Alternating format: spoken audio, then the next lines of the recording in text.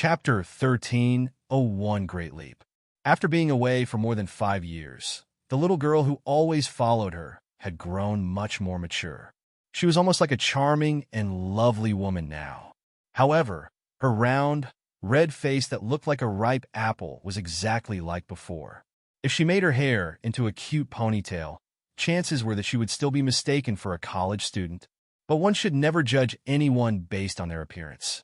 Long Yunxi knew for a fact that the little girl, who appeared to be a bit silly before and was merely spoiled by everyone as a precious darling, had made astonishing progress after learning under the legendary master of refining fiend Star Li Yao.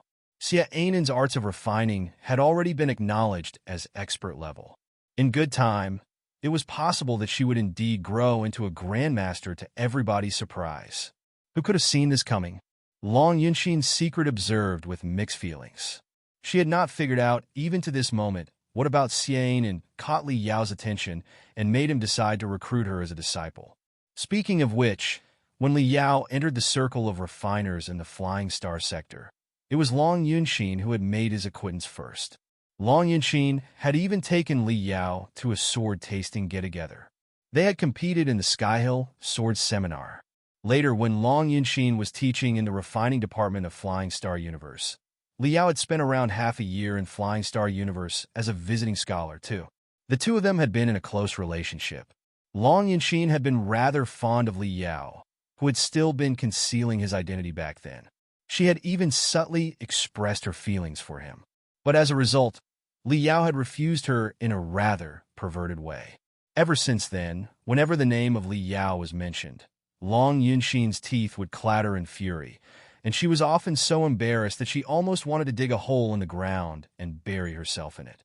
Because of the incident, she was even too ashamed to contact her good friend Xia Ainan, who happened to be an eyewitness of the awkward dinner. However, time was the best healer for everything, and that event had been a long time ago. It had been almost 10 years since the riot of the immortal cultivators in the Flying Star sector and 6 years since the Great Plague in the Heaven's Origin sector and the rebellion of the Patriots Partnership in the Heaven's Origin sector. 5 years had already passed since Kunlun was first visited by human beings and the relics of the Pangas civilization had been found.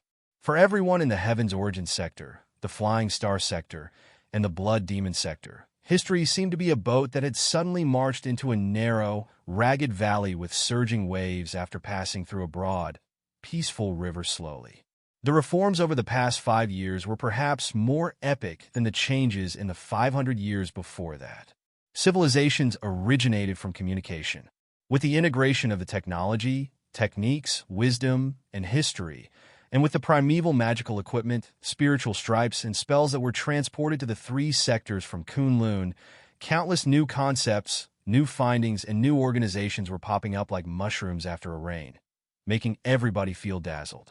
Even the most remote towns in the 3 sectors were witnessing changes on a daily basis and would be utterly reshaped every 3 to 5 months.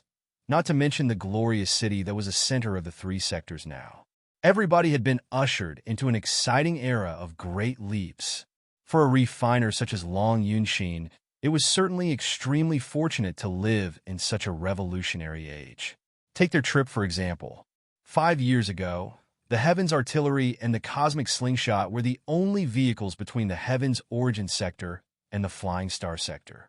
Better communication could only be conducted through large starships that boasted super long-distance space jump abilities, such as Burning Prairie. The cost to ship personnel and resources was extremely high. A journey between sectors was beyond the dreams of most people. However, in the past 5 years, the star beacons between the 2 worlds had become larger and larger, with ever greater precision.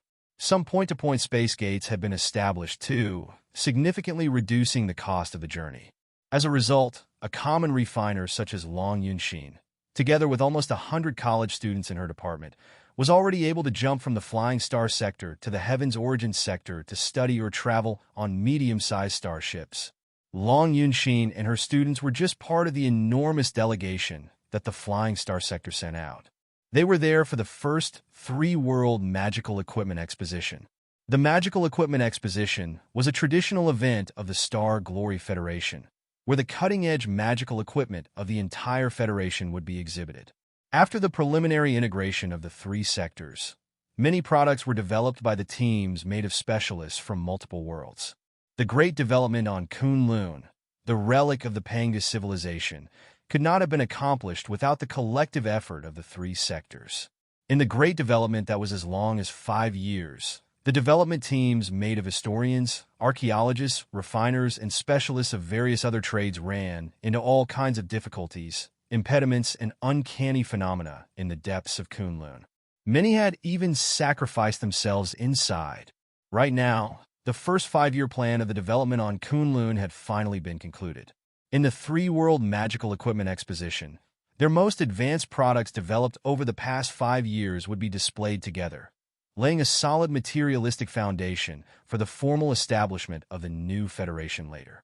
Long Yunxin and Xie Ainen hugged each other tightly. The two of them shouted and laughed like two teenage girls, as if they were back to their carefree childhood again. Long Yunxin was a refiner after all. Knowing that the ultimate treasures excavated from the relics of the Pangas civilization were right inside the park, she felt that dozens of kitties were scratching her heart and simply could not hold it any longer. After talking and laughing for a while, she immediately held Xie Ainen's hand and went into the park to visit. As one of the two best colleges in the Flying Star sector, the Flying Star sector naturally had its own booth in the magical equipment exposition. However, Long Yunxin knew every detail of the magical equipment developed by Flying Star University.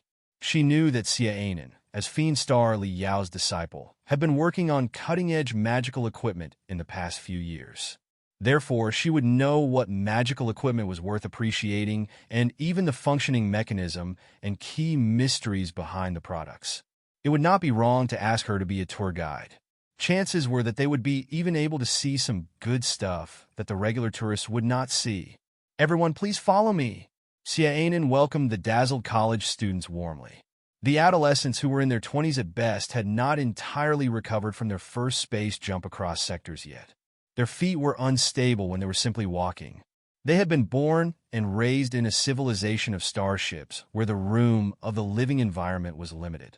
Even the splendid heavenly Saint City was essentially a larger iron shell formed by hundreds of starships. This was the first step that they had ever taken on the real ground of a habitable planet. Every blade of grass and tree of the heaven's origin sector was fresh to them, and they were amazed by the smallest facts such as the rising sun, the falling moon, and even a bird that was flying in the sky. Xie Ainen was from Flying Star University too. Those little guys were all her junior brothers and sisters. She understood their feelings quite well and simply waited nearby with a smile. In the end, it was Long Yunxin who felt embarrassed and urged everybody to move forward. The unprecedented magical equipment exposition, as well as the following meetings of magical equipment deals and research projects, would last 3 months. The duration was also meant to spread out the tide of tourists who were crowding toward the event. Even so, the park was still packed with people. Not only was the ground entirely occupied, even the sky, which had been divided into dozens of levels of transportation zones according to different altitudes, was crammed with the tourists who were driving their shuttles and visiting carts. Wow! Look over there. A floating mountain has been refined into the appearance of a resource planet. It is floating in midair, displaying a model of an automatic mining base. The thing behind it, is it a legendary colossus? It is said that all the debris we gathered on Kunlun after 5 years was only enough to be assembled into 3 colossi. Huh, are the few guys there demons? Their wings are so beautiful, like dragonflies. After they entered the park, not just the students, even Long Yunxin herself felt that her eyes were not enough. However hard she pretended to be cool, her eyes were still shuddering beyond her control. Excitement and confusion were replacing each other on their faces. Such an expression was maximized when they arrived at the center of the main square of the park. The center of the main square was a statue of light and shadow. It looked like both a never-dying spring and a blossoming lotus flower. Observed from every perspective, it would reflect more than 10,000 colors in different shades. Every wave was calculated randomly and would not repeat however long the statue was observed. Anyone who cast their eyes on it would be fascinated and never grow tired. On every drop of spring water, or on every petal, translucent names of magical equipment, techniques, and technologies and their brief introductions were dangling down. As long as the visitors touched them softly, they would be able to read detailed introductions. The colossi and related techniques and technologies. Star Fortress and related techniques and technologies. Magical equipment related to superconductivity. Magical equipment related to the super heat-proof metal materials. It was an intricate list of all the items exhibited in the magical equipment exposition. It was sort of a special tour map. If the visitors were interested in any particular magical equipment, they could go to the corresponding zone to appreciate it according to the map. What Long Yunxin was interested in, however, was the spectacular statue itself. She extended her finger and touched the petals softly. The warm feeling and the elastic feedback told her that the colorful statue was not illusionary light and shadow, but made of spiritual energy. You have made such breakthroughs in the superstring theory that you can cover the spiritual energy with light membrane and twist it into such a delicate form through the force field. Long Yunxin exclaimed in disbelief. Belief. Although it was just a beautiful and yet harmless spring that was exhibited here, and now, Long Yunxin was quite clear how amazing a role such technology could play in the industrial field and the wars. In short, when cultivators were able to reshape spiritual energy freely, they would be able to trigger superstring shields that were more apt for their body figure and had a higher defensibility. They would also be allowed to fold and knit spiritual threads into circuits through which tremendous information could be instantly transmitted. Also, minimal spiritual energy could be used to construct a super large spiritual shield that could protect a starship or even a city. It was definitely a groundbreaking breakthrough. Long Yunxin did not expect that it could be completed in only 5 years. If such a technique was applied on a large scale to every crystal suit and every starship, the capability of the 3 sectors would definitely soar. Sister Long, your eyes are indeed keen. Xia Anan smiled and said, since we received the immortal cultivators' crystal suits 5 years ago, we have been studying their superstring shield generators. Based on that, we have established our own superstring theory and membrane theory systems. However, our reserve in that regard is insufficient after all. For now, we are only able to make simple duplications. The fundamental mechanisms are still a mystery to us. But it doesn't matter. We still have 100 years to catch up with the Imperium and the Covenant Alliance. In these 100 years, you, me, and all the junior brothers and sisters here must work hard and try our best. Xia Anan's words, as well as the list of magical equipment and techniques dangling on the spring of spiritual energy, ignited the eyes of the college students from the Flying Star sector like sparks. All of them felt that their mouths were dry and their blood was boiling. Time was waiting for nobody. Every second had to be seized. Xia Anan and Long Yunxin tapped on the spring of spiritual energy softly and selected the route for the first day. What they paid most attention to was, of course, the magical equipment related to the mining industry on the resource planets. As a world with multiple space zones, the Flying Star sector boasted a vast territory and many planets that were resourceful but had a harsh environment. How to develop the resources on the planets in the most cost-efficient and the safest way was the greatest problem haunting every cultivator of the Flying Star sector. The gallery of resource collection magical equipment, deployed in the open air, was certainly one of the most attractive galleries in the entire magical equipment exposition. The organizer had made a resource planet model, which was more than 3 meters in diameter, float in midair with anti-gravity rune arrays. On the resource planet, there were all kinds of mini mines, wells, and mining bases. Mining magical equipment that looked like ants and could only be seen clearly with magnifying lens was busy working too. What attracted the college students most was a walking mining base that looked like a turtle and miners that looked like metal spiders around the turtle. It could be seen that the metal spiders were sending minerals the size of millet into the turtle's abdomen before colorful spiritual energy spurted out of the turtle's back. Very soon, the turtle shell glided to 2 sides, and more metal spiders crawled out, joining the army of miners. Such a walking mining base has been developed on our own, based on part of the technologies of the war base of the Imperium of true human beings. With her head held high, Sianen explained proudly, because super long-distance space jump is not a requirement for us, and we don't need to realize 100% automation or add too many attack and defense modules. The design is much easier. What you see here is just a model. The real experiment models have been delivered to the depths of the Flying Star sector and started working. Once the experiments succeed, the Automatic Collection and Purification Center and the mining spiders will be the best assistants for the demon miners and help them significantly improve the efficiency of mining. All the college students were greatly amazed. Like other tourists, they flew into the air on the floating discs and observed the resource planet model at a close distance. Some of them even waited in long lines to try maneuvering the mining spiders in person on the virtual control panel. After enjoying it for 2 hours, they finally moved on to the next gallery, not entirely satisfied. The next gallery, in comparison, looked like a huge toy store with colorful toy models everywhere, including starships, shuttles, crystal suits, and even colossi, which were quite a hit in the 3 sectors. All of them were placed on the shelves randomly for the tourists to play with. It was a paradise for the kids. Many of them would not walk anymore after they reached this place. They waved the toy models while mimicking the sounds, playing with each other, and having great fun. A vague fragrance was spreading in the air, and some of the toy models were still somewhat hot, suggesting that they were all newly made. Right next to the zone of the toy models were dozens of huge, cubic utensils made of tempered glass, with interconnecting metal tubes inside that were moving agile through the spindles.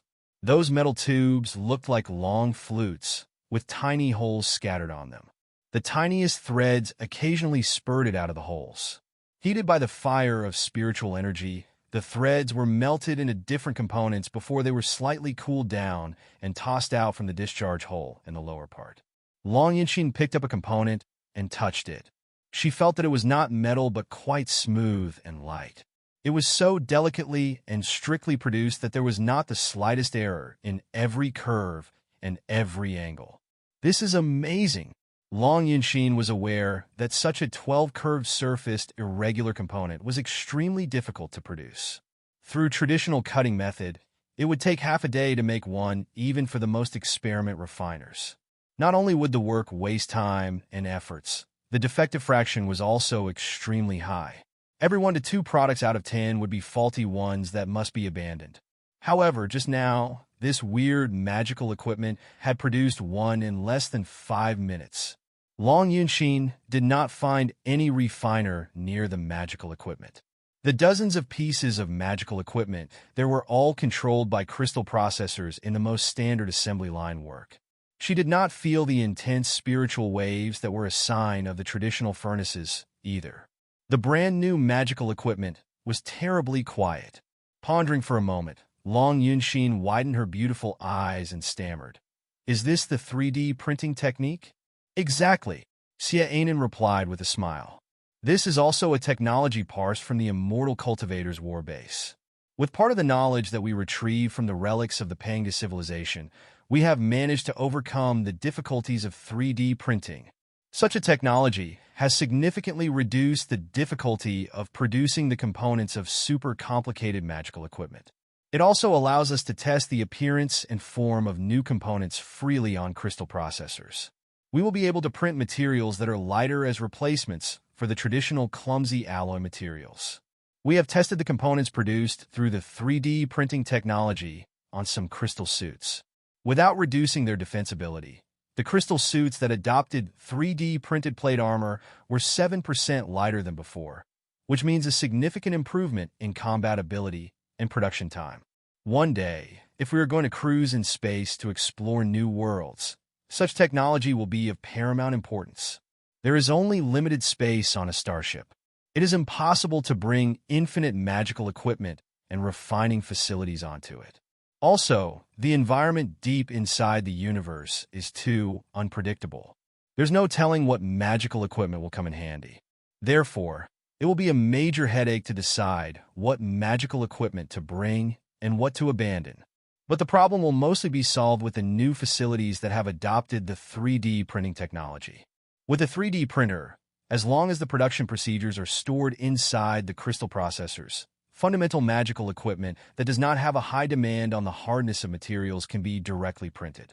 When complicated magical equipment is damaged, it will also be possible to print the components to deal with the urgency first until better replacements are found. When the technology is upgraded in the future, chances are that we will be able to directly print the super large, super complicated magical equipment such as star beacons. If so, we will be saved the trouble of carrying the clumsy star beacons into space every time. The room spared in the cosmos rings can be used to carry more food, water, and crystals, and the survival abilities and the working duration will be significantly enhanced. After hearing Xianan's interpretation, the college students could not help but feel amazed again. Some of them who were too curious even picked up a few crystal suit models and played with them in their own hands. Long Yunxin took a model too. Her fingers moved quickly and dismantled the crystal suit into the tiniest components. She discovered that, although the model was small, it had everything that a crystal suit should have. Most of the units were strictly constructed and had absolutely no gaps between them. Such models were completely different from regular toy models. She was greatly amazed in her heart.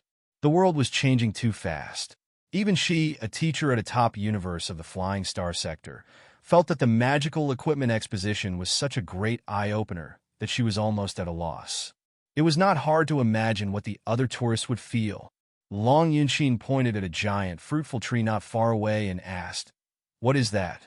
For some reason, she felt that such a scarlet tree was rather out of context to be planted here. Was this place not a zone where new materials were exhibited? About that, it is a brand new demonic plant that my master and the Fire Ant King, a botanist of the Blood Demon sector, created together. Chapter 13:03 New Colossus. The branches that were flapping in the wind looked somewhat like thousands of tentacles, too. Sensing the vague spiritual energy spreading out of Long Yunxin and the rest of them, they were even sweeping toward the newcomers. The tree leaves were opened layer after layer, as if a ferocious animal had bared its sharp tusks. Thankfully, 3 circles of defense rune arrays had been deployed around the weird tree.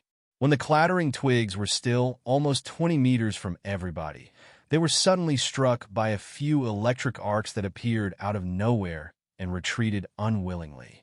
"It looks rather dangerous. Is it a carnivorous plant?" Long Yunxin clicked her tongue. No wonder no tourists were allowed to approach the giant tree. Some cultivators were even safeguarding nearby. Yes, most of the demonic planets feed on meat. This one's appetite is even larger. It is a very violent existence. Xiaonan smiled. However, it can be very useful too. Look, Xiaonan pointed at a few fully armed cultivators. They were all fully armed, with the most advanced superstring shield unfolded around themselves, while they drew close the trunk of the giant tree, carrying their chains words. The giant tree waved the branches and whipped them hard, only to be blocked by the superstring shields time and time again. They took the opportunity to cut into the trunk and left a few shallow wounds on it with their chains words. Colorful sap that looked like liquid metal immediately flowed out of the wounds. Injured, the giant tree was waving the branches at an even faster speed amid spluttering noises. It was not until the staff nearby tossed a few goats and cows that had been butchered toward the tree that the branches enshrouded all the food and chewed in great satisfaction. The cultivators took the opportunity to collect the liquid metal that was being secreted by its body. The whole process was somewhat similar to the harvest of natural rubber. The cultivators also seemed to be hurting the weird tree. This tree has been specially refined and boasts an extremely deep root. In a natural environment, it can grow to thousands of meters below the ground. Also, with the unique sucking ability, it can absorb the essence of the underground mother lodes into the roots, purify the resources, and transmit them into the trunk incessantly. One might say that it is a piece of purely natural mining magical equipment, but it is much more advanced than the mining facilities we are using right now. The liquid metal secreted from the trunk is itself a kind of heavenly material an earthly treasure with a high purity. It can be directly used to produce magical equipment without any further processing or be sent into the 3D printers to be built into other products. Of the 180 common metals and crystals that we are aware of and 500 or so rare metals and crystals, 90% can be collected and purified by such trees. In some of mining areas whose environment is harsh and whose tectonic structure is complicated, the traditional ways of mining may pose severe safety threats. It will be best to collect the resources with such trees. Naturally, Xiaonan knew everything about her master's work. In fact, such a weird plant was not of Li Yao's own invention. Li Yao was not a botanist in the first place, and he did not know the first thing about the refinement of demonic plants. It was impossible for him to study such things, which were in a completely different category from what he was familiar with. But back when he was on Iron Plateau, the apocalyptic beasts produced by the eggs of Apocalypse had been major problems for Li Yao. The eggs of Apocalypse were weird beings between creatures and non-creatures that were driven by a mysterious microorganism. The eggs of Apocalypse looked like hills on the surface. However, the parts revealed above the ground were just the tip of the iceberg. Most of them were hidden deep underground. They were also able to extend their roots deep down to absorb the mother lodes, metal minerals, and other nutrients, which would be used to produce apocalyptic beasts with various metal structures in their body. Despite the trouble that they had caused Li Yao, the eggs of Apocalypse were indeed highly efficient in collecting and utilizing resources.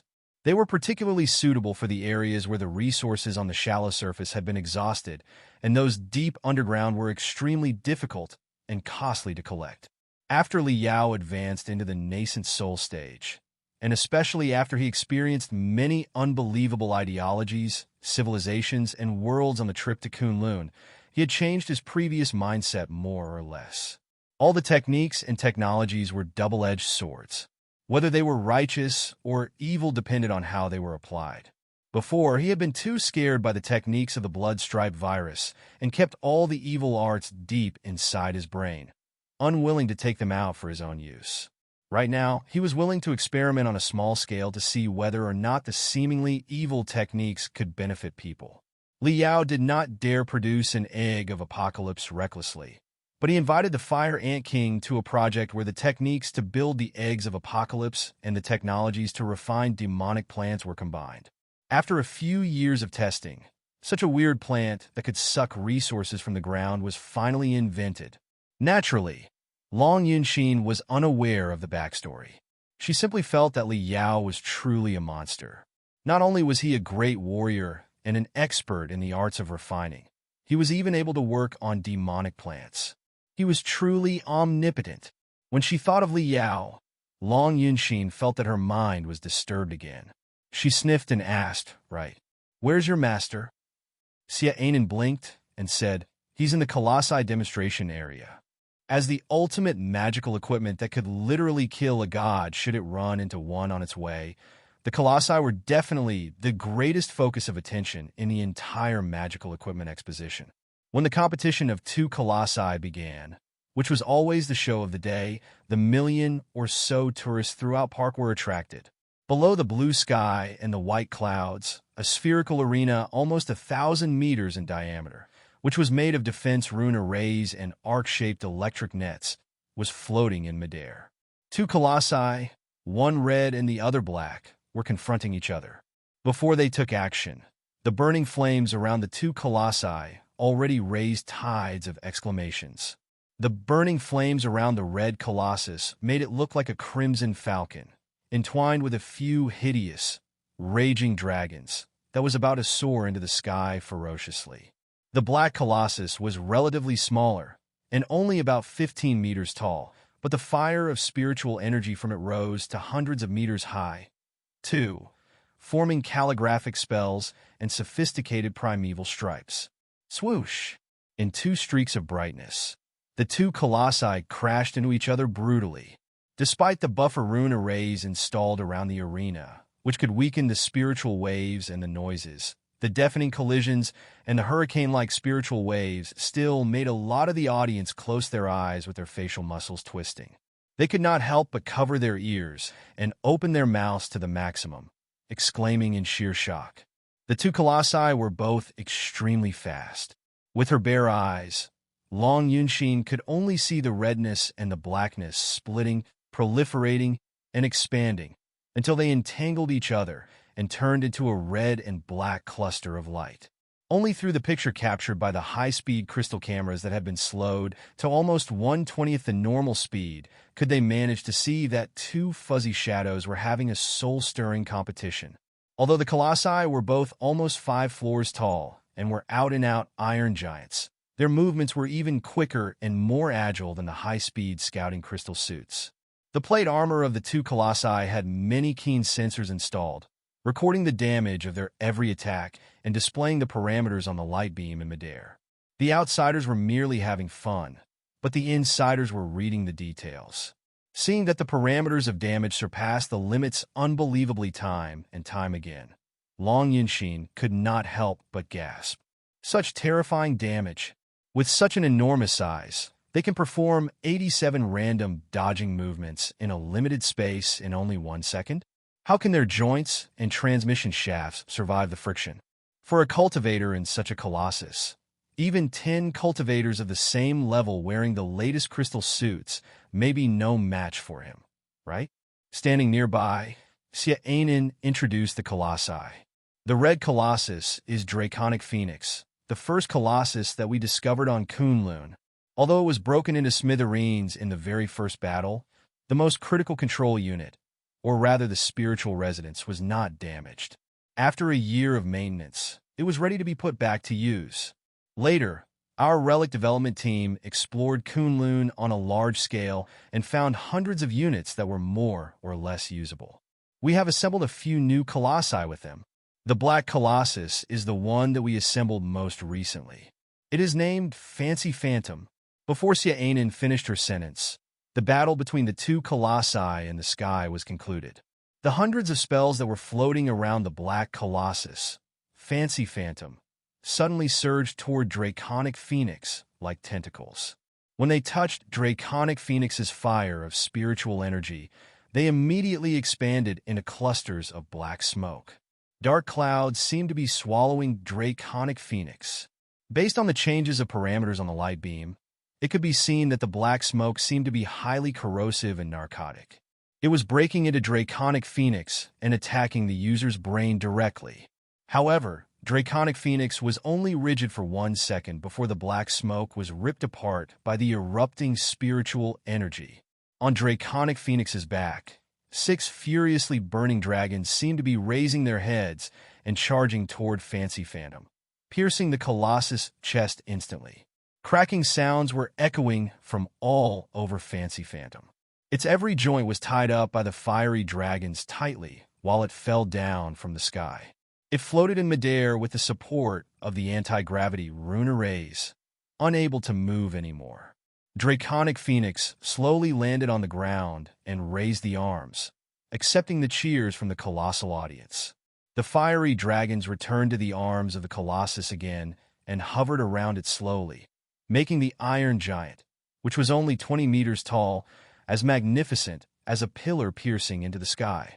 After a long silence, Long Yunshin said, with a complicated expression, "Your master is truly a super monster. Not only is he so adept at refining and fighting in a crystal suit, even the legendary Colossus is but a toy in his hands." "Yes, Master is indeed an out-and-out monster," Xiaonan said, somewhat embarrassed. "However, you seem to be mistaken about something, Sister Long. The guy in Fancy Phantom who is lying on the ground right now is my master. It is my masteress who is piloting Draconic Phoenix." Chapter 13. Oh, for the most dangerous woman in the Federation. Boom! Draconic Phoenix fell onto one of its knees. Red holes mixed with the smell of sulfur immediately appeared on the joints all over the Colossus' body and gaps of the plate armor. It seemed to be an active volcano that had just erupted violently and was in the middle of a halftime break, preparing for the next eruption that would be even crazier. More than 10 refiners in engineering crystal suits immediately flew close. They were as busy as bees, jumping up and down Draconic Phoenix. 2 of them, holding two enormous transparent utensils that looked like giant syringes, stabbed the utensils into the active valves on the two sides of Draconic Phoenix's breastplate. From the spiritual residence of Draconic Phoenix, a lot of thick, amber-like liquids immediately flowed out, filling the two syringes like glittering honey. It was the nerve connection liquids, also known as man-made cerebrospinal fluid, which was developed after 3 years by applying the liquid metal technology of the Heaven's Origin sector, the biochemical neuron technology of the Blood Demon sector, and the skill card technology of the Flying Star sector at the same time. If the user crawled into the spiritual residence of a colossus after it was filled with such liquids, the user would be able to spread out their brainwaves into the man-made cerebrospinal fluid and better integrate with the colossus. Meanwhile, the liquids boasted high buffer and protection abilities, too, and could serve as an airbag or a shield.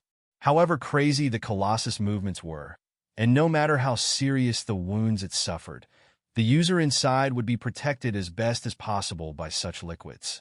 The nerve connection liquids were the most precious materials co-developed by the 3 sectors in the past 5 years. It would be understating its value if it was called liquid gold. Every drop of the nerve connection liquid was 10 times more precious than marrow crystals of the same volume. Therefore, after every fierce battle, all of it had to be properly recycled without missing any. Chi.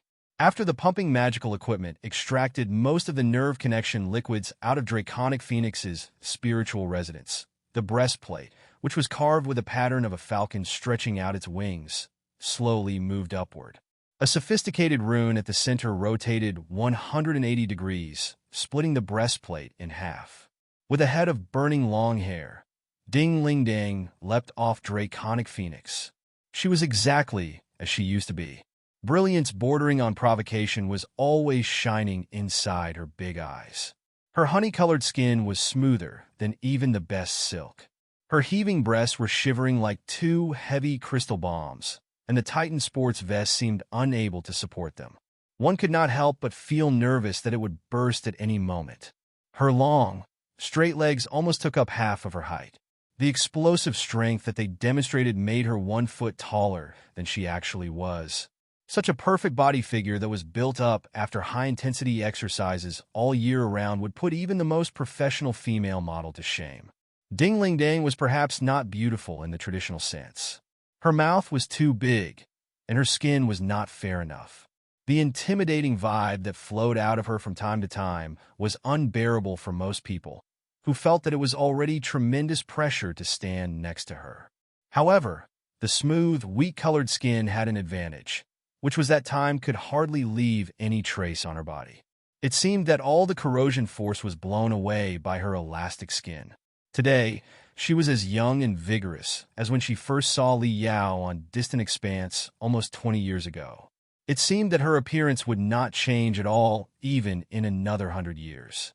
If she covered her signature fiery long hair with a hat and walked on a street, chances were that she would also be mistaken for a college student just like Xie Ainen would. Of course, that was before she advanced into the nascent soul stage. Right now, in the Heaven's Origin sector, the Blood Demon sector, and the Flying Star sector, everybody knew that she was the youngest pure battle-type cultivator in the nascent soul stage and the most dangerous woman in the entire Federation.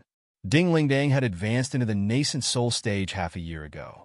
She owed her quick breakthrough to the 3-5 plan. The so-called 3-5 meant 3 years of preparation and 5 years of sprinting. It was a super warrior raising program that had been brought to the agenda when the Great Development on Kunlun first began. In the first meeting of the Nascent Soul Stage, some of the Nascent Soul Stage cultivators proposed raising solar soldiers, who would train themselves through the spiritual waves released by the star.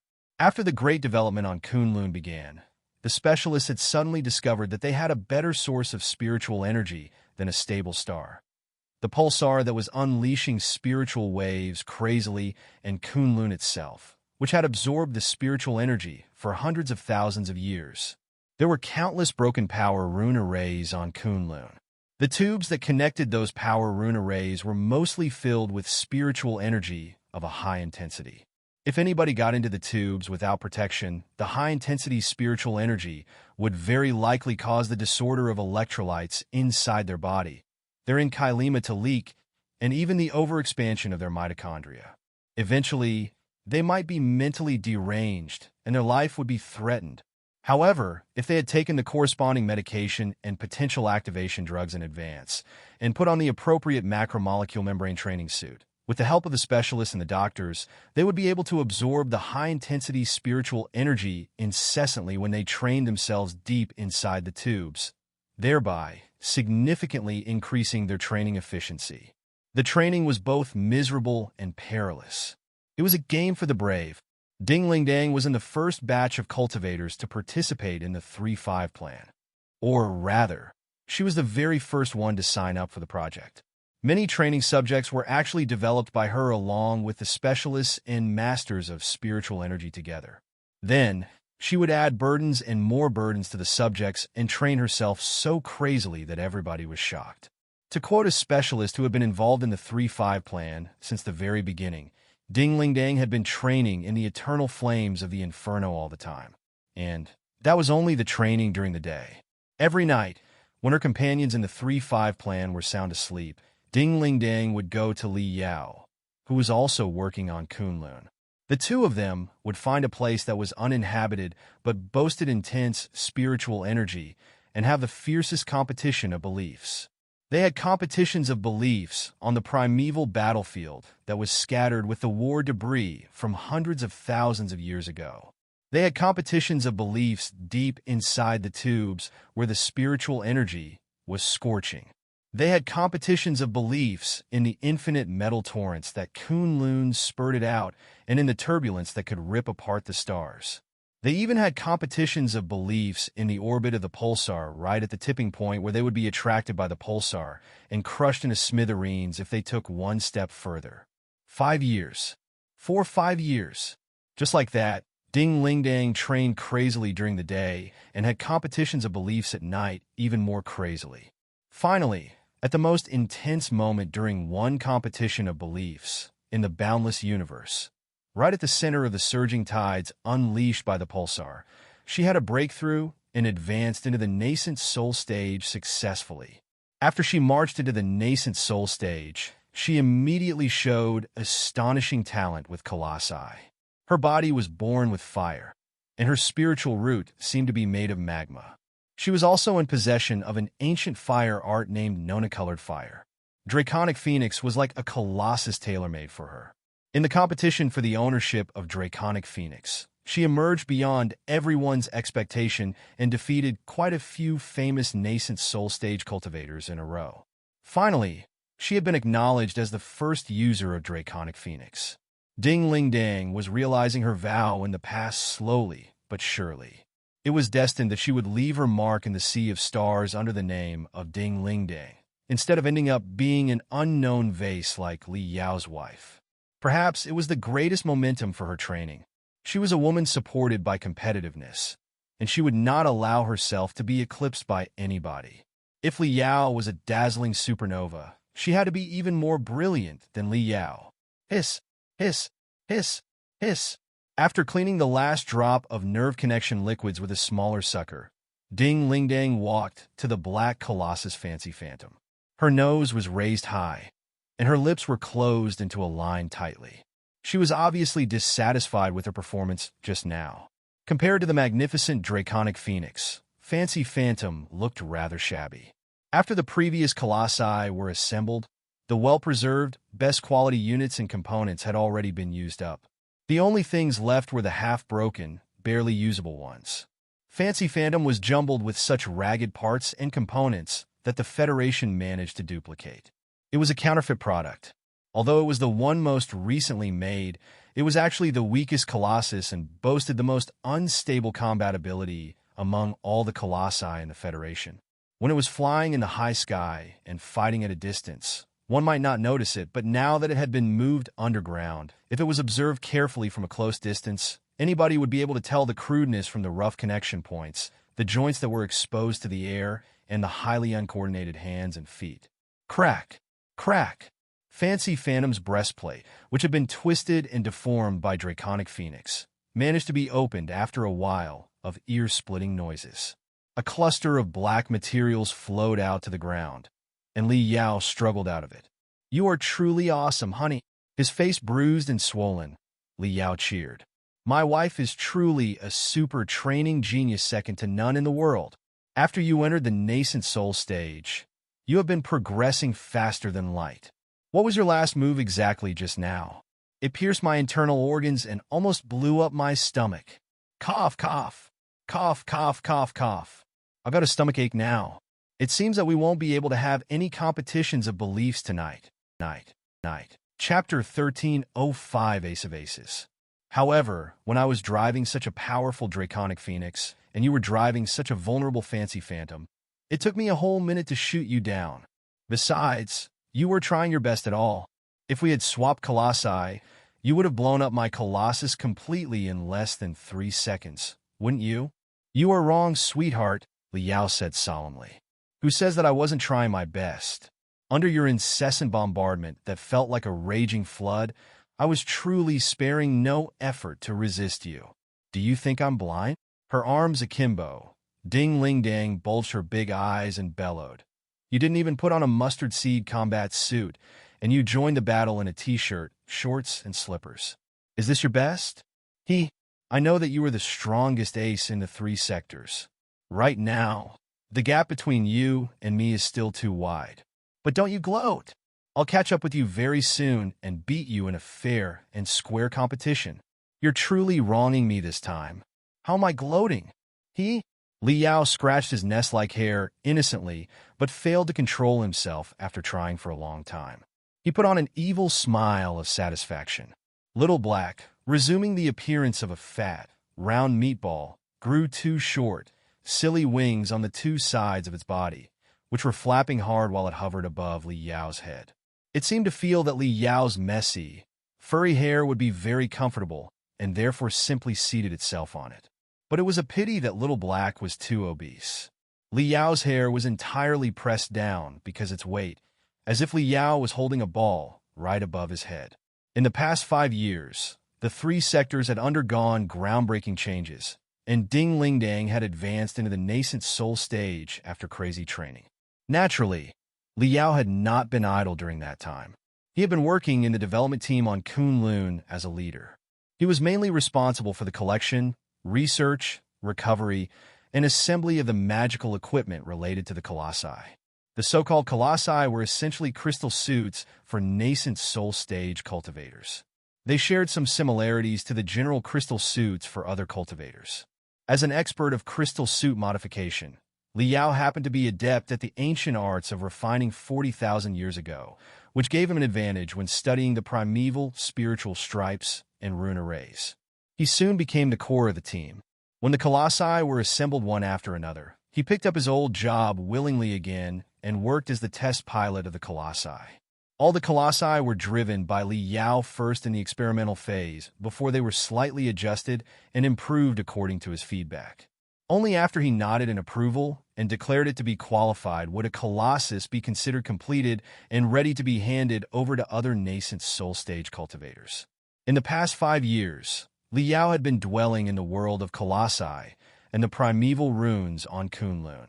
Therefore, although his bare-handed combat ability might not be in the top 3 among the super experts in the nascent soul stage, he definitely boasted the most abundant experience in operating and modifying colossi, leaving the second place so far behind that the guy would not even catch his exhaust flame. He was the true ace of the Federation. If he used Draconic Phoenix, the strongest colossus of all, perhaps the other 4 colossi would have to attack together in order to suppress him. Ding Ling Dang understood the situation quite well. She naturally knew that her husband had gone easy on her. Of course, if she pursued any further, Li Yao would certainly blink his innocent eyes and drag his tone while he said, "It can't be helped. You have been operating colossi for less than half a year. You can't trigger my full fighting will." Ding Ling Dang narrowed her eyes and sneered. "You are still chuckling? Fine. I'll teach you a lesson about chuckling tonight." She was no match for Li Yao in a colossus, and she could not defeat Li Yao in a dazzling war of magical equipment with a crystal suit. However, when the two of them engaged in a naked, close-distance battle barehanded, she, who was between a body practitioner and a body fundamentalist, had overwhelmed Li Yao again after she advanced into the nascent soul stage. Li Yao's delight was replaced by frustration, and his smile froze on his face. Had he seen it coming, he definitely would have refused the training match with his wife. On the lift leading to the warehouse of the Colossi, the 100 students from the refining department of Flying Star University were all blushing in excitement. Some of them were almost crying. Even to this moment, they still found it hard to believe that everything was happening for real and that they were not in a dream. Good heavens. Are we really going to meet the legendary Master Li Yao? I'm so nervous. I can't seem to catch my breath. That is Master Li Yao. The Master Li Yao who defeated Xiao Xuanzi, the best expert of the Flying Star Sector, rescued the Flying Star Sector, sabotaged the Eye of Blood Demon, facilitated the alliance of the Heaven's Origin Sector, the Flying Star Sector, and the Blood Demon Sector, and even discovered the Sanctuary Kunlun. Vulture, Fiend Star, Sand Scorpion. Every nickname represents a legend, and so many legends are concentrated on one person. Also, he is the well-deserved best Colossi operator in the 3 sectors. The ace of aces. Even the nascent soul stage cultivators who are 100 years older than him have to drive the Colossi, according to the Colossi operation manual composed by him. Rumor has it that with a Colossi, his combat ability is almost equal to an entire starship fleet, and he could suppress a small planet easily. Do we really have the privilege of meeting Master Li Yao and even talk to him? I am so thrilled. I can't stop my tears. What do I do? What do I do? Sister Ainin, what kind of person is your teacher exactly? Is he very lofty and strict? Will he be impatient if I ask for his autograph? Lofty. Pouting, Xia Ainin thought for a long time and realized that, although her master could be described in many ways, lofty was absolutely not one of them. After pondering for a moment, Xia Ainin said carefully, "Well, there is no need to be nervous. My master should be quite different from what you imagine. On many occasions, if I don't remind myself intentionally, I forget that he is a nascent soul stage cultivator, a specialist of crystal suits, and a grandmaster of the Colossi, and think that he is like a regular mechanic." Chi. The lift slowly stopped in one corner of the warehouse where the Colossi were being maintained. With black smoke popping from the gaps on the floor, the lift soon retreated. Under Xia Ainin's lead, Long Yunxin and the 100 students walked out in a line. Feeling like pilgrims, they observed and studied, prudent and respectful. The first thing that they saw was not the red, magnificent draconic phoenix, but the unattractive black Fancy Phantom. Or rather, it was the people around Fancy Phantom that they saw first. Most of them were seniors whose hair was white. Some of them were middle-aged men whose eyes were as sharp as the hawk's and whose hands were as smooth as jade. Regardless of their age, their intimidating aura was obvious to all, making them seem to be surrounded by tornadoes. They are all top experts in the circle of refiners.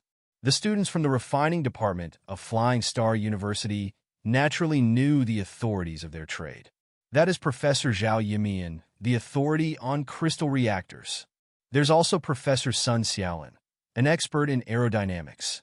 Look, that's Master Huangpu Bo, possibly the best Armadominus of the Flying Star Sector, and Master Shui Yuanxin, who specializes in the Aries extensions. All the specialists had spent almost 100 years in the world of refining. Every name was thunderous for any other refiner. If they lectured in any university, the campus would be empty because all the students would be listening to them. However, at this moment, all the experts and masters were carefully observing Fancy Phantom like the most obedient elementary school students. On Fancy Phantom, a young man was crawling up and down like a monkey. Now and then, he stuck his ear to the plate armor of Fancy Phantom before his hands blossomed like a lotus flower and drew 20 or so runes casually, concentrating the spiritual energy and pushing it into the machine. Fancy Phantom seemed to be enlivened by the mysterious hands and would shriek with ever-changing pitch. A whole orchestra seemed to be playing deep inside Fancy Phantom's chest. Have you seen clearly my techniques, fellow cultivators? The young man who seemed rather unattractive and looked like a random college student smiled. This is the snap and listen technique from the ancient arts of refining, which is the best skill when it comes to examining damage. The 85 basic gestures have been demonstrated to you just now. I believe that you all have your own unique secret arts. You can create even more sophisticated and unpredictable gestures with your own knowledge after absorbing my demonstration. On the axis on the left ankle of Fancy Phantom, there is a 0.05 millimeter gap between two beads, which affected the agility of the left foot and even the entire left leg. I assume that it is because the materials that the beads are made of have not been processed to deal with the super high temperature. We must try to improve the procedures or even simply choose a different material to settle the problem once and for all. All right, these are about all the problems that I have noticed. I'll entrust the examination of the details to you, fellow cultivators. The young man smiled and leapt down towards Sia Anan, Long Yunshin, and the 100 college students, with his slippers creating two crisp claps on the floor. He was wearing a sloppy t-shirt that seemed half a size too big, with a huge 250 at the center. There was also a badge, a clenched fist, on the chest, which was surrounded by the caption, "The Grand Desolate War Institution has been established for 250 years. It was obviously promotional clothing that had been distributed for free when the birthday of the school was celebrated. From the somewhat lackluster number and badge, and the creases that could not be removed no matter how they were ironed, it could easily be deduced that the t-shirt had been worn for quite a few years. Even the regular cloth now looked like silk because it had been rubbed too much. The creased t-shirt, the fat, striped beach pants, and a pair of sloppy slippers, along with a bag of tools mixed into various colors by the oil dirt and crystal powder dangling from his waist, constituted Master Li Yao's basic profile. Having just finished the maintenance of Fancy Phantom, Master Li Yao not only had a pair of hands that were stained with dirt and all kinds of suspicious liquids that were emitting repugnant smell, but he also had a black and white face, like a panda that had only just woken up. His appearance collapsed the image of their idol in many female students' hearts. As it turned out, all the handsome and magnificent pictures on the posters were lies. They must have been rendered through countless modifications and edits. He was actually so unattractive in real life. Naturally, Li Yao did not have the vaguest clue what on the female student's mind. Miss Long. He was glad to meet an old friend from the Flying Star sector, too, and greeted Long Yunshin with a smile. With mixed feelings, Long Yunshin was lost for words for a moment. She knew better than to pay attention to the appearance on the surface. Through the immense vitality dispersing from Li Yao's every pore and the stars that were hidden deep inside his eyes, she sensed a vast ocean. Long Yunshin secretly sighed. At this moment, she finally acknowledged, however reluctantly, that even if her vague feelings for Li Yao years ago had not been turned down on the spot, they would not have yielded any fruit. They were living in two different worlds. The gap between their levels was too huge. Her world was Flying Star University and the Flying Star sector, or the new federation that would include the three sectors at best. That was the limit of her knowledge and the goal that she fought for. However, below Li Yao's seemingly casual posture and his somewhat slobby appearance, a boundless world that could almost include the entire universe was hidden. His own world was so vast, mysterious, and marvelous that he was too fascinated by it to care about his image in the mortal world. It was like how a falcon would not care for its every feather, so that other people would be able to appreciate it, because the falcon had a higher sky to break into and further clouds to conquer. Making colorful feathers and uttering crisp shrieks were what sparrows and orioles should do. Long Yunshin felt that she was a small sparrow right now, while Li Yao was a falcon that was soaring above the sea of stars. Although the two of them had spent some time flying together because of fate, it was inevitable that they would part in the end. The one who was qualified to fly with a falcon to the end of the universe could only be another falcon. After thinking through that, Long Yunshin suddenly felt her heart shake for a moment. An invisible rope was loosened instantly, and the problem that had troubled her for years was gone. She found herself able to confront Li Yao at ease now. Taking a deep breath, Long Yunshin smiled and bowed back to Li Yao as an old friend before she said what they were there for. "You are here to communicate with me on the arts of refining? Welcome, welcome. Of course, you are all welcomed here." Overjoyed, Li Yao blinked and said, "After all, I was a visitor scholar in Flying Star University for more than half a year, and I also developed an Aries extension with Master Shui Yuanshin of your school. Flying Star University does mean a lot to me. Communication of the refining arts is definitely not going to be a problem. But there's a minor problem. I only just returned to the Heaven's Origin sector from Kunlun, so I have a lot of old friends that I have to meet. My schedule for the day is full. How about the night? Tonight, we'll have a good talk. Everybody will exchange their ideas and thoughts deeply and freely until dawn. How does that sound? The students did not expect that the legendary Master Li Yao would be so warm and easygoing. For a moment, they were all jumping and laughing in joy. However, Li Yao smiled. I want to ask a favor from you too, which will possibly take an entire day. But don't worry, your time will not be wasted for nothing. In fact, I'm hoping that you can help test a piece of brand new magical equipment so that some experiment data can be collected. For the students of the refining department, it was their daily routine to work as a refiner's assistant or run magical equipment tests. Now that it was an offer proposed by the legendary Master Li Yao, the item to be tested was definitely not random magical equipment. There was absolutely no reason for them to refuse the offer. Therefore, all the students were encouraging Long Yunshin to accept the request. After all, Long Yunshin and her students were on a study trip. The opportunity to be enlightened by such an expert like Li Yao was too rarely seen to be missed out. Therefore, she promised Li Yao very quickly. However, she did say that some of the students that she had brought with her were less skilled than others. Some of them were only in their sophomore year, or even freshman year. If the magical equipment to be tested was too sophisticated, they might not be able to complete the job well. Rest assured, everybody, the test does not have any difficulties. Not just college students, even middle school students can finish the job easily. Li Yao smiled. In fact, it is not much of a test. I'm simply inviting you to play a game. A game? Long Yunshin was confused. Yes. Li Yao smiled and replied mysteriously. A game. A very special game. 20 minutes later, they arrived at a sealed area in the southeast corner of the Magical Equipment Exposition. The most cutting-edge super magical equipment, some of which was still being developed and tested, was displayed in the area. It was not open to the public. Only VIPs and specialists with special invitation cards were allowed to visit. Li Yao brought the 100 students to a round glass room. It was like a center of virtual games everywhere to be seen, with game cabins that looked like metal cocoons scattered about in the room. Through the nerve connection technology, the players would be allowed to enter the most profound, grand, illusionary land where they could play vivid and exciting games. Special humming sounds caused by the high-functioning crystal processors could be heard. The air was mixed with the flavor of incense. A lot of participants were already running tests in the game cabins. Long Yunshin glanced around and noticed that the age and gender of the participants varied.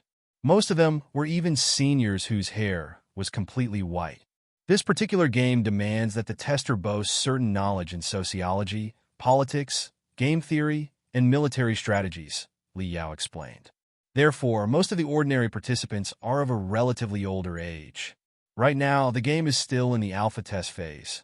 We have invited the citizens of different trades and social classes in the Heaven's Origin sector for the test and accumulated tremendous data. Next, we will invite players from the Blood Demon sector and the Flying Star sector who are of a different cultural background for the test.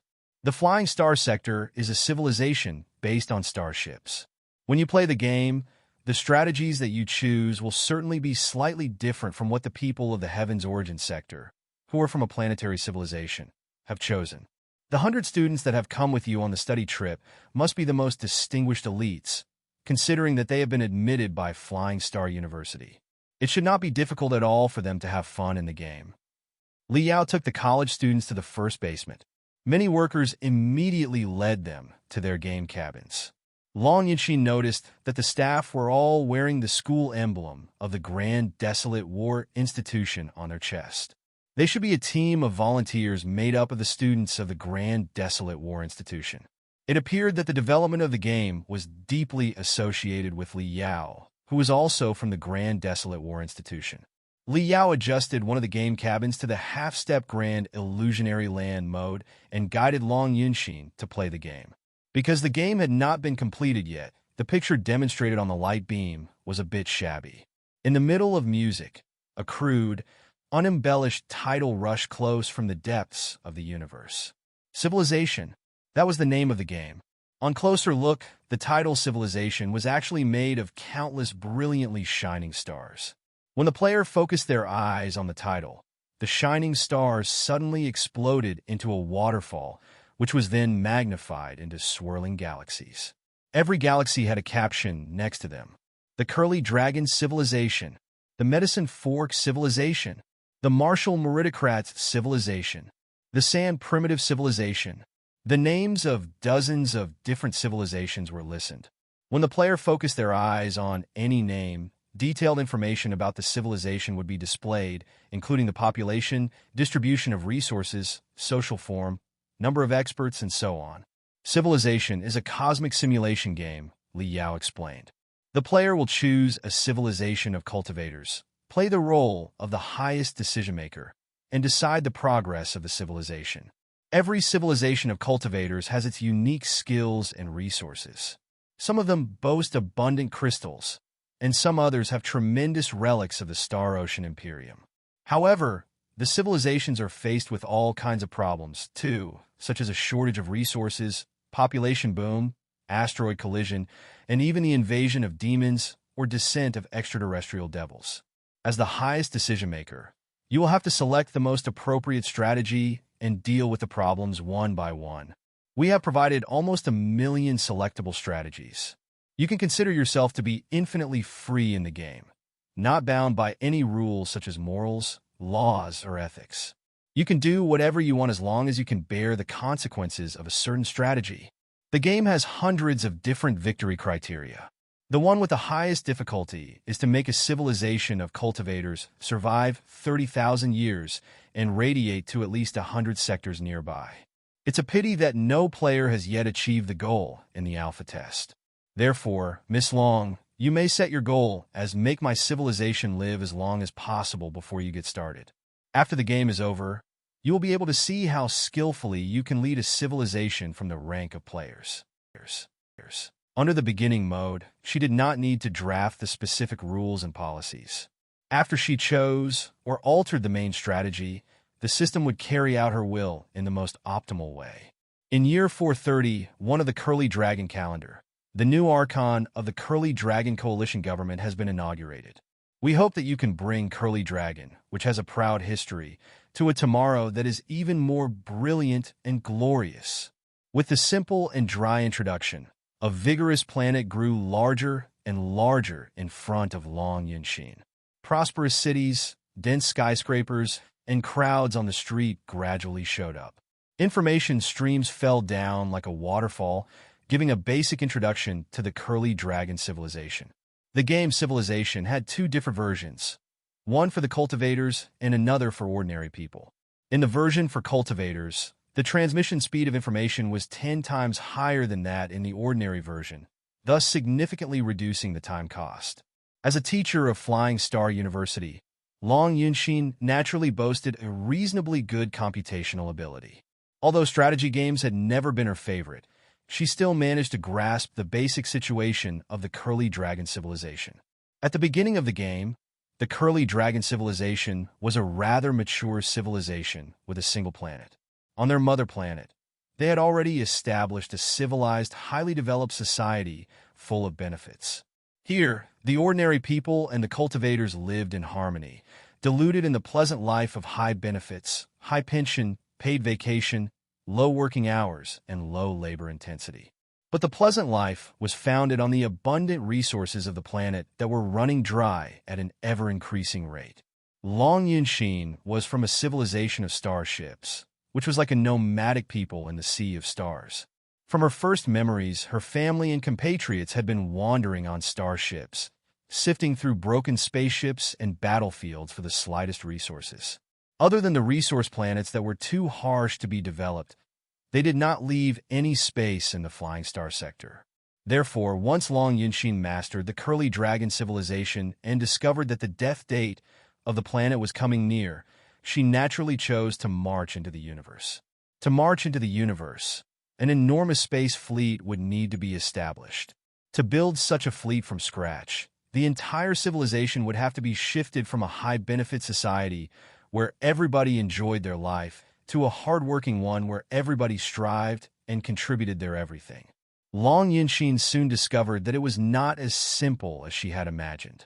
When she ordered to increase the taxes, shorten the vacations, and extend the working hours, and when a lot of resources were devoted to the construction of the space fleet, she immediately suffered serious backlash from every field. The civilians were all complaining, striking, and demonstrating. The scholars berated her for damaging a well-functioning economy.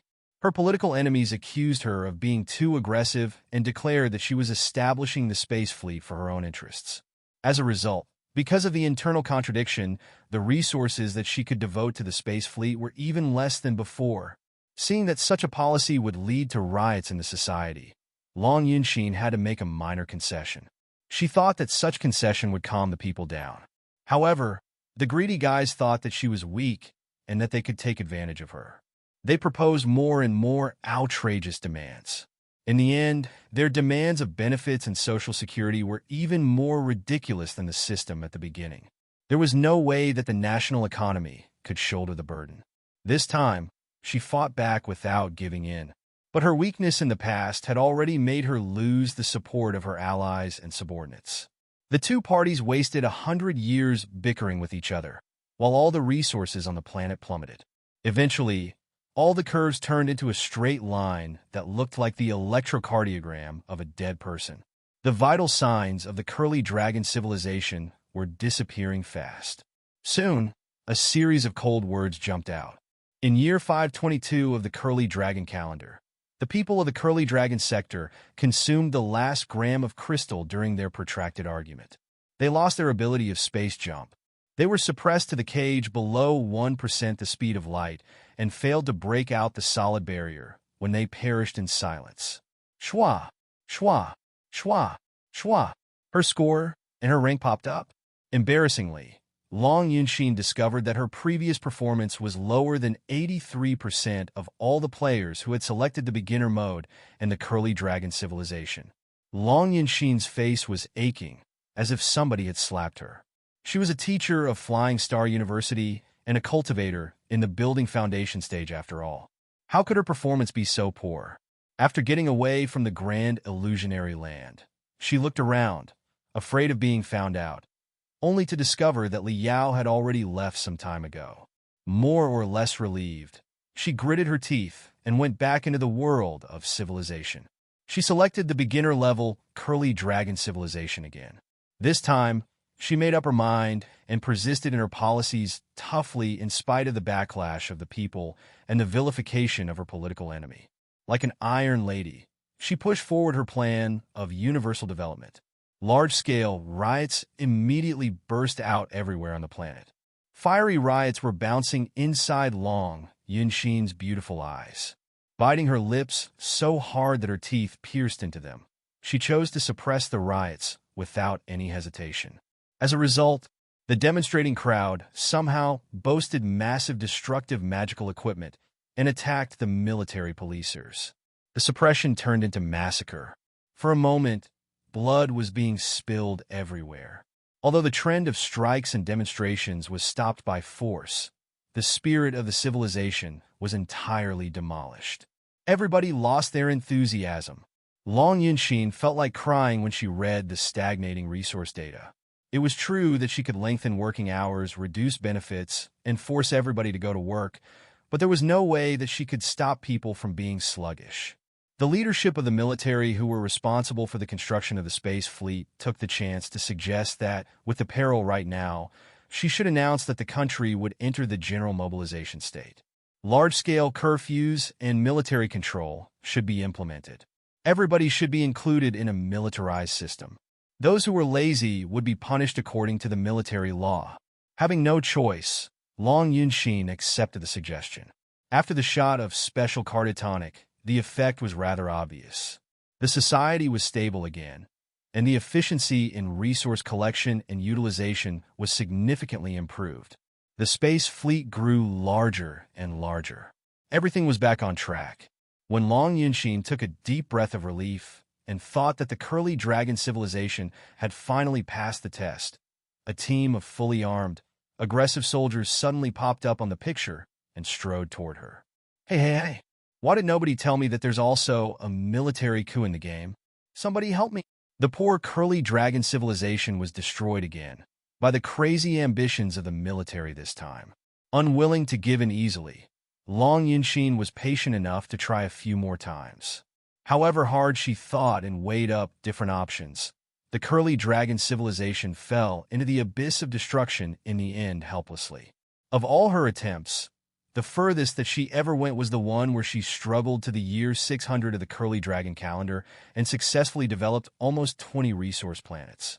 Tremendous crystals were shipped to the mother planet incessantly.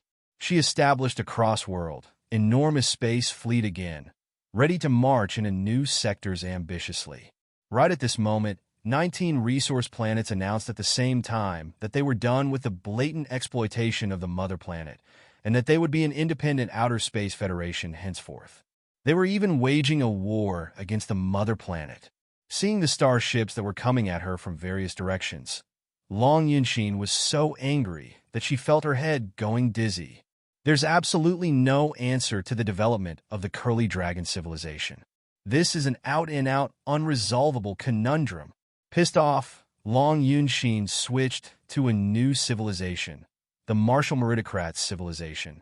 Very soon, she found herself mired in trouble that was even bigger than that of the Curly Dragon civilization.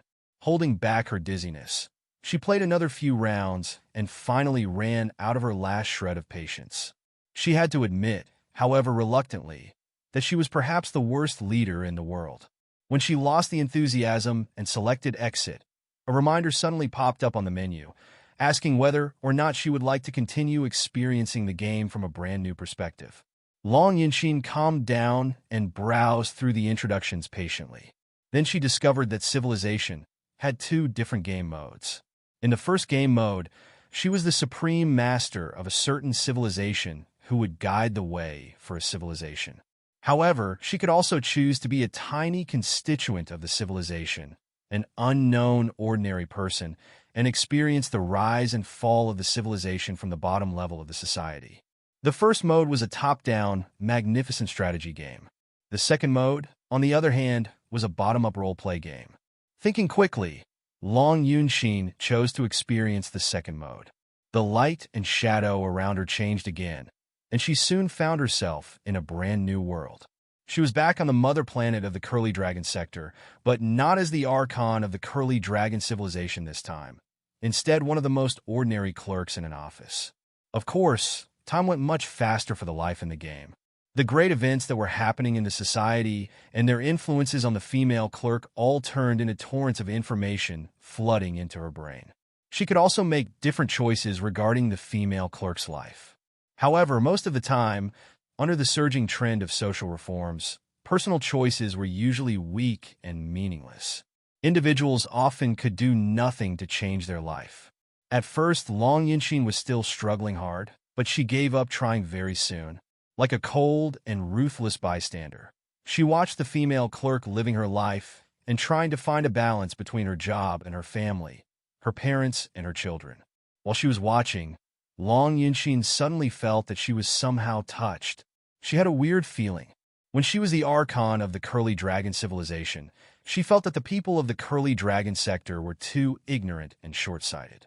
How could they not foresee that a great catastrophe was coming, but simply dwell in the pleasure in front of their eyes? Why could they not accept working 16 hours a day, huge salary cuts, and devoting all the resources to the construction of the space fleet? They had no sense of the big picture at all. They were too selfish and blind. Therefore, when she ran into the dilemma a second time, she had chosen suppression without any hesitation. But right now, when she was experiencing everything in person from the perspective of an ordinary person of the Curly Dragon sector, she somehow changed her attitude again. The Curly Dragon sector has never developed any space cruising technology in the past how many millenniums. To build a space fleet from nothing is too difficult. For an ordinary person, they may not see any obvious progress at all after living a frugal life toward 20 years. It's like a journey in a dark night where one can never see the direction of dawn. Nobody can take the suffering. When Long Yunshin saw that her character turned from a young and energetic girl into a dry, wrinkled woman who could barely catch her breath from the burden of life, her feelings changed. The girl had been born in the golden age before the shortage of resources became a problem. Growing up in a honeypot, she was innocent and carefree, taking all the happiness in her life for granted. However, 3 days after she and her equally kind and innocent husband were married, the government announced that the Curly Dragon civilization had entered the era of glorious March. The benefits would be greatly reduced, working hours would be extended, and everybody would be forced to deposit their money and purchase national bonds to support the space fleet. When she watched this part, Long Yunshin had a feeling that she was a victim of her own doing. She had issued the very same policies many times when she was the Archon. At that time, she had been viewing the future of the Pangu civilization condescendingly from the big picture. She had never thought what the change actually meant to the ordinary people.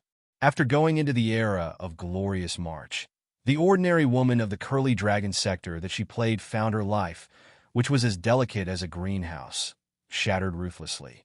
The working hours were significantly lengthened, but the salary was reduced by half. That missing half of her pitiful earnings had to be deposited into a designated account in the Universal Development Bank for 10 years. If she withdrew the money before those 10 years were up, not only would she receive no interest, even a huge amount of her principal deposit would be appropriated.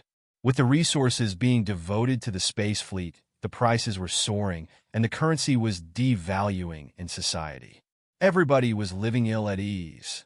Currency inflation and economic crisis would break out every 2 to 3 years. Eventually, a strict ration system was implemented in order to stabilize the situation. The warmth between her and her husband was soon ripped into shreds by the cruel reality. Her husband, whose blood and sweat were exhausted in the factory during the day, became more and more taciturn, sensitive, and unapproachable. Their marriage and their relationships with their own family were all on the verge of collapse. Finally, bad news came over one day. The latest mining starship developed at tremendous cost proved to be another failure. In the Great Explosion, the resources that everybody contributed by cutting their own expenses were wasted. People could not hold their fury anymore. They went to the streets to demonstrate and protest, including Long Yunshin's husband. Long Yunshin knew that the company her husband was in was about to go bankrupt because of a shortage of raw materials. He had been in a terrible mood recently and would even mumble to the wall every once in a while. Too worried, Long Yunshin called her husband's name in the crowd on the street. A scorching airwave suddenly rose in front before a cluster of intense black smoke soared up. Along with the ear-splitting exclamations, Long Yunshin heard the shrieks when crystal bullets were tearing apart the air, which was the last sound that she heard in the game. Ah! Long Yunshin suddenly woke up from the game. She had somehow started living in it instead of watching as a bystander at some point. As if she had just escaped from a nightmare.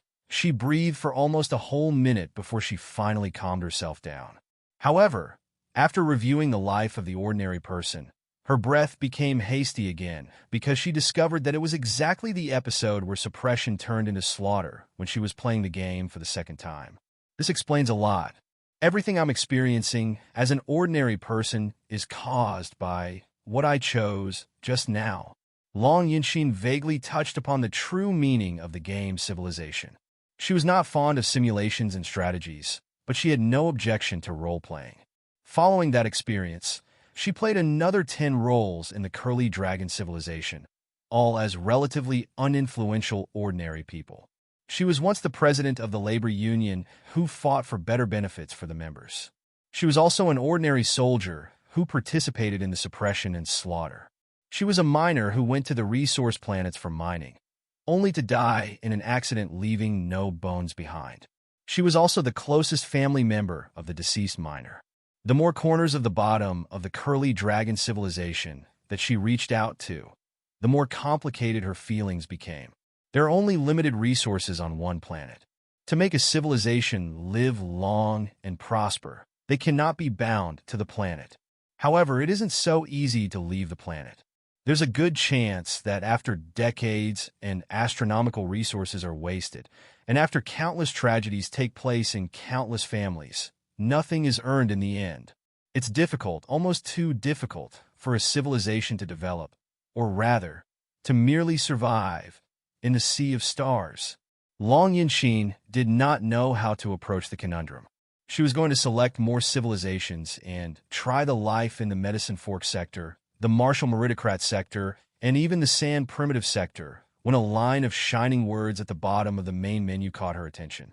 It seemed that she had met certain requirements while she was playing the game just now. A brand new module of the game was now activated. The module was a DLC 2 of Civilization named Rise of the Imperium. Above the 5 words that seemed to be forged out of iron and emitting the smell of smoke was an overwhelming flag of black lightning. A black shadow in full armor was standing right below the flag. Over the past few years, rumors about the Imperium of true human beings had been propagating in the 3 sectors. Stories about the rise of Blackstar the Great had even dozens of different versions. Long Yinxin immediately guessed that the DLC was about Wu Yingqi's rise after he arrived in the Star Ocean Republic, how he stole the supreme power, ascended to the throne, and established the Imperium of true human beings. As she expected, the introduction of the DLC specified that Rise of the Imperium was a whole new world generated with the enormous database and computational ability of Civilization. The map of the DLC was focused on the Star Ocean Republic, the most prosperous land of the human worlds. The players were free to choose the roles they were to play. They could be the representatives in the Parliament of the Star Ocean Republic, or the leaders of a major sect, or a general of the Central Army which guarded the capital, or a head of the natives of the half-independent worlds at the border.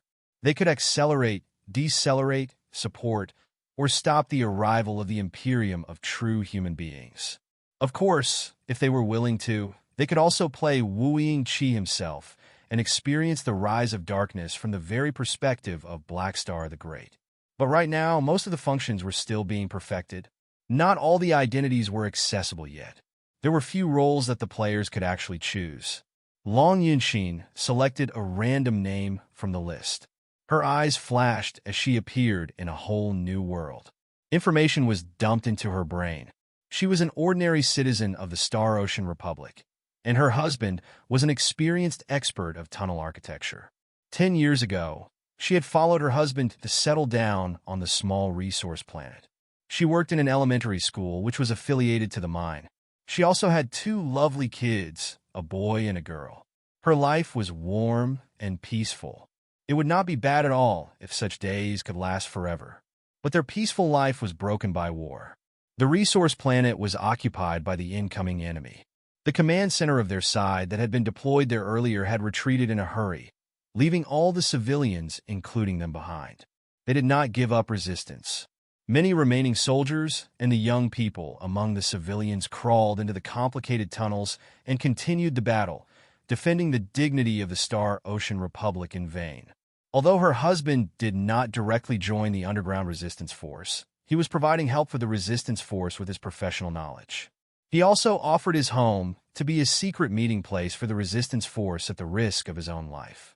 A lot of computational ability and rendering ability had been devoted to the tale of the anonymous person. Building a world was unable to be differentiated from reality. She seemed to see that she was roaming in front of her house, holding her daughter and son, but in fact staying on alert for the members of the resistance force in her house. She could even feel her anxiety, worries, fury, hatred, and all the indescribable emotions. Will the enemy discover the resistance force? If it is discovered, how are they going to punish us? Will our army march back in the future? I don't matter, but can my son and daughter return to the motherland and grow up safely and healthily? Long Yinxin was consumed by worry, truly walking in the shoes of the character in the game. Right then, she suddenly felt the ground shiver slightly, before she smelt the intense smell of something being burnt. Hundreds of deep blue electric arcs darted up from the horizon, as if 10,000 volcanoes that were filled up by lightning had erupted at the same time. She saw the enemy's starships taking off in a hurry, only to be caught up and ripped apart by the electric arcs before they broke out of the boundary of the gravity sphere. But before she had the chance to cheer at the result, the lightning turned into an overwhelming tsunami, sweeping across the entire planet and swallowing the enemies, the soldiers of the resistance force, and the civilians, including herself and her children alike. Long Yunxin struggled out of the game again.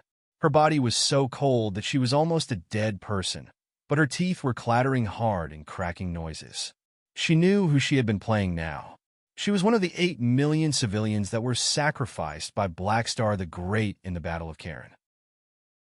Whether or not it was worthwhile to sacrifice 8 million to save 8 billion was a tricky question. It was also a heated topic that often appeared in the debate matches in Flying Star University. Long Yunxin had once given it some thought herself, but at that time, she had been sitting on a couch comfortably, enjoying the finest food and chatting with several good friends. They had been viewing the event from the perspective of the representatives of the Star Ocean Republic, Blackstar the Great Wu Yingqi, or even the unbiased offspring beyond the leadership of the Star Ocean Republic and Wu Yingqi. Their discussion had been pure empty talk. She had never tried observing the whole event from the perspective of an ordinary person that was living on Karen at that time. No, she was not observing the event. She was experiencing the event in person as a witness of history. Long Yunxin swallowed hard, feeling that her throat was both smelly and cold. Her soul seemed to have fallen into an icy cave, and her internal organs were entirely frozen. Her body, however, was scorching, and her skin was in excruciating pain, as if the scourge of the electric arcs in the virtual world was still lingering inside her bones. Her hands shivering, she selected characters of different identities. Those characters were either the miners who had been living on Karen and devoting their lives to the excavation of the raw crystals silently, or the teachers, doctors, nurses, and waiters who were the family of the miners and the refinement specialists, or even the soldiers and the battle heroes who had not been transferred yet because of the heavy wounds they suffered in the previous battles. Although they were all the most unremarkable cells in the civilization, there were still countless marvelous and extraordinary stories to them. The ordinary young people who were the bottom-level miners, after the invaders from the Covenant Alliance occupied Karen, picked up their spades and raw crystal shredders and became unpredictable guerrilla soldiers deep inside the interconnected tunnels. The doctors, nurses, and waiters who used to work in the living area, on the other hand, went behind the invaders' back, hid a lot of assets, and secretly brought the assets into the tunnels. The battle heroes who had suffered heavy wounds held each other's hand, supported each other, and charged at the overwhelming starships of the Covenant Alliance. What left the deepest impression on Long Yunxin was a young female teacher on Karen. After the tiny planet was scourged by the fire of war, she stood up and protected the 20-odd elementary school students in her class. She hid a flag of the Star Ocean Republic in secret and taught the children to sing the national anthem of the Star Ocean Republic time and time again. When the deafening fulminations of starships echoed outside, the young voices were the last wall of defense. When she was singing the national anthem, she would sometimes burst into tears and say, "Wherever we end up in the universe in the future, do not forget your hometown. Remember that we are from the Star Ocean Republic. We are from Karen. We are people of Karen." However, everything they did, the stubborn resistance of the guerrilla forces, the valiance of the disabled soldiers, the persistence of the civilians, the crisp sounds of the teacher and the kids, none of that mattered. Whatever the specific victory conditions of a character were, it was impossible for them to survive to the arrival of dawn. Everybody's outcome was the same. They were swallowed by the storm of lightning from the underground and blown to smithereens together with their home.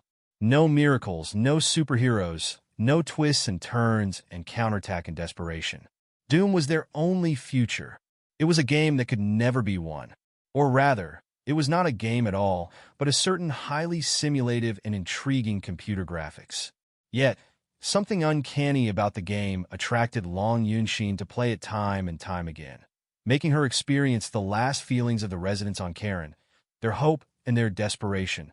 Before the final doom, the last CG was focused on the female teacher. When the crystal bombs that Wu Ying-chi planted deep inside Karen detonated all the purple thunder crystals on the planet, triggering an overwhelming hurricane of lightning on the horizon. The female teacher was the first one to discover it. She immediately jumped to her feet and opened her arms toward the tides of lightning, while she roared and asked all the children to stand behind her. It was like a chicken versus eagle game that they often played, where she was the hen protecting all the chicken behind him. In such a posture, the female teacher competed with Blackstar the Great, who was to establish the imperium of true human beings soon. Although the dazzling light made her blind for a moment, glamorous fire was still raging inside her eyes. Against the thunderous tides, she was absolute and would not give in. She maintained the same posture when both she and the children were ripped into shreds and vaporized into smoke, as if she were a statue made of certain mysterious materials. Who? Long Yunshin covered her face hard, but her tears were flowing out of the gaps between her fingers. She quivered inside the game cabin for a long time before she was finally more or less back to herself. It was almost a poisonous game, but she could not wait to try more content about the game now. Even for a girl who was not interested in games where military strategies were involved, after experiencing everything on Karen, she was eager to play the full content of the game, hoping that she could stop Wu Ying-chi, Blackstar the Great, and the Imperium of true human beings with everything she could as a representative of Parliament in the Star Ocean Republic, a general of the Central Army, or as sector master in a border world. Taking a long breath, Long Yunshin felt that her brain was slightly aching. She knew that it was a sequela because her sense of time had been seriously twisted after spending too much time in the game time. I shouldn't play any longer. She glanced at the time and prepared to exit the game cabin. Half a day has passed. Long Yunshin's secret clicked her tongue. She was a woman of self-control, and it was her habit to be addicted to any game. However, the game Civilization indeed boasted indescribable charm that made anyone who started playing reluctant to leave. After she dizzily left the game cabin, she discovered that many students nearby had finished the test too, but they were no longer as noisy and excited as when they first arrived. They were all crouching in the corner and thinking in silence. There was a mixture of deliberation, confusion, and enlightenment on their faces. Some of the emotional girls were also weeping like Long Yunshin did. Perhaps they also played the DLC Rise of the Imperium. Yet what they witnessed was not the rise of the Imperium, but the doom of the small folk. Miss Long! Seeing Long Yunshin walking up to them, the girls surrounded her as if she were a life-saving straw in the fierce currents. The game is too scary. Is the continuity of a civilization really so difficult? I really don't know what I should choose. When I played the Martial Meritocrat civilization, I felt that the Sand primitive natives were all scoundrels while the people of the Martial Meritocrat sector were overly kind.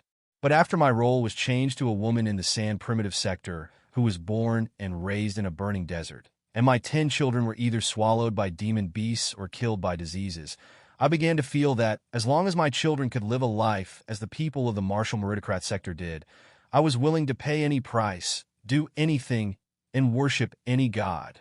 Karen, is the destruction of Karen truly unavoidable? Before, I had no idea what 8 million people meant exactly, but now I do.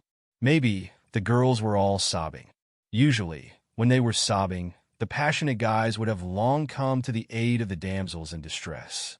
They would have comforted the girls joyfully, probably hoping to win one of the girls' affection. But today, the guys who had just finished the test were sitting next to their game cabin, their eyes hollow and their mind absent, as they were pondering in silence. Long Yunshin felt that she was about to be inundated with questions. With the excuse that she needed to discuss something with Li Yao, she fled from the game center with the guidance of the staff. Li Yao was chit-chatting with an unworldly, elegant-looking senior in a fine cottage right behind the game center. Seeing Long Yunshin walk in, he immediately stood up to greet her. Why did you develop such an enticing game? Without bothering with any courtesies, Long Yunshin cut right to the chase. It isn't a game at all, is it? All the civilizations in the game once existed in the real world and have all been destroyed, right? Yes, Liao admitted frankly. After seizing the war base of the Imperium of true human beings, we have dismantled and studied every unit. The secret chamber that was used to brainwash the cultivators and transform them into the immortal cultivators was a focus of our research. We discovered that there was much more than the history of the decline of 3 civilizations that was stored inside the brainwashing room. The history of dozens of different civilizations of cultivators had in fact been saved inside. Perhaps, with the abundant educational material, the immortal cultivators would be able to select the ones that were most suitable for the features of the subject being brainwashed. Based on the brainwashing material, and the material where the immortal cultivators bragged about Blackstar the Great's feats, we perfected and built up the files.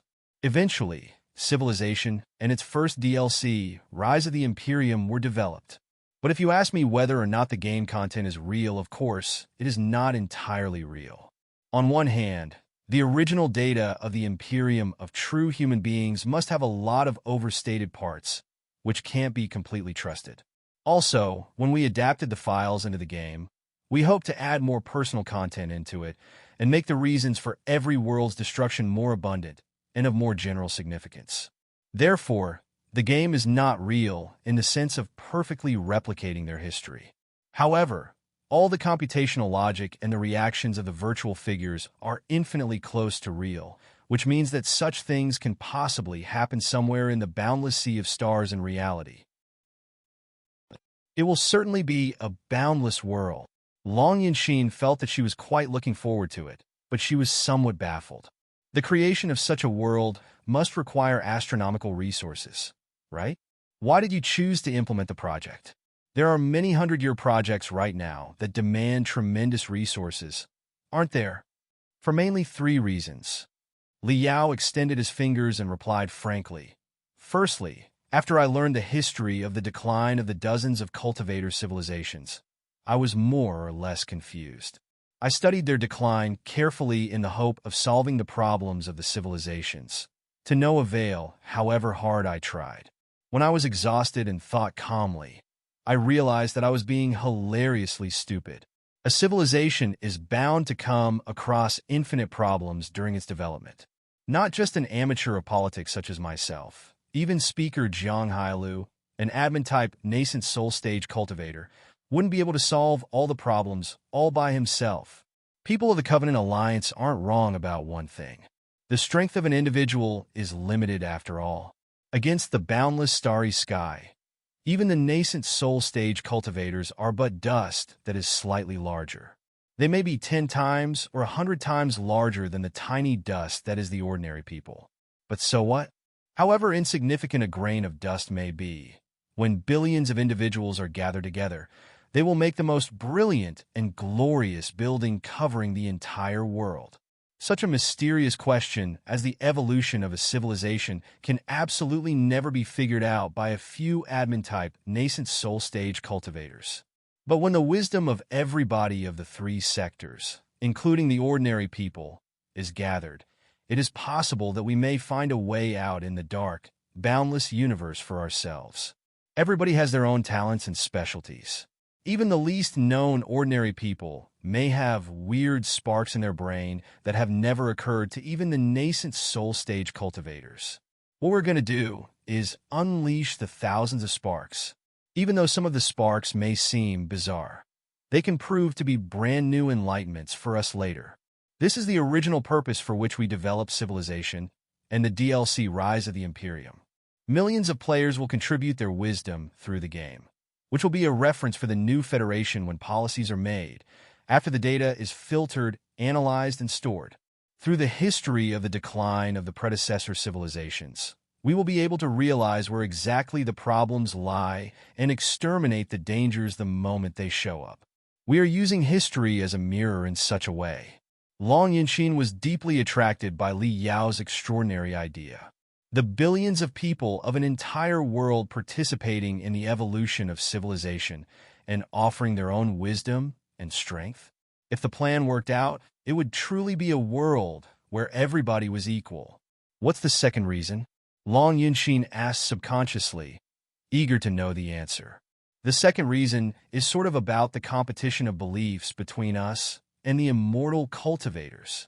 Li Yao said, "The immortal cultivators despise the power of the ordinary people and consider 99 of the human beings as hominoids, existences slightly more advanced than monkeys. They forbid the hominoids from getting involved in politics or controlling their own fate." The immortal cultivators' excuses sound right, correct, and justifiable. They said that hominoids have a low computational ability, are susceptible to addiction, are often swallowed by their own lust and feelings, and are lazy, greedy, and short-sighted. Therefore, the development of the civilization must be controlled by the immortal cultivators tightly. All the hominoids need to do is obey the commands and carry them out dutifully. That way, the interests of both parties will be maximized. Long Yinxin recalled her experience in the game. She had to painfully acknowledge that she seemed to have been somewhat bewildered by the immortal cultivators. Although not all ordinary people were like that, quite a large fraction of them were kind of maybe unsuitable to control their own fate. Handing over their fate to themselves was like giving a sharp dagger to a 3-year-old, which would be a tragedy for both themselves and others. What's wrong with the excuse? Long Yunxin's voice was as feeble as a mumbling mosquito. It's very easy. Nobody is born to have a clear and sharp mind. Nobody is inherently omniscient and omnipotent. Even the easiest things such as walking or holding chopsticks must be learned, mustn't they? How can you know anything without learning? Li Yao sneered. The immortal cultivators deprive the hominoids of the right to decide their own fate because they are too idiotic for politics. It is almost like cursing some teenagers for being illiterate when you didn't teach them how to read when they were children. For the cultivators, we believe that practice makes perfect. All skills are honed slowly when we grow from a rookie into a master, including how to take fate by the throat. If ordinary people are too short-sighted, try to broaden their horizons as much as possible. If ordinary people cannot handle complicated political issues, dismantle the issues into the simplest multiple-choice questions and train them from scratch. If ordinary people do not know how to choose between present and future, we will simulate a million possibilities so that everybody will see the consequences with their own eyes. In short, if the people are not wise enough, we will try to enlighten them. We will not allow the minority to seize power forever with the excuse that the people are unwise. We will learn bit by bit, and we will be more rational, keen, determined, and enlightened in the last day, every day. Eventually, everybody, including both the ordinary people and the cultivators, will be built into warriors who can fight for themselves, for society, and for whole civilization. Therefore, the game Civilization is also some sort of tutorial. I believe that anybody can learn something from it. Long Yinxin nodded quickly. She could not agree more. Thirdly, without even catching his breath, Li Yao continued quickly. The game Civilization is of unique significance for the cultivators, too, because it gives them an opportunity to play the roles of the ordinary people and experience the happiness and sorrow of the mortal world. Miss Long, you must have played some roles that were ordinary people just now, right? Did you feel anything different? Long Yinxin nodded slowly. Her lips moved, but she came up with nothing, although there was so much that she wanted to say. Cultivators, with our own capabilities, computational abilities, and connections, are more likely to succeed than ordinary people. It is easier for us to climb to a higher position enshrouded in colorful halos. As we grow stronger and stronger, and the halos around us get more and more brilliant, many cultivators tend to be lost. They forget where they come from and where they're going to in the end. Through the episodes of ordinary life in the game, I believe that we will be able to understand the ordinary people's feelings and needs better. We can better figure out the relationship between the cultivators and the ordinary people. We will be clearer and more determined about our civilization. This is a kind of training, too. Such a training method is not our own invention, but dates back to the ancient cultivators. The ancient cultivators? Long Yinxin was slightly dazed. Precisely. Li Yao blinked and said, the high-level cultivators in ancient times often performed a training named mortalization. They would conceal their techniques and live in the world of the mortals as ordinary people for many years, experiencing everything that an ordinary person would. They would even marry and have children. After witnessing all the facets of a real life, they would be able to see the entrance to a higher level. Maybe after the high-level cultivators lived in seclusion as hermits for too long, they had forgotten the basic feelings of a human being and the significance of their life. By way of mortalization, they could find a reason to live again. The mortalization of the ancient cultivators is extremely difficult. They had to live in the world of ordinary people for 10 to 20 years for real. But it's much easier for us modern cultivators to experience mortalization. Through the game Civilization, we can experience thousands of different lives at any time. Perhaps, one day, we can pass a new law dictating that every cultivator of the Federation must receive further education every year, in which certain hours of mortalization training will be involved. In such a way, the distance between the cultivators and the ordinary people will be shortened, and we will be able to compete with the so-called true path of immortality. Hearing that, Long Yunxin took a deep breath. She looked at Li Yao in disbelief and admiration before she said, fully convinced, I didn't know that you had such a profound understanding about politics and sociology other than your expertise in the crystal suits and the colossi. Li Yao suddenly blushed. He hurried to shake his hands and said, I'm afraid that there's a misunderstanding, Miss Long. The game Civilization is not really related to me. I merely proposed some unimportant ideas during the beginning phase. Even the words I said just now are not mine. They are the essence of countless sociologists and politicians and will be stated on the introduction page of Civilization. I simply brought them up in advance and mimicked the sage's theories. The design and development team of the game Civilization is made of members from everywhere, including the Glorious Sunlight Group, the Grand Desolate War Institution, and some of the experienced technicians of the former Grand Illusionary Group in the Flying Star Sector. Some demon emperors of the Blood Demon Sector, who were adept at biochemical neuron technology, were involved, too. The Federation government also provided tremendous support for the project. Wright, the senior right next to me, contributed a lot to the birth of Civilization. He is almost a father of Civilization. Here, let me introduce him to you. This is the Dean of the Sociology Department of the Grand Desolate War Institution, Professor Su Changfa. Also, was the Grand Desolate War Institution not one of the most famous academic establishments for fighting? She had never heard about their expertise in the liberal arts subjects such as sociology. Why was the Dean of the Sociology Department of the Grand Desolate War Institution so awesome that Li Yao addressed him as the father of Civilization? Looking at his white hair and his unworldly appearance, Long Yunxin was deep in thought. A moment later, her pupils shrank violently, and cold sweat was all over her body. She could not help but exclaim in shock, Isn't Su Changfa the immortal cultivator that was captured? During the Battle of Kunlun, not only was a member of the Panga clan killed, there was also an immortal cultivator who was captured alive. It was quite a piece of shocking news back then.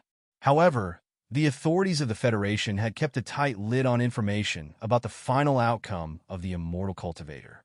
There was no public trial or any news that the guy had been executed. The immortal cultivator seemed to have just vanished into thin air. Long Yunxin had thought that the highly dangerous immortal cultivator must have been confined in the most heavily guarded prison of the Federation. She never expected that he would be walking in daylight freely, that he would be so familiar with Li Yao, or that he would be the Dean of the Sociology Department of the Grand Desolate War Institution. Well, what was that all about? Now that an immortal cultivator had been appointed as a Dean of the Grand Desolate War Institution, which was one of the 9 elite universities in the Federation, were the authorities never afraid that he would brainwash the students? Also, he was to be credited for the birth of the super game Civilization. Was he? For a moment, Long Yunxin was utterly confused. She could not help but take a step back and put on a defensive posture. Over the past 10,000 years, the Flying Star Sector had never been at war with the demon race. Many of the people had never even seen a demon before. There was no grudge between the two parties. Therefore, The Flying Star sector could embrace the demons without complaint and work as the adhesive between the demons and the people of the Heaven's Origin sector. But the immortal cultivators were a different case. Several years ago, the Flying Star sector had been turned upside down in the riot of the immortal cultivators, almost doomed. The immortal cultivators, led by Xiao Xuanzi and the Star Child, who was even more sordid and hideous than Xiao Xuanzi, had led the deepest impression of terror on the Flying Star sector. When she realized that she was so close to an immortal cultivator, Long Yinxin somehow felt that she was in the middle of a cold cave, being stared at by a cobra. Senior Su is a model graduate of the Imperial Colonization University of the Imperium of True Human Beings. He has diplomas in sociology, history, psychology, and more than 10 other disciplines. Li Yao smiled. That is why he was sent to investigate the critical information about the alien worlds at the edge of the cosmos, such as the social structure and the development of the civilization. When the game Civilization was devised, Senior Su showed his profound professional knowledge too. Asking him to manage the newly established sociology department of the Grand Desolate War Institution is almost a waste of his talents. That's not what I meant, Long Yunxin said in a hurry. Su Changfa's kind appearance overlapped with Xiao Xuanzi's hideous face in her memory, making her heart beat faster and faster. She did not know what she was saying anymore. I was only meaning to ask why. Miss Long, you want to know why an immortal cultivator is not watched over closely but allowed to walk freely and even work as a teacher in the college, right? With a smile, Su Changfa continued unhurriedly. Are they not scared that he will preach the immortal cultivator's theories to the students and brainwash the young fellows who haven't experienced the real world yet? It was indeed what was on Long Yinxin's mind. However, she was too embarrassed to admit it. After stammering for a long time, she failed to come up with anything and blushed. If only all the cultivators were as kind and innocent as Miss Long. Su Changfa sighed, not without regret, and mumbled, but it's a pity that there are shameless, cunning cultivators such as Li Yao among you. Huh. Long Yinxin widened her beautiful eyes and glanced at Li Yao and Su Changfa suspiciously. Were the two of them not friends? Miss Long, there's one thing that you have to understand. You can kill an immortal cultivator, but you can never destroy the immortal cultivator's thoughts. Su Changfa said casually. Now that you regard the Imperium of True Human Beings as a great enemy, it's unavoidable that you must study the immortal cultivator's theories deeply. How can you completely block and even seal the thoughts? Caging me or killing me is simply meaningless, because in 100 years, more immortal cultivators, with more powerful magical equipment, more majestic troops, and more thorough theories, will invade from the depths of the sea of stars. Killing me right now, and pretending that the true path of immortality does not exist is like an ostrich burying its head in the desert and pretending that the enemy is not out there. As the saying goes, when you know both yourself and your enemy well, you will never lose a battle. If you want to defeat the immortal cultivators, you will have to know what the immortal cultivators and the true path of immortality are exactly, right? This is the biggest reason for the formation of the Sociology Department of the Grand Desolate War Institution. We never intended to set the Federation as the research target.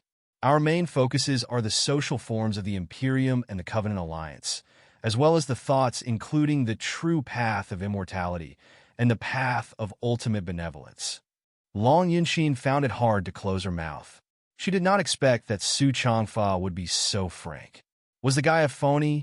Or had she misunderstood the immortal cultivators all the time? On the other hand, staring at Li Yao, Su Changfa tried to keep calm. If you want to undermine an idea, the best approach is not to block everyone's ears, mouth, and eyes. An idea is invisible, all-pervasive, and never to be blocked.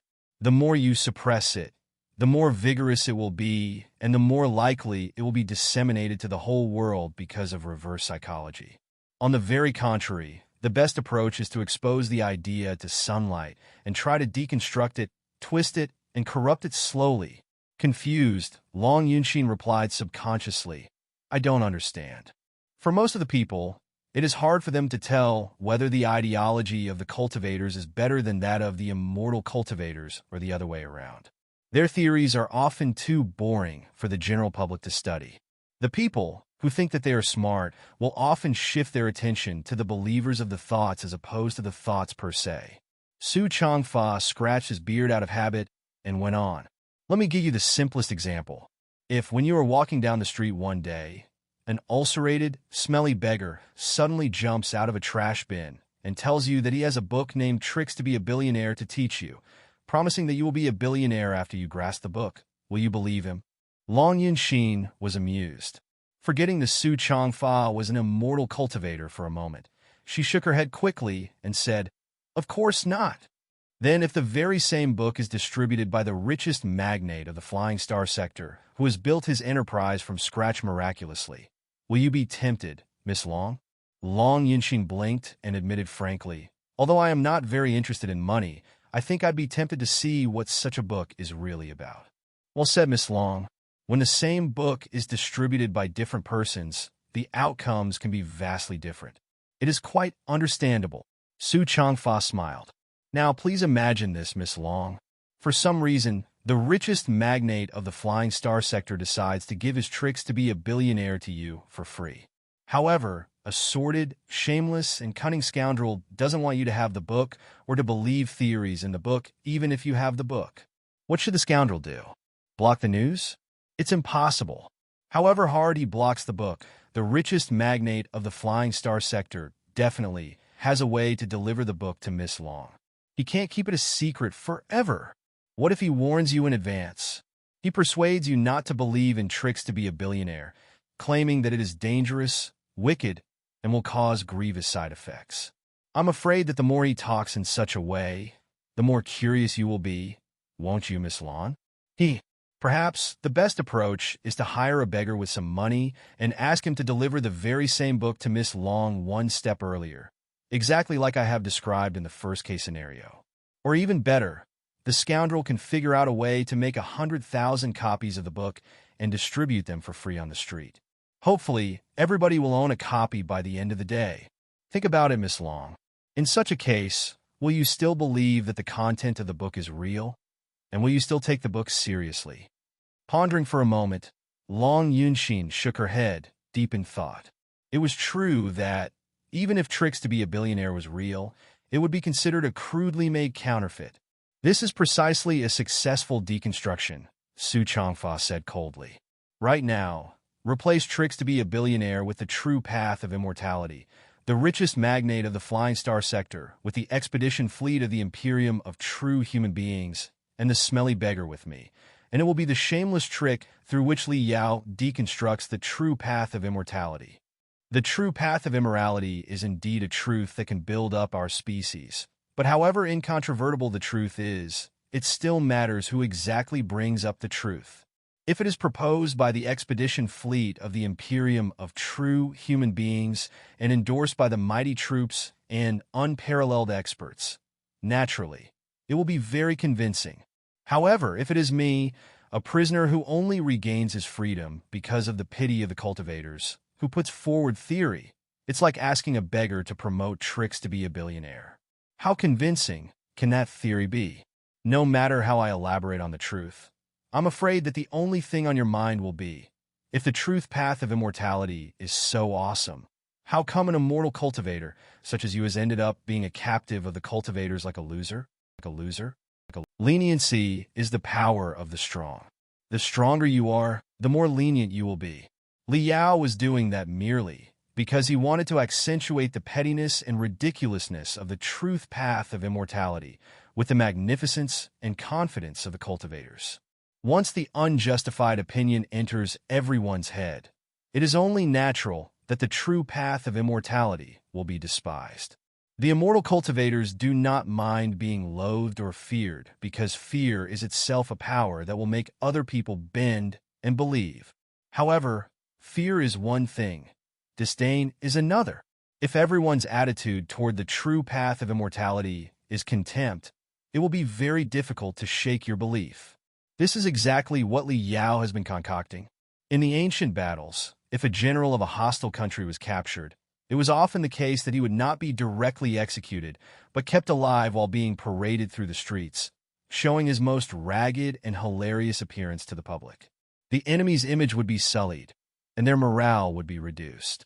Beheading him would only make the general a hero. Such living punishment harsher than death was the real way to dissolve the enemy's source of power. At this moment, I am like a general who has been captured alive and is being paraded in shame. You think that this is a privilege? No. This is the cruelest suffering that the scumbag Li Yao has come up with. Long Yinxin was quite shocked at Su Changfa's suddenly profanity. She asked subconsciously, Are you not friends? Friends? Su Changfa widened his eyes, as if he had heard the greatest joke in the world. Why would you say that, Miss Long? How can Li Yao and I be friends? In my eyes, this shameless, ruthless fellow who knows no bounds may be the most terrible enemy for the Imperium one day. I only wish I could mince him into pieces and burn him into ash right now. Huh. Long Yinxin found the behavior of the nascent soul stage experts weirder and weirder. But you were having a nice talk just now, weren't you? Senior Su wants to kill me, but he is not able to do so, Li Yao said with a smile. Although we are both in the nascent soul stage, Senior Su is focused on liberal arts and mental control. Unless he has thousands of spiritual puppets under his control, he will be absolutely no match for me. If I'm determined to kill him, I can finish him with one hand. But, as you have heard just now, he is still of much value. What reason do I have to eliminate him? He wants to kill me, but he can't. I can kill him, but I don't want to. So, now that the two of us are in the same room, what can we do except have a nice talk? Are we going to curse each other like vixens on the street? Do you see how wicked the ultra-level federal hero is right now? Su Changfa smiled. He is not satisfied that I called him a scumbag just now and is hinting that I am a vixen. Sweat popping out of her head, Long Yunxin was lost for words, but she was mumbling to herself in her heart. The guys in the nascent soul stage truly think differently from others. You can never guess what's on their mind. No wonder they are also called old monsters by other people and even accepted such an inelegant nickname willingly. They are truly a bunch of weirdos whose actions cannot be anticipated through common sense. Long Yinxin pondered for a moment.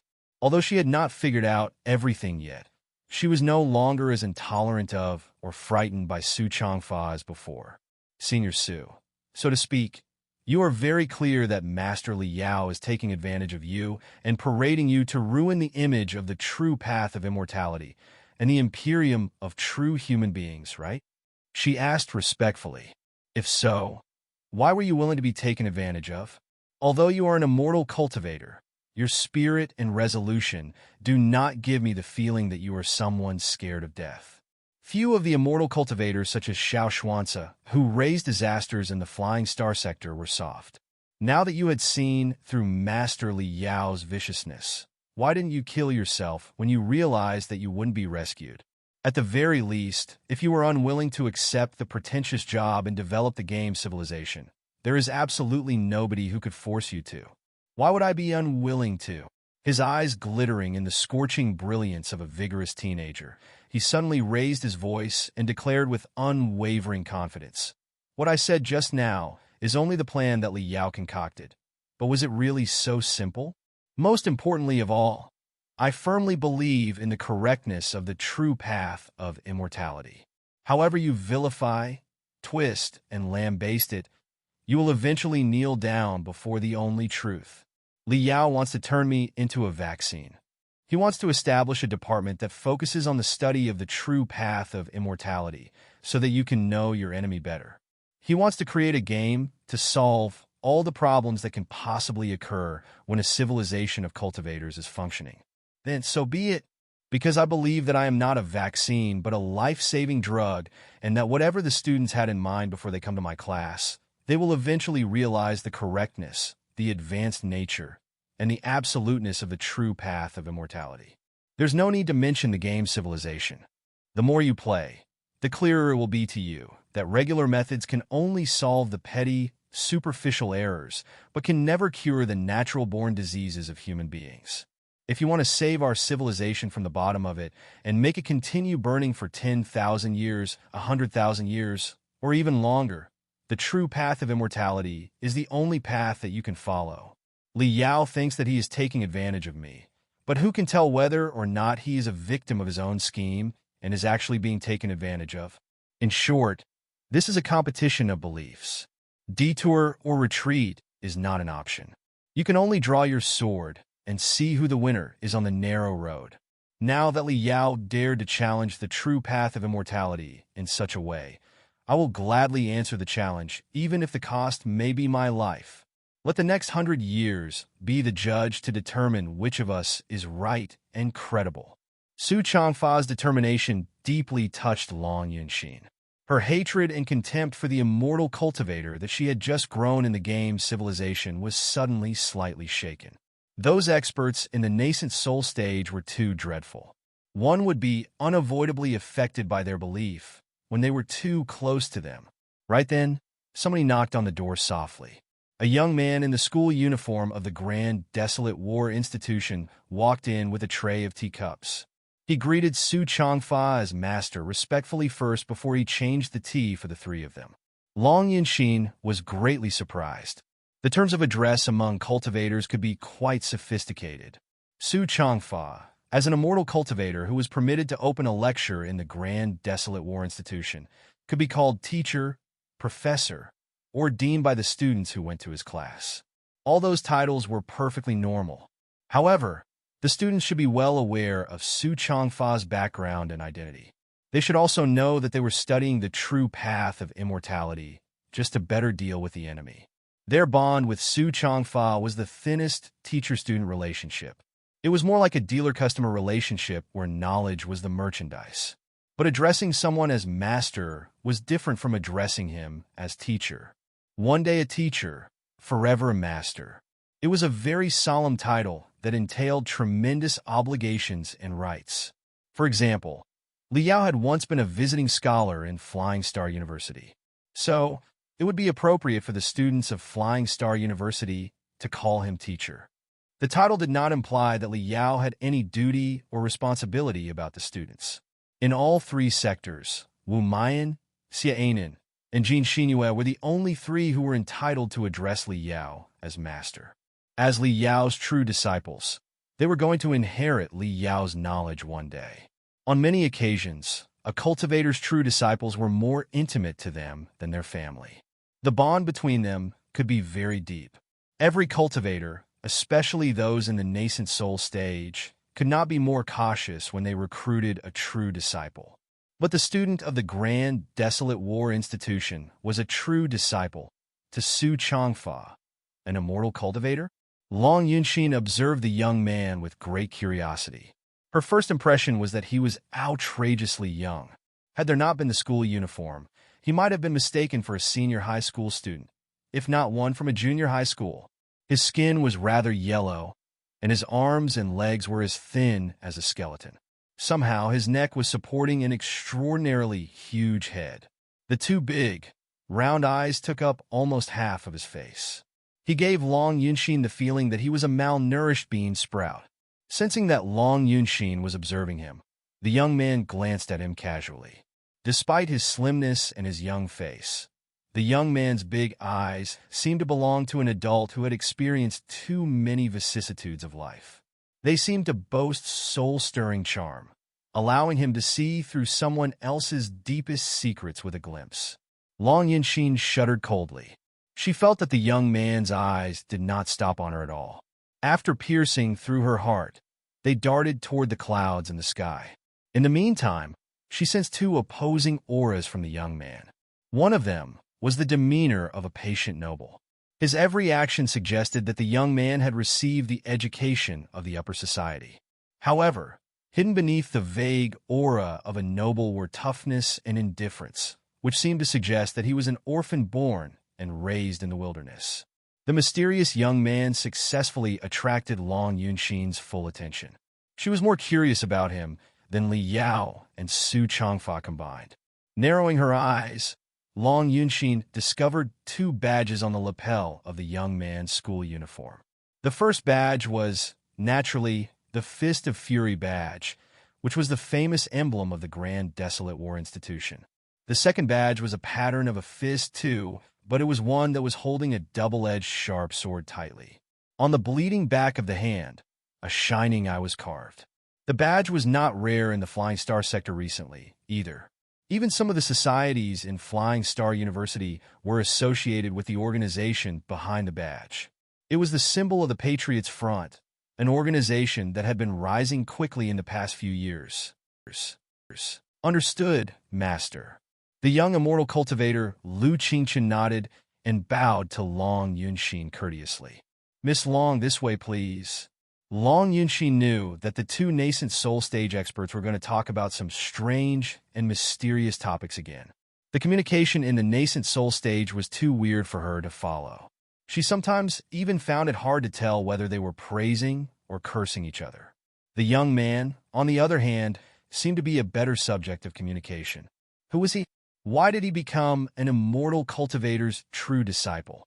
Did the federal government simply let it happen? 10,000 questions were rolling on her mind. Su Changfa's suggestion was exactly what she wanted. Therefore, she left the room with the young man quickly. Too impatient to wait any longer, Long Yunxin asked while they were still on their way. Mr. Lu, how did you become Senior Su's true disciple? Do you really believe in the true path of immortality? What's wrong about the true path of immortality? Lu Qingchun asked back casually.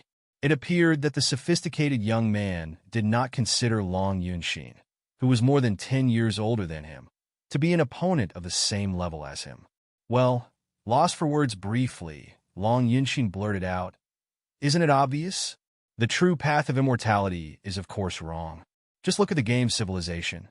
How brutal the immortal cultivators are." Lu Qingchen smiled. His voice was not utterly devoid of the freshness of a young man, but it was mixed with a unique coarse taste. As you said yourself, Civilization is just a game, and not just any game, but a strongly biased one. It is just a way of brainwashing for the cultivators. How can you decide whether the true path of immortality is right or wrong with that? Under my master's lead, I was partly involved in the development of Civilization as an assistant.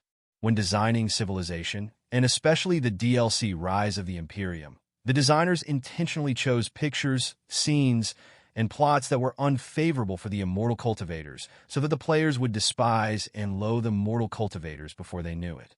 Such doing is no different from the brainwashing procedure the immortal cultivators performed on Master Li Yao in their warbase.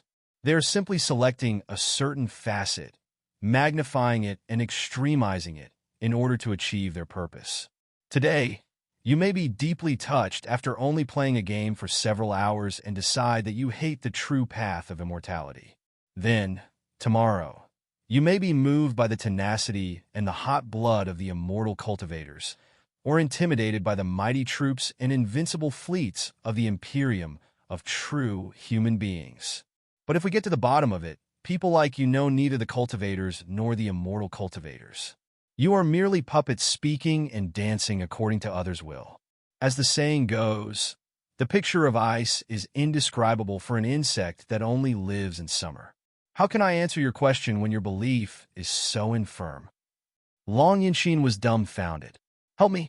She suddenly would rather listen to the incomprehensible talk of the two nascent soul stage experts who might be praising each other or might be cursing each other than stay with the little monster here any longer. Therefore, before we discuss whether or not I believe in the true path of immortality, we must figure out what the true path of immortality is exactly. If it is good, where and how is it good? If it is bad, how specifically and to what extent is it bad? The young immortal cultivator paused for a moment and then said solemnly, "This is the only reason why I am learning from my master. I want to understand the true path of immortality and figure out what it is exactly before I decide whether or not to believe in it." There was finally something that Long Yunxin could understand. Greatly relieved, she said, "I understand now. You're just curious. You are not a real believer of the true path of immortality. So, you're still a cultivator, right?" No, Lu Qingchen shook his head quickly. "As I said, I will not believe in any theory recklessly, either the cultivators and the immortal cultivators, before I completely understand it. Therefore, I am neither an immortal cultivator nor a cultivator. I am just a regular trainer and a student who is groping for my life. You may consider me as a man without a belief. Well, the answer was even more unfathomable than if the young man thought he was an immortal cultivator. Long Yunshin was utterly confused. Without a belief? You don't believe in anything. Exactly. Is there anything wrong about that? Lu Qingchen glanced at her matter-of-factly. Thinking for a moment, he said, "When I was little, I believed in many things childishly like you and many other people. I was born in the grand, desolate plateau. I lost my parents in a demon beast outbreak. I was raised by my foster father, who was also a war orphan. I lived together with my foster father and my grandfather.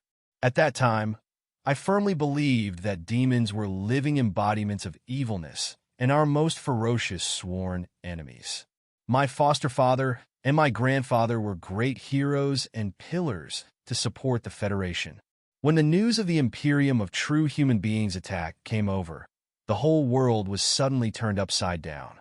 The ferocious demons suddenly turned into comrades whom you could unite with, and the heroes determined to fight to the end against the demons became dishonored traitors and schemers. The demon emperors, who used to be described as cruel and unpardonable, arrived on the land of the Federation openly.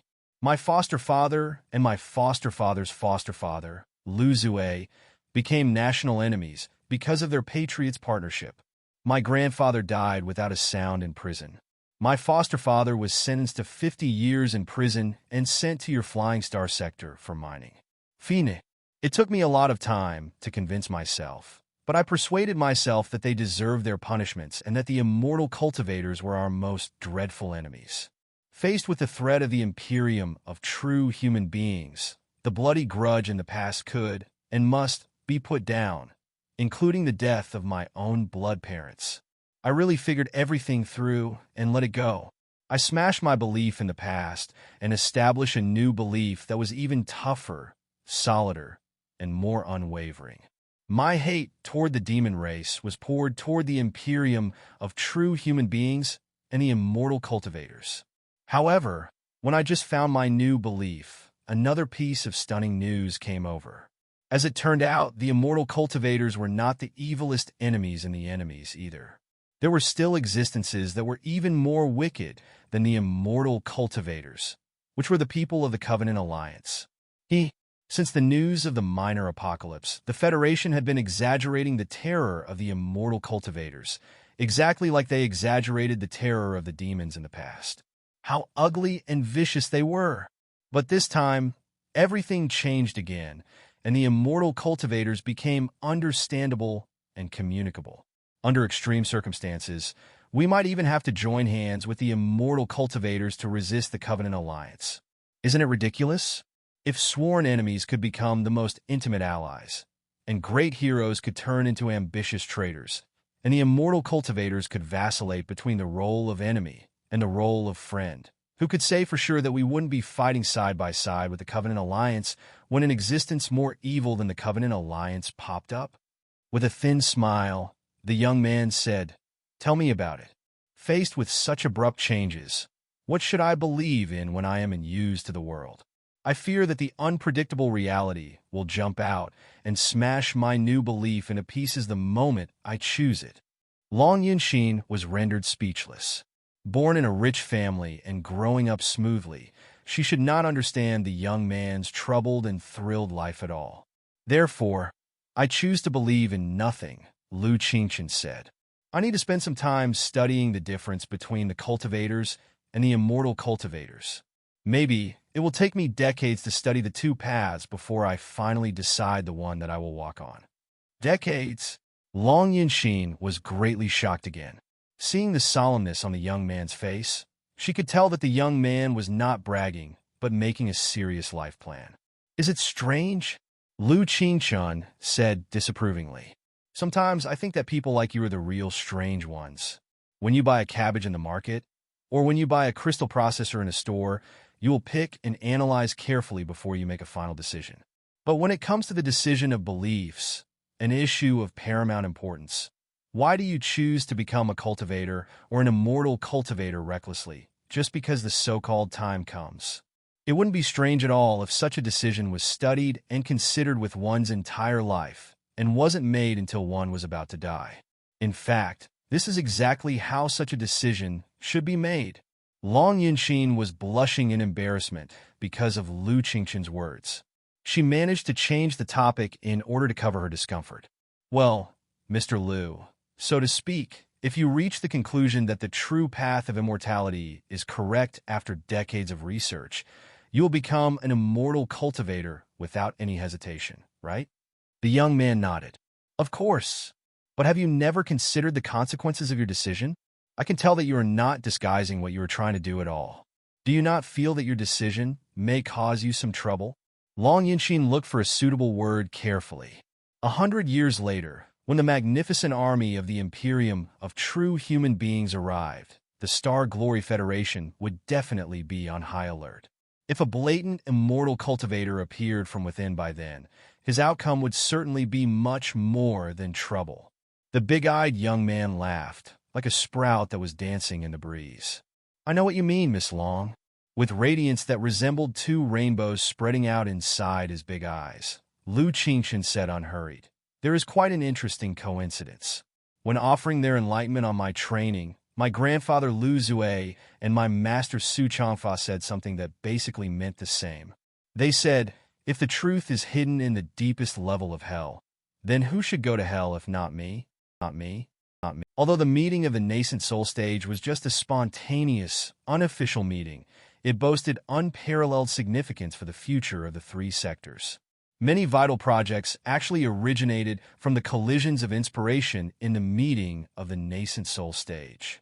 It was safe to say that the new Federation, a galaxy behemoth that was destined to swallow the stars one day, began its first step of growth during the meeting of the nascent soul stage.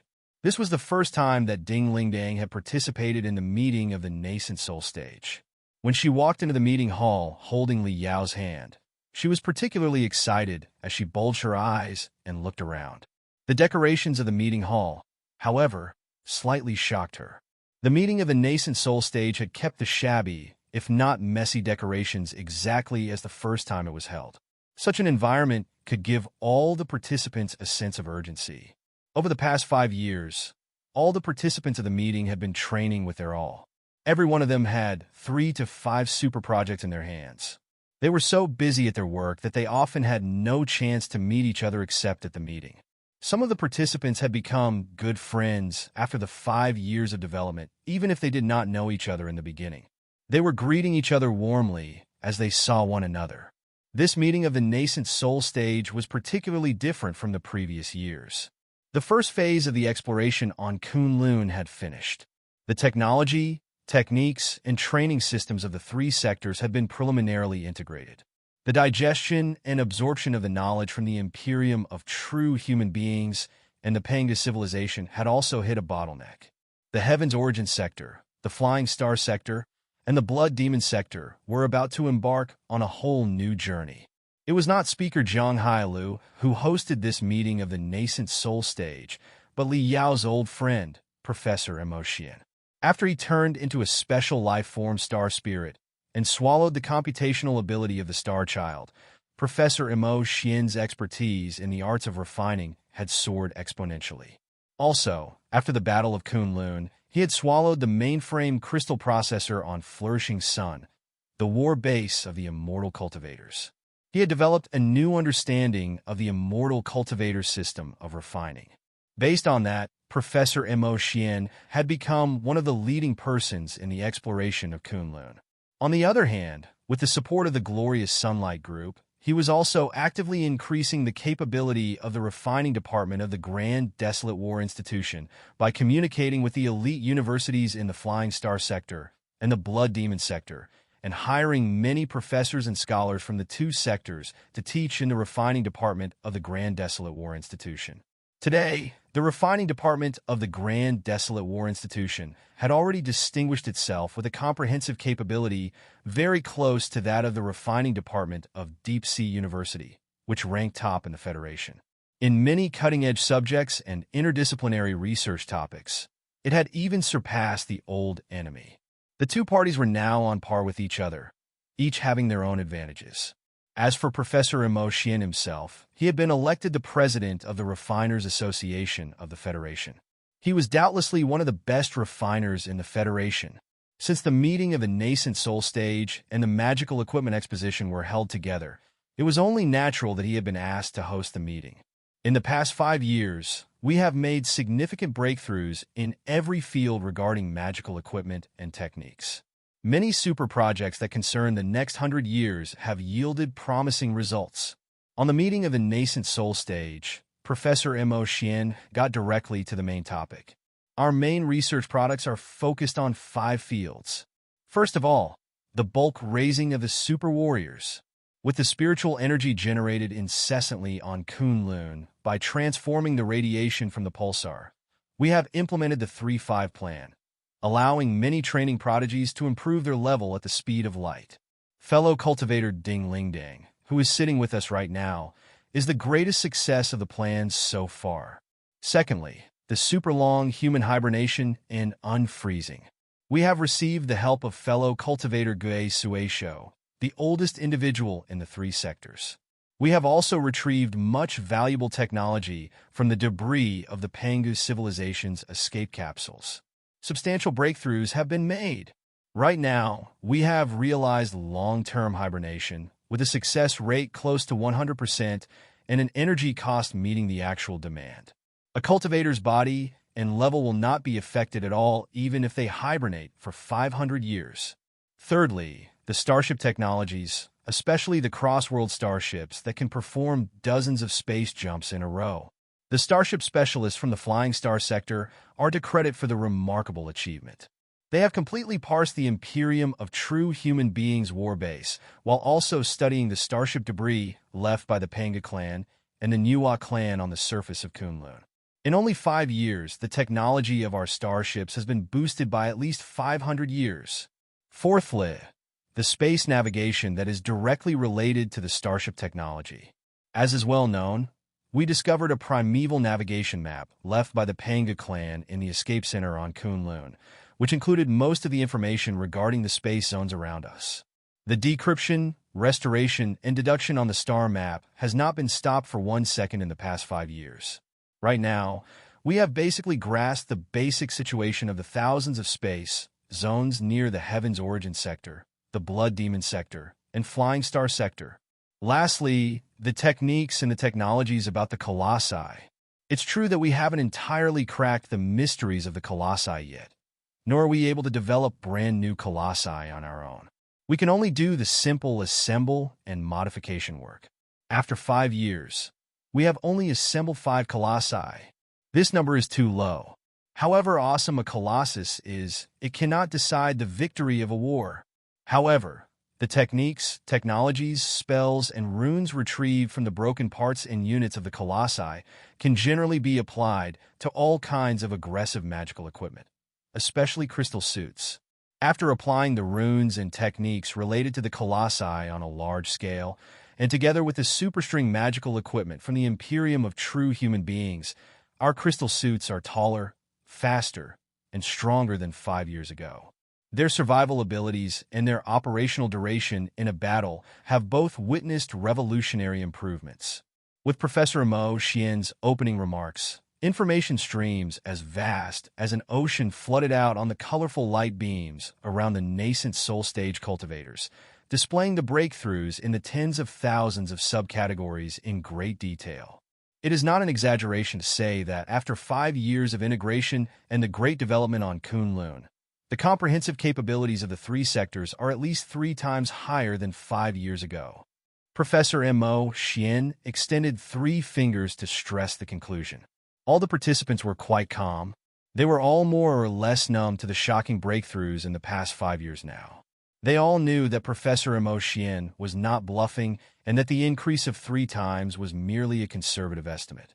However, Professor Mo Xian changed the topic and said solemnly, "I believe that we all know clearly what has facilitated such explosive development. In the past 5 years, we have been focused on the fields with the least technological difficulties and the most relics and heritages. They are the fields that are easiest to crack. Let's say that we are faced with an exam paper about the civilization development. Right now, The simplest multiple-choice questions and the fill-in-the-blanks at the front have been completed, but those questions only make up 10% of the total score.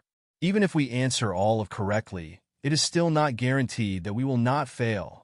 The remaining 90% of the questions will definitely not be as easy. We are destined to be faced with tough and bloody battles in the next 10 years. We will have to settle the obstacles patiently one after another. It is unlikely that our development will be as smooth and fast as the previous 5 years. I believe that everybody knows what matters most if we do not want to fail the exam. That's right. It's our size. Right now, we have only 3 sectors. The population, resources, relics, and training systems are too few, weak, and incomplete after all. How can you dedicate a grandiose performance inside a small nut? Explore new sectors, find new resources, arts, techniques, and relics. Bring the compatriots there to our side, and trigger the most dazzling sparks of wisdom in the collision of different sectors. 3 sectors is far from enough to compete with the Imperium of true human beings or the Alliance of the Holy Covenant in any regard. However, if we can discover 7 to 10 new sectors in the next 100 years and join hands with them, we will certainly grow into a force at the edge of the cosmos that nobody can underestimate. We will have enough weight to seek a strategic balance between the Imperium and the Covenant Alliance. Time and tide wait for no one. Nobody knows how long the journeys in the universe will take. Even if sectors occupied by human beings are indeed discovered, it will still take tremendous time to convince them to work with us instead of joining our enemies. Therefore, we must start our preparations right now and hopefully send out the first batch of space explorers in the next year. The meeting of the nascent soul stage this year will be themed around March into the universe. We will mainly discuss the topic from 3 perspectives. Firstly, the technological perspective.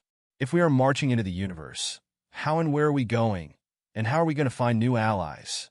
Secondly, the integrational perspective. If new sectors that have civilizations of human beings are truly discovered, how are we going to embrace them into our system? After all, judging from the examples of the Curly Dragon civilization, the Medicine Fork civilization, and the Martial Meritocrat civilization, they may be unwilling to abandon their independence and join hands with us. Thirdly, the personnel perspective. Who exactly is going to be deployed for such important missions? Naturally, the space explorers cannot be too weak, but if the nascent soul stage cultivators are sent away, too many things may be affected when they are not around. We have to determine the people for the job after careful consideration. Now, let's hear what fellow cultivator C. Cully, who is the leader of the Starfighters Alliance and the most renowned authority on starships in the 3 sectors, has to say.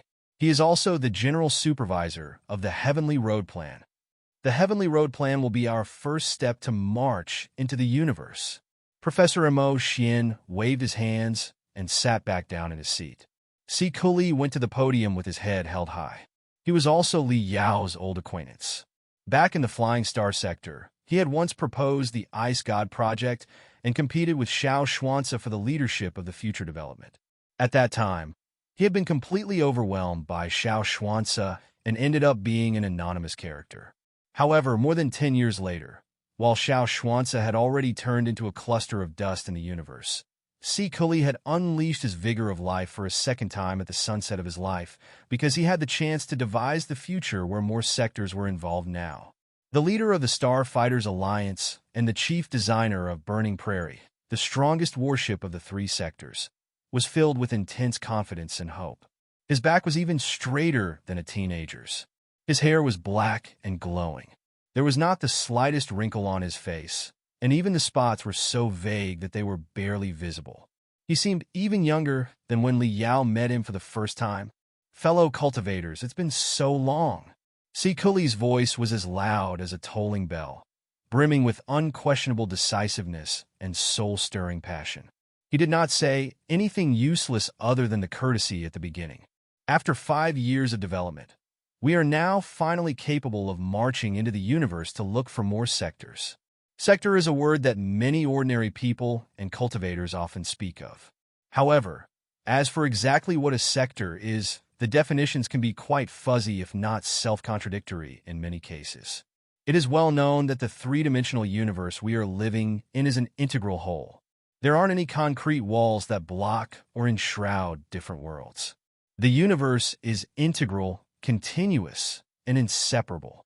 Assuming that there is a tortoise that can crawl and live in space but does not grow old, given enough time, it will be able to slowly crawl from the heaven's origin sector to the flying star sector, and then from the flying star sector to the blood demon sector. Nothing complicated need be involved at all. It's a shame that nothing doesn't grow old in the real world. Not only the individuals such as us, even our civilization only has limited time. Time is the most precious resource for us. What blocks two sectors is not a visible, concrete wall, but the most terrible obstacle to our knowledge: distance and time. Take the heaven's origin sector, for example. The nearest galaxy to us is still 5 years away from us. Even if we were to set sail at the speed of light, it will take us 5 years before we arrive. Not to mention that our technology is far from enough to support the speed of light yet. That galaxy, in the meantime, is just a random galaxy with barely any spiritual energy and absolutely no lives. There are too many such galaxies in the universe, 99.99% of which have no signs of spiritual energy or life. Without resources and heavenly materials and earthly treasures, they are not qualified to be defined as a sector and can be called wastelands at best. They are of zero value for our development at all. It is impossible for us to reach a prosperous galaxy that has enough spiritual energy to nurture all creatures from the heaven's origin sector through regular approaches right now, because it can be more than 1,000 light years away from us. So, it is safe to say that we are two different sectors. Therefore, on many occasions, a sector is in fact not a vast concept. On the contrary, it is extremely narrow and strict. Sometimes, its range is smaller than a galaxy. The galaxy of the heaven's origin sector is approximately 50 billion kilometers in diameter, but only the 5 billion square kilometers at the core boasts sufficient spiritual energy and a habitable environment. Therefore, we may say that although the galaxy that our sector is in is 50 billion kilometers in diameter, the diameter of the heaven's origin sector is only 5 billion kilometers, which is only 1/10 of the former. Worlds with multiple space zones, such as the flying star sector, are the weirdos in the universe. Yet, the flying star sector is not a collection of dozens of galaxies, but a collection of the spaces in the dozens of galaxies with the most abundant spiritual energy that are connected through wormholes. Behind Cultivation, a vintage and simple painting appeared. It was a kind, sacred, motherly goddess who was spraying dew onto the ground with a willow branch. Sprayed by the willow branch, the dews scattered into transparent, shining pearls on the ground. It was a depiction of the myth where Nuwa created human beings. In the myth, Nuwa was molding mud into human beings in the beginning, but she felt that the efficiency was too low while she was working. Therefore, she simply dipped a willow branch into the mud and water and sprayed it out, filling everywhere within her reach with thousands of living souls. Myths often contain our ancestors' profound understanding about the universe and the objects in it. They can provide enlightenment for us even today, Cultivation said peacefully. Let's look at the mud and dew that was sprayed out. If we consider the ground as the entire universe and every dew as an independent sector, we will be the tiny microorganisms living inside the dew. The microorganisms are so feeble that we can only receive sufficient nutrition and resist the scourge of the sun and the sandstorm when we are inside the dew. If we leave the dew, we will be killed very soon. In the meantime, although no walls stand between the dew, they are simply too far away from each other. With a microorganism's unbelievably short life, it is impossible for them to leave a dew droplet and crawl for several kilometers to another. This is the relationship between the sector that our life is based on and the whole three-dimensional universe. If we only use regular cruising approaches, we are destined to be confined in the invisible and therefore unbreakable cage of the speed of light. Thankfully, above the three-dimensional universe, there are still wormholes between the three-dimensional universe and the four-dimensional universe, allowing us to shatter the void and reach another sector directly through a higher dimension. The picture behind Cultivation suddenly changed. Colorful threads of light extended out of every dew droplet, connecting all the dew like the tiniest rainbows. Those rainbows were the symbols for the wormholes. The wormholes in the universe are limited, and the place that can support a space jump is limited too. It is often where we set up the sailing routes in the universe. For a blind jump, without setting the coordinates, the sailing route is 99% likely to be a suicidal action. Of all of us here, fellow Cultivator Lee is the only person who has ever tried a blind jump and succeeded, but I believe that even he definitely wouldn't want to have another try. Li Yao scratched his nose awkwardly. Cultivation was right. He would rather face Xiao Xuanzi, Bai Xinghe, Lu Zue, and Zhou Hengdao another 100 times than have a blind jump without fixed coordinates and sailing routes. In a challenge with a formidable enemy, such as Xiao Xuanzi, the failure would only mean a quick death. But if a blind jump failed, it was very possible that he would wind up in a desolate space without any resources or lives and wait to die slowly in the cold darkness. There might not be a second soul in the billions of light years around him. Such a lonely and desperate way of death would crumble even the firmest belief. To march into the universe, Cultivation went on, the most important thing is to find out and dredge the sailing routes before we deploy powerful lighthouses, or rather, the star beacons on the two ends of a sailing route. We can even assemble countless star beacons into a space gate so that the large-scale fleets will be able to transport more easily. Fortunately, human beings are not the first civilization to explore the Sea of Stars. Before us, the Pangu civilization developed and mapped the 3,000 sectors on a large scale. Most of the usable wormholes have been discovered and built into sailing routes. A rather perfect teleportation network based on star beacons was set up, too, connecting the 3,000 sectors into a congruent whole. The space network still played an important role in the age of the ancient cultivators 40,000 years ago, allowing the ancient people to transport easily among different sectors through the Sea of Stars despite their underdeveloped technology. But unfortunately, after the civil war at the end of the age of the ancient cultivators, the war between mankind and the demon race, and the rise and decline of the Star Ocean Imperium, the space transportation network has mostly been ruined. If you want to be rich, pave your road first. It is a common sense that even the village-level governments known. Ignoring the ancient cultivators, in the 30,000 years while demons reigned the Sea of Stars, and in the 1,000 years when the universe was governed by the Star Ocean Imperium, endeavors were both made to recover and increase the star beacons and the sailing sails. Although the wars rendered the endeavors futile in the end, a lot of debris and relics have still been left behind. Quite a few star beacons are even not broken, but just in the hibernation state, because they have run out of spiritual energy. Right now, with the heritage of the Star Ocean Imperium that we have excavated from Spider Den, the knowledge of the Imperium of true human beings brought by the immortal cultivators in their war base, and the legacy of the Panga civilization on Kunlun, we have grasped tremendous information about ancient sailing routes and the secret techniques to craft star beacons and space gates of a higher level. To march into the grand universe, our first step will be to find and activate the sailing routes, repair the star beacons that the previous civilizations deployed, and expand them into space gates larger in scale. We have to build a great cause from scratch, exactly like our earliest pioneers did.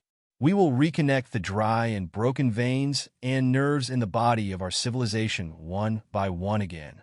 This is exactly the significance of the Heavenly Road Plan. On the light beam behind Cultivation, a lot of worlds were shining brilliantly. They were connected to each other tightly by colorful roads, constituting a splendid paradise in the universe. Although they knew that it was simply artwork, Li Yao and Ding Lingdang were still deeply fascinated by such a glorious future. They had plenty of time to plan everything. After the first day's meeting was over, Li Yao and Ding Lingdang roamed the garden outside the meeting hall, hand in hand. It was already dawn after a whole night of discussion. On the horizon in the east, the morning glow was swallowing the entire night sky like a surging tide. Li Yao and Ding Lingdang were still dwelling on the spectacular and passionate meeting. Occasionally, when they made eye contact, they immediately felt what was on each other's mind. Ding Ling Dang smiled and jabbed Li Yao with her elbow.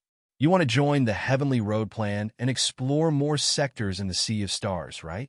Yes. Li Yao licked his lips, with eagerness beaming out of his eyes. He looked at his fists and said, We've spent 5 peaceful years on Kunlun. Although it was quite a lot of fun to study the colossi all day, I felt that my life was short of something. My spirit couldn't be entirely activated, and my level stagnated too. I couldn't make any progress however hard I trained myself. It felt like, how should I put it? Ding Ling Dang smiled and bared the sharp teeth. It felt that you were not completely alive? Exactly. Li Yao's eyes suddenly shone while he raised his thumb for his wife. That's exactly my feeling.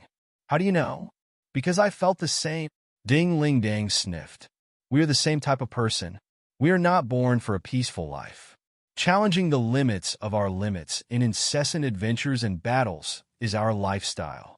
In the past 5 years, although my level has been improving fast through the arduous training, it never felt as gratifying as when I fought the demons in the depths of the grand, desolate plateau 8 years ago. Such a monotonous life is like a prison for me. My bones are itching so much that I feel there must be bugs inside. I've long expected the human hibernation technology and the space jump technology to be developed enough for us to march into the universe. Now, the day has finally arrived. The opportunity is too great to miss. After all, there are still almost 100 years to go before the expedition army of the Imperium of true human beings arrives.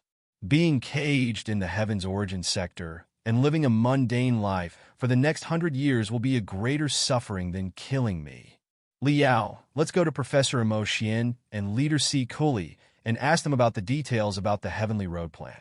If we are truly marching to the universe, there are no candidates that are more suitable than us. Li Yao's eyes were glittering. He held Ding Ling Dong's hands tightly and said, That's exactly what I want. C. Cooley was the best starship specialist in the 3 sectors, while Professor Imo Xian had been studying the ancient star map left by the Panga civilization over the past few years. The two of them were both the most crucial components of the Heavenly Road Plan. Although Li Yao was Professor Imo Xian's student, he had been devoted to the research on the colossi and did not pay much attention to the Heavenly Road Plan before it was announced. C. Cooley and Professor Imo Xian had not rested yet. They were still sorting the presentations of the participants in the meeting hall now. Seeing that Li Yao and Ding Ling Dang returned, the 2 seniors showed no sign of surprise at all. Li Yao, perfect timing. Come here and take a look at this. C. Cooley greeted Li Yao with a smile. Back in the riot of the immortal cultivators, the 2 of them had become comrades who fought side by side with each other. When the communication between the Heaven's Origin sector and the Flying Star sector went deeper, Li Yao's glorious Sunlight Group and C. Cooley's Starfighters Alliance formed a strategic partnership. They shared a lot of mutual interests and were in an unusual relationship. Therefore, even the title of fellow cultivator was saved. C. Cooley activated a rune array softly, triggering a hologram right in front of them, which turned out to be a super small starship around 10 meters long and as brilliant as a diamond. At first glance, the starship did not carry any metal materials and was in a completely different style from what was seen in the Heaven's Origin sector, the Flying Star sector, or the Blood Demon sector. The flawlessness of the starship actually had a primeval air around it, just like, isn't it the escape capsule of the Panga clan? Li Yao scratched his hair and finally recalled what it was. 5 years ago, deep inside Kunlun, he and 3 immortal cultivators had once found an escape capsule of the Panga clan and even fought the hibernating warrior of the Panga clan inside Hard. At that time, the escape capsule had been blown up into countless pieces. The super small starship in front of his eyes right now, however, was 80% similar to the escape capsule of the Panga clan and looked like a reduced version. Yes, precisely, C. Cooley declared proudly. Although the escape capsule was blown into smithereens, we collected the debris carefully and tried our best to analyze it. Together with our latest starship technology, we have finally produced this feather-level super starship, which we have named Spark. Don't underestimate it just because it only has the space to accommodate 1 passenger. It has in fact been embedded with hundreds of units excavated from Kunlun, allowing it to perform dozens of space jumps in a row or accelerate to sublight speed. As the fastest and most agile starship of the three sectors right now, it is most suitable for the universal exploration. Li Yao and Ding Ling Ding looked at each other, their eyes shining. Professor, Uncle C, you must know what we are here for, mustn't you? Li Yao went directly to the topic. I believe that there shouldn't be a problem if we want to join the Heavenly Road plan and explore the new sectors with our capabilities, right? Regarding the issue, we would have gone to you if you hadn't come to us. Professor Mo Xian walked close and said, according to the internal discussion of the team of the Heavenly Road Plan, it is indeed necessary to send out experts in the nascent soul stage at the beginning phase of the universal exploration. But it is not because those in the building foundation stage or the core formation stage are surely unqualified for the task. This is mainly for safety reasons. We don't know the first thing about the worlds beyond the Heaven's Origin sector, the Blood Demon sector, and Flying Star sector. Assuming that there are local forces in the new sectors, we are unaware whether they are friendly or hostile, how developed their civilization is, and if they pose a threat to us. Even if the overall development level of their civilization is not as good as ours, it doesn't mean that their top experts cannot kill or even capture our explorers alive. It's just like us. Our comprehensive capability is far behind that of the Imperium of true human beings, but with a delicate scheme and some luck, we were still able to capture the explorers of the Imperium of true human beings. In the perilous universe, information is one of the most valuable resources. After we captured an explorer of the Imperium of true human beings, we received tremendous information from both them and their war base, which significantly increased our capability and will make us grow into a serious threat for the Imperium one day.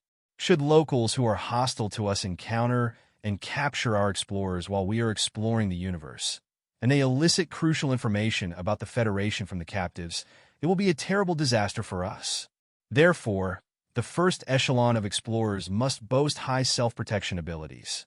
In the worst-case scenario, they must be capable of destroying all the information about us before terminating their own life when they are caught in a desperate situation. Li Yao and Ding Ling Ding looked at each other, not very surprised. Although the two of them were cultivators who believed in humanity, they were not innocent children who did not know the darkness in the universe. Danger lurked everywhere in the sea of stars. Professor Mo Xian's concerns were definitely valid. If the explorers from the Federation ran into powerful and hostile locals, they might confess the coordinates, combat ability, civilization level, as well as other critical intelligence under the vicious secret arts, such as the soul-searching technique, before they had the chance to figure out the new world situation. In that case, the Federation would be losing a lot instead of gaining anything from the exploration missions. It was needless to say that the explorers might run into the scouts from the Covenant Alliance or the Imperium in the vast universe, who might be tough characters like the Star Child. Only the experts in the nascent soul stage were capable of competing with them. Even if they could defeat the enemy, they would still be able to destroy themselves and all the information they carried cleanly, so that the Federation could still be hidden in the mist at the edge of the cosmos. Li Yao clapped his hands and said, "Then, the two of us will go for the mission. We're perfect for it. You are indeed perfect for the mission, but you cannot be in each other's company on the mission," Professor Mo Xian said. "In our plan, every exploration team will be supervised by a nascent soul stage cultivator. However, two nascent soul stage cultivators will not be on the same team." Li Yao and Ding Ling Ding were both dazed for a moment. They asked simultaneously, why? 2 reasons. Firstly, you cannot put all your eggs in the same basket, Professor Mo Xian explained. Although the space jump technology is quite mature, passing through the 4-dimensional space is a highly risky endeavor after all. If anything goes wrong, the vehicle may be caught in a cosmic storm of the foreign dimension until it drifts to the end of the universe. One space jump may be not that dangerous. However, while the Heavenly Road Plan is implemented, the explorers will jump continuously like the Star Child of the Imperium of true human beings. When the risks of dozens of space jumps are accumulated, the final result can be extremely high. There are only slightly more than 200 experts in the nascent soul stage in the 3 sectors. subtracting those who are too old and the non-battle ones who are unsuitable for the universal exploration missions. There are few suitable candidates for the job. Assuming that the two of you are on the same starship should an accident take place, we will lose two nascent soul stage cultivators who are of paramount importance at the same time. Such a loss is too heavy for us to shoulder. Therefore, we cannot be as extravagant as the Imperium of true human beings who put two in the nascent soul stage and one at the peak of the core formation stage on the same exploration team. We can only put one nascent soul stage cultivator in each team at best. Secondly, the complexity of the universal exploration. We have to try everything we can to increase our odds of discovering a new sector, Professor Emotion said. For the ordinary people who live on a planet, with a blue sky above their heads and a solid land below their feet, when they are faced with the night sky brimming with brilliantly shining stars, it is often impossible for them to truly understand the vastness and enormity of the universe. How many stars are scattered in the three-dimensional universe, to our knowledge? By the preliminary estimation of generations of astronomers, there are approximately 90 sextillion, which means a 9 with 22 zeros behind it. What does 90 sextillion mean exactly? Let me put it this way. We are now on the Grand Desolate Plateau at the north of the continent of the Heaven's Origin sector, which is a famous desert. There is another boundless desert at the south of the Blood Demon sector, known as the White-Silver Death Desert. Say that every grain of sand in the desert stands for a star. Then even if all the grains on all the planets in the Heaven's Origin sector, the Flying Star sector, and the Blood Demon sector are combined, their total number will still be smaller than the number of stars in the universe. But although there are so many stars, only a tiny fraction of them can generate stable galaxies. And of the stable galaxies, only a tiny fraction are qualified to be called a sector with abundant spiritual energy. We must consider the investment and the possible yield before we develop the sectors. Some of the sectors may boast bountiful spiritual energy, but they are too far away from us, and their environment is too harsh. So, they will be of no use to us at all for the next hundreds of years. In the end, the sectors that fit our filtering conditions are few to none.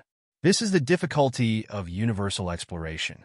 The Heavenly Road Plan equals to a mission to locate a few grains from the billions of grains on the Grand Desolate Plateau. Ding Ling Dang could not help but interject. But don't we have a lot of star maps?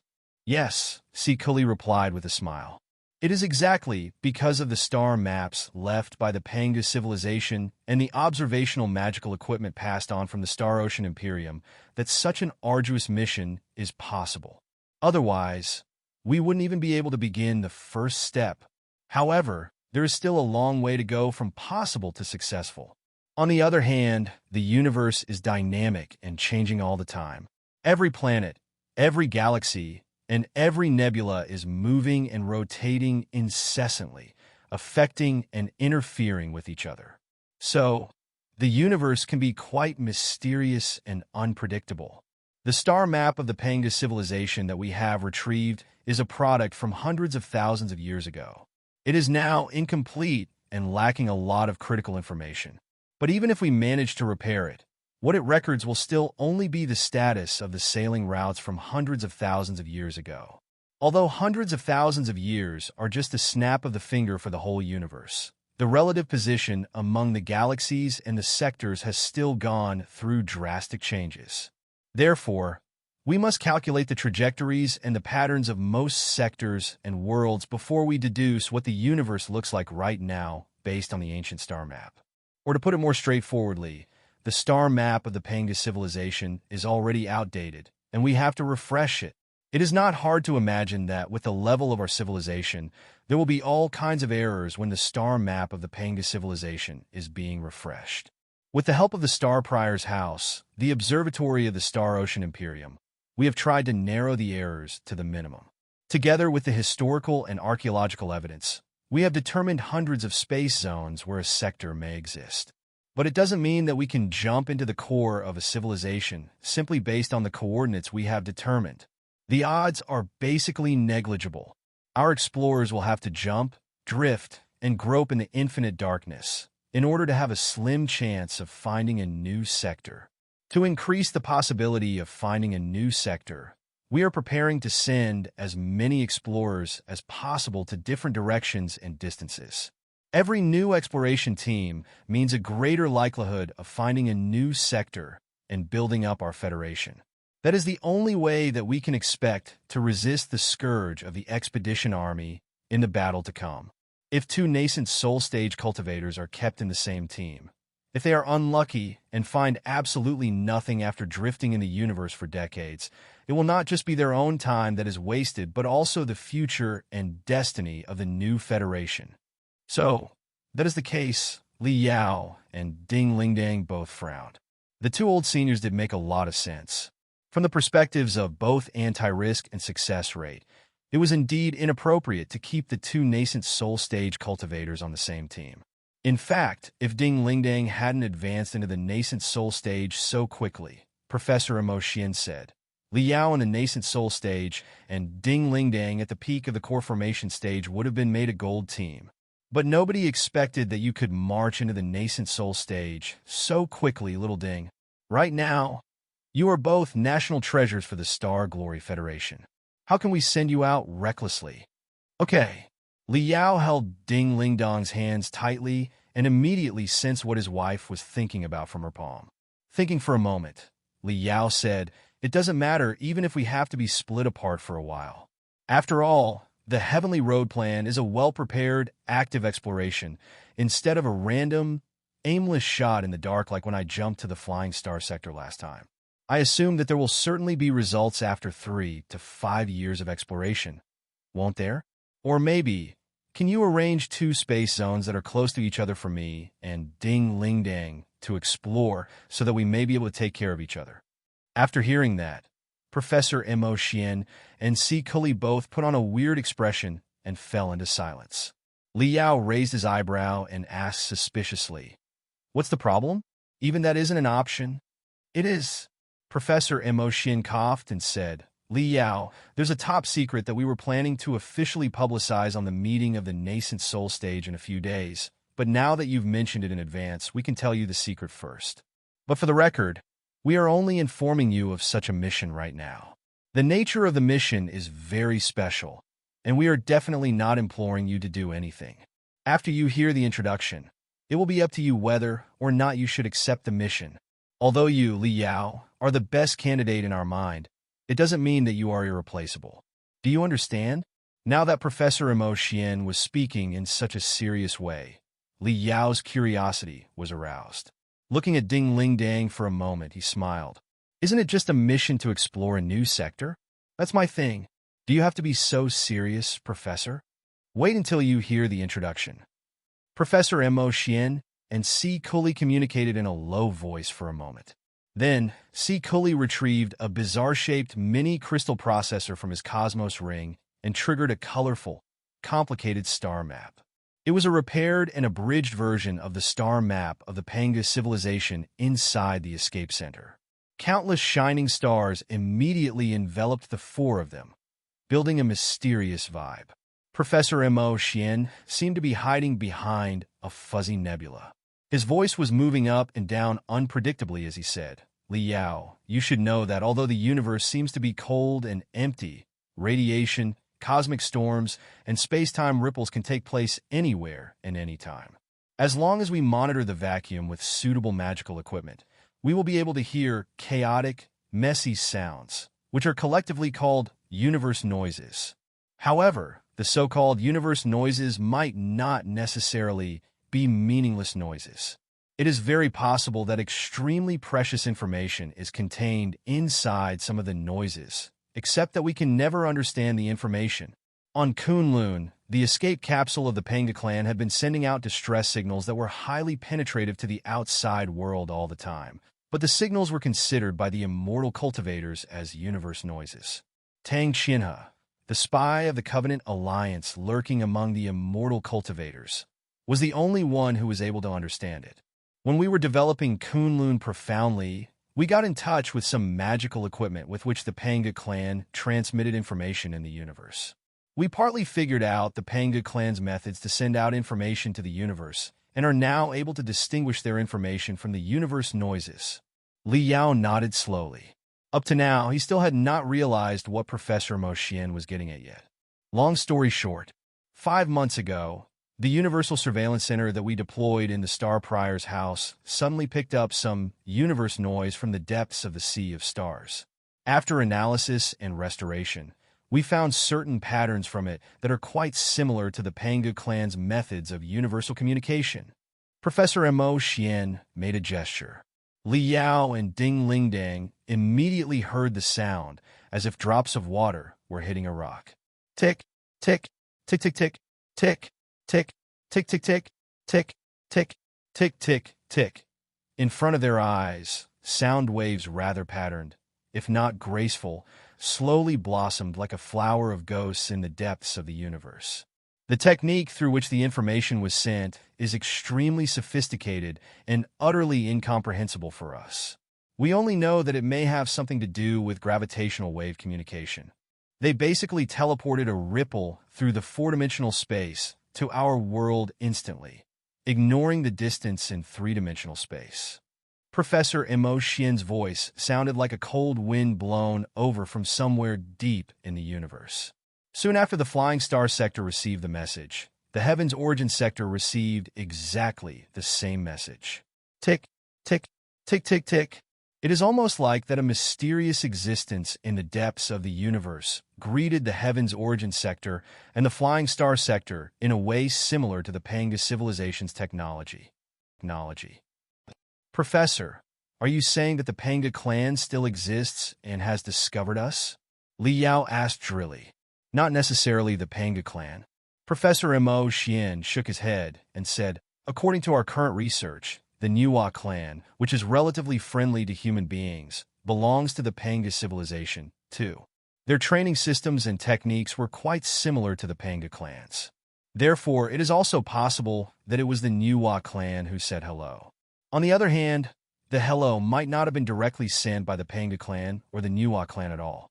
It is possible that a certain kind of communication magical equipment left in the relics after they perished was recently activated by accident from the dormancy and sent out a message through the preset network. In fact, we are more in favor of the last possibility right now. Pondering for a moment, Li Yao asked, why? Because the Blood Demon Sector did not receive the hello, Professor Mo Xian explained. By logic, since the Heaven's Origin Sector and the Blood Demon Sector are so close to each other that they have already begun melting, there is no reason why the Blood Demon Sector would not receive the greeting when the Heaven's Origin Sector and the Flying Star Sector did. Such a weird phenomenon baffled us. Eventually, we thought of a possibility. The integration of the Heaven's Origin Sector and the Blood Demon Sector only began hundreds of years ago. Before that, the two worlds were extremely far away from each other. Since the Blood Demon Sector never received the message, it suggests that the guy who sent the message was using a piece of communication magical equipment left a long time ago when the Blood Demon Sector was still not on the contact list yet. Li Yao and Ding Lingdang were both slightly relieved by the explanation, but not entirely. Since the guy was able to send a message to the Heaven's Origin Sector and the Flying Star Sector, it was quite possible that he could measure the precise coordinates of the two sectors and even find them. Can we trace the source of the signal? Li Yao asked gravely. He was not really looking forward to a positive answer. After all, the universe was too vast a place. Who could say for sure from which unvisited corner the sound was sent out? But out of his expectation, Professor Mo Xian nodded and replied, as a matter of fact, we basically can. You may feel that it is a big strange, right? By logic, their ability to send out a signal with the four-dimensional ripples as the vehicle suggests that their technology is much more advanced than ours. It is impossible for us to find them at all if they intend to hide themselves. However, they showed no intention of hiding themselves at all. The hello contained tremendous information about their own coordinates. It's almost like the purpose of the greeting is to connect us to each other. Let's make an example. The greeting is like sending a message to a public channel. Hey, I am A, and I am at place B. Are you there, C? Message me back ASAP if you are. That's basically what the greeting is for. So, Ding Lingdang said, the sender of the message is not hostile? We don't know that yet, Li Yao said coldly. It may still be a trap, with the hello as a bait.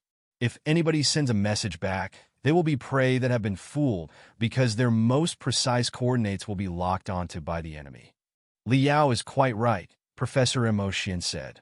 After figuring out the information contained in the greeting, we have studied and discussed the findings, too.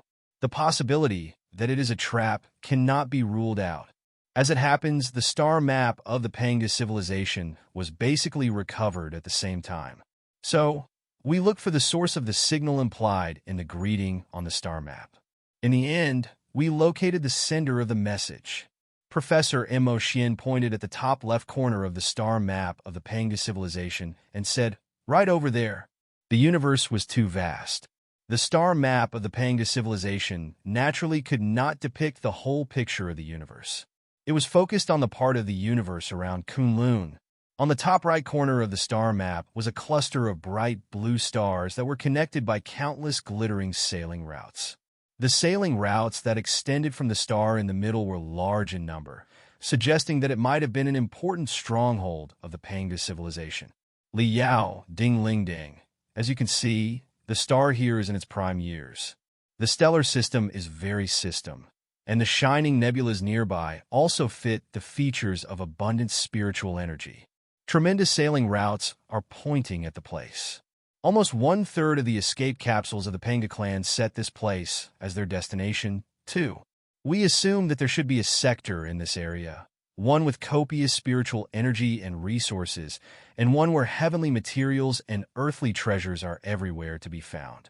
That is why the Panga clan developed it into a strategic stronghold, and even a center of the local area. Narrowing his eyes, Liao activated his computational ability to the maximum. He replied immediately, "If it is truly a strategic stronghold with copious spiritual energy and resources and has relics of the Panga civilization, there is no reason for it to be unheard of in our history. Its name must have been sung throughout the 3,000 sectors. This mysterious sector is not far away from the Heaven's Origin sector and the Flying Star sector. It will be quite easy for us to reveal the sector's real face if we search the ancient classics on astronomy and observe it through the Star Prior's house, right?" "That is precisely where the problem lies," Cully interjected. "We can't find it." Liao's eyes widened. "What do you mean by we can't find it?" "We mean that after scanning all the ancient classics on astronomy in the Heaven's Origin sector, the Flying Star sector, and the Blood Demon sector, we haven't found any information of value to help us find this particular sector. What is even weirder is that when we observe the place where the sector should be through the most advanced magical equipment in the Star Prior's house, we still fail to discover any trace that prove the existence of such a world. From the scraps of the star maps of the Star Ocean Imperium that we have collected, we have found all the space zones near the sector except for the sector itself. There are only two pieces of evidence confirming that the sector is not illusionary. Firstly, the star map of the Panga civilization from hundreds of thousands of years ago. Secondly, the hello that was just delivered to our ears a moment ago. It must be noted that the greeting was made with the four-dimensional ripples as a vehicle and was therefore not restrained by the speed of light. We may consider the signal as a real-time one, which means that they did not send out the greeting until around half a year ago, and that we received the greeting in almost the next second. Other than the two pieces of evidence, the sector does not exist at all. Liao's mouth opened larger and larger as Cully's description proceeded. He found it hard to believe. Is it possible? Then, what did the most advanced astronomical magical equipment in the Star Prior's house, which also observes the universe through the four-dimensional space, see in the place where the mysterious world should be? Nothing at all. Not even a random star, Cully said. Compared to the star map of the Panga civilization, at least dozens of stars have vanished. It's like there is an enormous black spot that swallows the space in the area in its entirety. Liao thought for a moment and concluded, "So, a mysterious sector, which was an important place for the Panga civilization in the primeval era hundreds of thousands of years ago, just vanished into thin air in the age of the ancient cultivators and remains non-existent to this day. But right now, from the missing world, someone has greeted us in the Panga civilization's way, almost like the ghosts of the Panga clan are still haunting the universe." Hearing haunting ghosts, Ding Ling Dang jabbed him in the back and said in a low voice, "Stop being so creepy." Liao chuckled and scratched his head. "I was just kidding, but consider such a possibility. Since it was an important stronghold of the Panga civilization, it must have been a gory battlefield in the God-Sealing War. So, is it possible that the world was blown up in the war between the Panga clan and the Niwa clan? That way, the world would naturally disappear." Hardly had he proposed the hypothesis when he realized that something was not right. If the mysterious world had indeed been destroyed in the God-Sealing War, how could a highly directional message have been sent from the place recently? Was it really the doing of the restless ghosts of the Panga clan? Liao was almost scared by his own thought. It's impossible for a whole sector to have been demolished. Professor Mo Xian shook his head slowly. For such gigantic celestial bodies like stars, it is extremely difficult to destroy them without leaving any trace behind. Even if the stars do decline of natural course, they will turn into red giants, white dwarfs, neutron stars, or black holes. They will still be observed one way or another. If the star was destroyed because all its energy was exploited instantly in an unbelievable cosmic war, it must have unleashed almost infinite radiation and storms, which would have been 100 times more violent than a supernova outbreak. So, it is impossible for the star to have left no traces in the space around. Moreover, it is not one star that we are talking about right now, but almost 100 of them. Even the Panga civilization at their peak period couldn't have been able to wipe them out without a sound. Regarding the whole issue, I have another speculation. The sector and the space zones around it are not destroyed but blocked by cosmic dust. As fellow Cultivator C mentioned just now, the space in the area seems to be swallowed by the black spot. It is quite a vivid metaphor. The so-called black spot is actually a ribbon of cosmic dust that is massive and boasts special characteristics. As a result, the rays of light and the radiation cannot break through the ribbon. Protected by the nebula of black spot, it is quite possible that the sector inside is living just fine after hundreds of thousands of years. It was also possible that the Panga civilization had grasped a certain secret technique that allowed them to manipulate the nebulas. Liao knew that, according to the different metal constituents of the nebulas and the changing force fields that restrained them, the nebulas could display all kinds of amazing features, such as sending out and blocking specific radiation or absorbing and releasing spiritual energy. This is about everything that we know right now, Professor Emoshian said. Although we have discovered the sender's location, it is covered in a large black spot nebula. It is impossible for us to observe them directly from the heaven's origin sector, the flying star sector, or the blood demon sector with our current technology. However, from the perspective of the grand universe, the sender of the signal is not very far away from us, and it is hard to tell whether it's a blessing or a curse now that such a mysterious, unknown world has suddenly jumped out right next to us and even greeted us promptly. We cannot allow a stranger to sleep right next to our bed soundly, much less someone we know absolutely nothing about. There's something that's even more critical. Come here and take a look. This is an estimated trajectory based on the star map of the Pangu civilization and the diagram of apocalypses in the star prior's house. Have you noticed anything wrong? Professor Mo Xian pointed at the top of the picture and said, "The mysterious world is not far away from the route of the expedition army of the Imperium of true human beings. In 100 years, when the expedition army of the Imperium brushes past them, it is possible that they will discover this sector, like the immortal cultivators including Su Changfa, who discovered Kunlun 5 years ago." Liao took a long breath. He could totally imagine the dire consequences if Su Changfa and the other immortal cultivators occupied Kunlun. Kunlun was just a weapons factory that the Pangu civilization established with the spiritual energy dispersing from the pulsar. However, since the mysterious sector was considered an evacuation destination by so many members of the Panga clan, it was obvious that the place must have been an important stronghold for them, or perhaps a local military center. If such a world was involved with the expedition army of the Imperium, it would definitely not be good for the Federation, which was trying the best to defend. Did the extremely mysterious sector still exist at all after hundreds of thousands of years? What kind of species or civilization was living in the world? The place was far away from the prosperous area at the center of the cosmos. Therefore, it was unlikely to be part of the Imperium or the Covenant Alliance.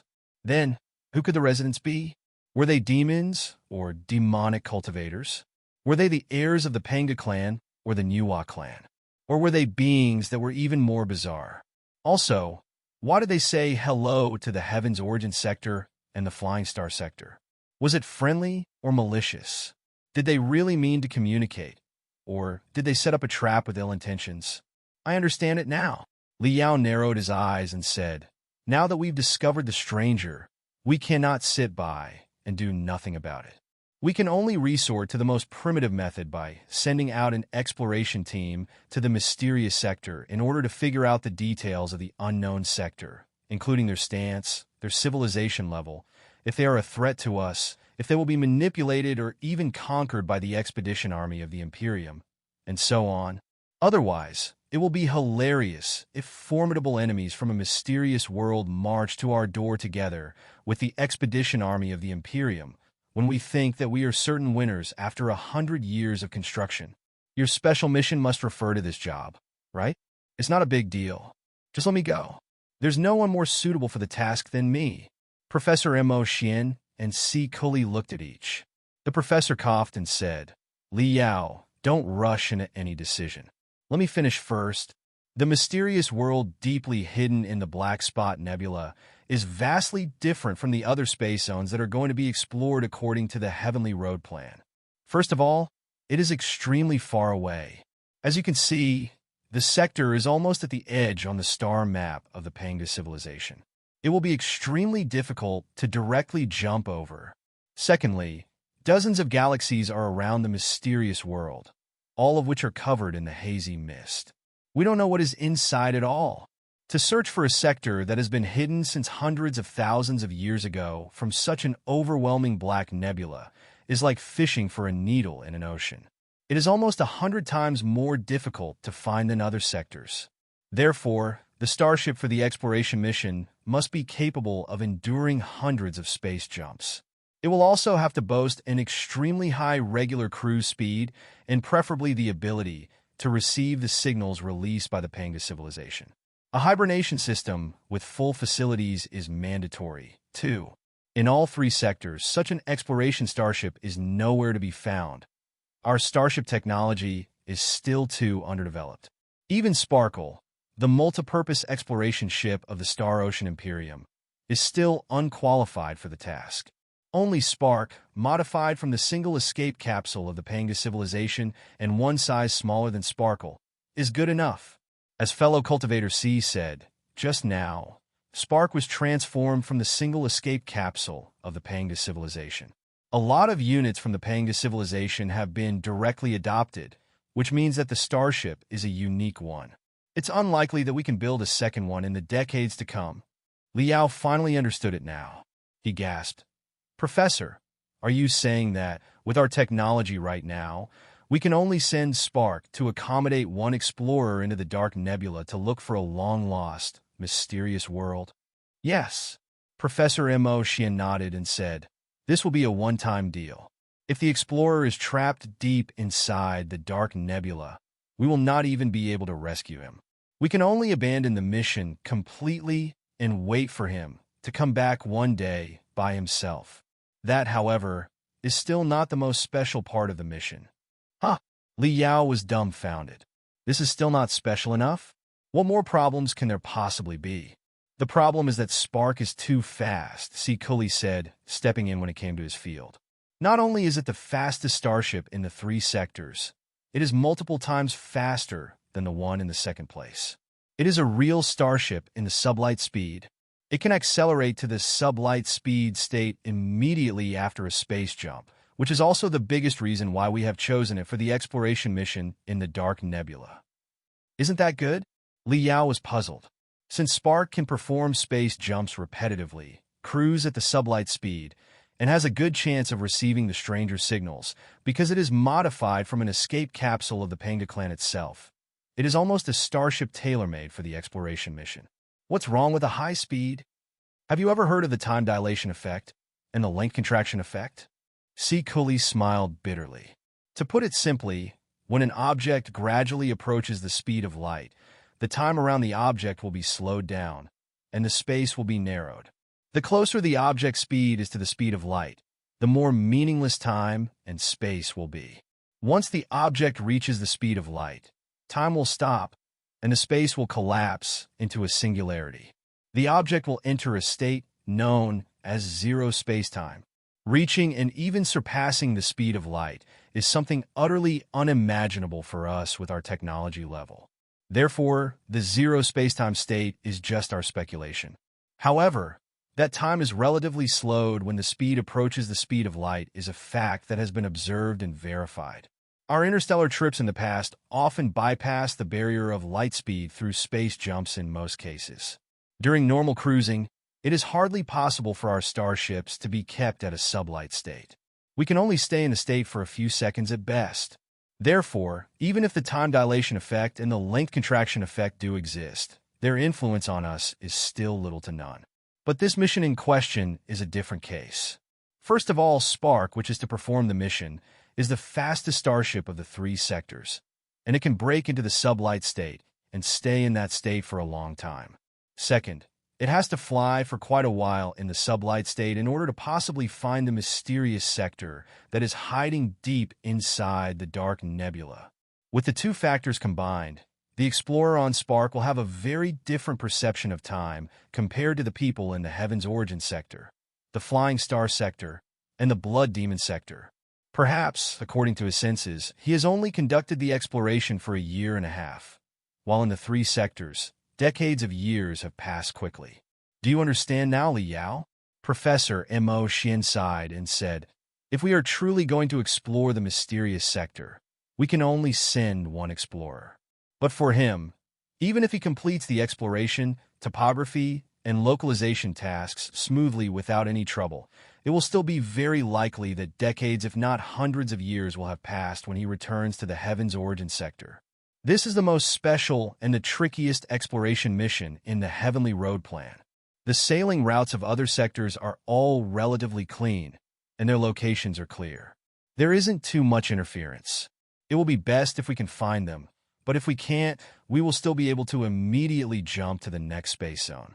If absolutely nothing is found at the end, we can still return to the Federation in a couple of years to reunite with our family or join other projects. But this mission here is too uncertain and can potentially take too long. Li Yao and Ding Lingdang both fell silent. The time dilation effect and the length contraction effect. The closer one was to the speed of light, the slower time would pass. Decades for a single exploration mission? It was something that the two of them had never thought of before they arrived. However difficult the mission is, however long it takes, and however huge the cost is, it will have to be carried out, won't it? Li Yao said solemnly. Because we cannot pretend that we don't see the mysterious new world after it jumps out of nowhere and even greets us blatantly, right? However, with the four factors combined, it's like a sting that has deeply pierced into our eyes, making us unable to ignore the mysterious world. If we do, just like you said just now, it is very possible that an army vastly different from what we have anticipated will be knocking on our door in 100 years' time. Li Yao listened to the professor's introduction carefully while he measured the virtual star map, estimating the distance between the Heaven's Origin sector and the mysterious Black Spot Nebula and the possible spiritual energy cost. After calculating in silence for a long time, Li Yao tapped between his eyebrows softly and said, if we are indeed performing such an exploration, it will be the longest space jump in the history of the Heaven's Origin sector, the Flying Star sector, and the Blood Demon sector. No wonder we can only send a super tiny starship such as Spark, which is both light and fast. However, I do have a technological question. After receiving the space jump technology of the Panga civilization and the Imperium of true human beings, our Heaven's Artillery, Eye of Blood Demon, and Cosmic Slingshot have all been upgraded into top-tier space jump platforms. After necessary modifications, it is indeed possible to launch Spark to the Black Spot Nebula millions of light years away. But how is Spark coming back? Assuming that there is a vast and surging river between us and our destination, A strong, muscle man can definitely throw a pebble over the river. But the biggest issue is how to make the pebble fly back, even though it is easy to be thrown away. However, our mission is exploration and topography. If we have indeed collected tremendous intelligence, we will have to bring it back one way or another. Won't it be a suicidal mission if we can only jump over, but can't jump back? We all have considered the issue. Professor Mo Xian turned on a second light beam. This time, it was the complicated 3D designs that were displayed in the virtual space. The figures, spiritual stripes, and rune arrays were as small as the heads of flies, and they had taken up almost every corner. Normal refiners would feel dizzy when they read any of them. Li Yao, however, craned his head and studied with great interest.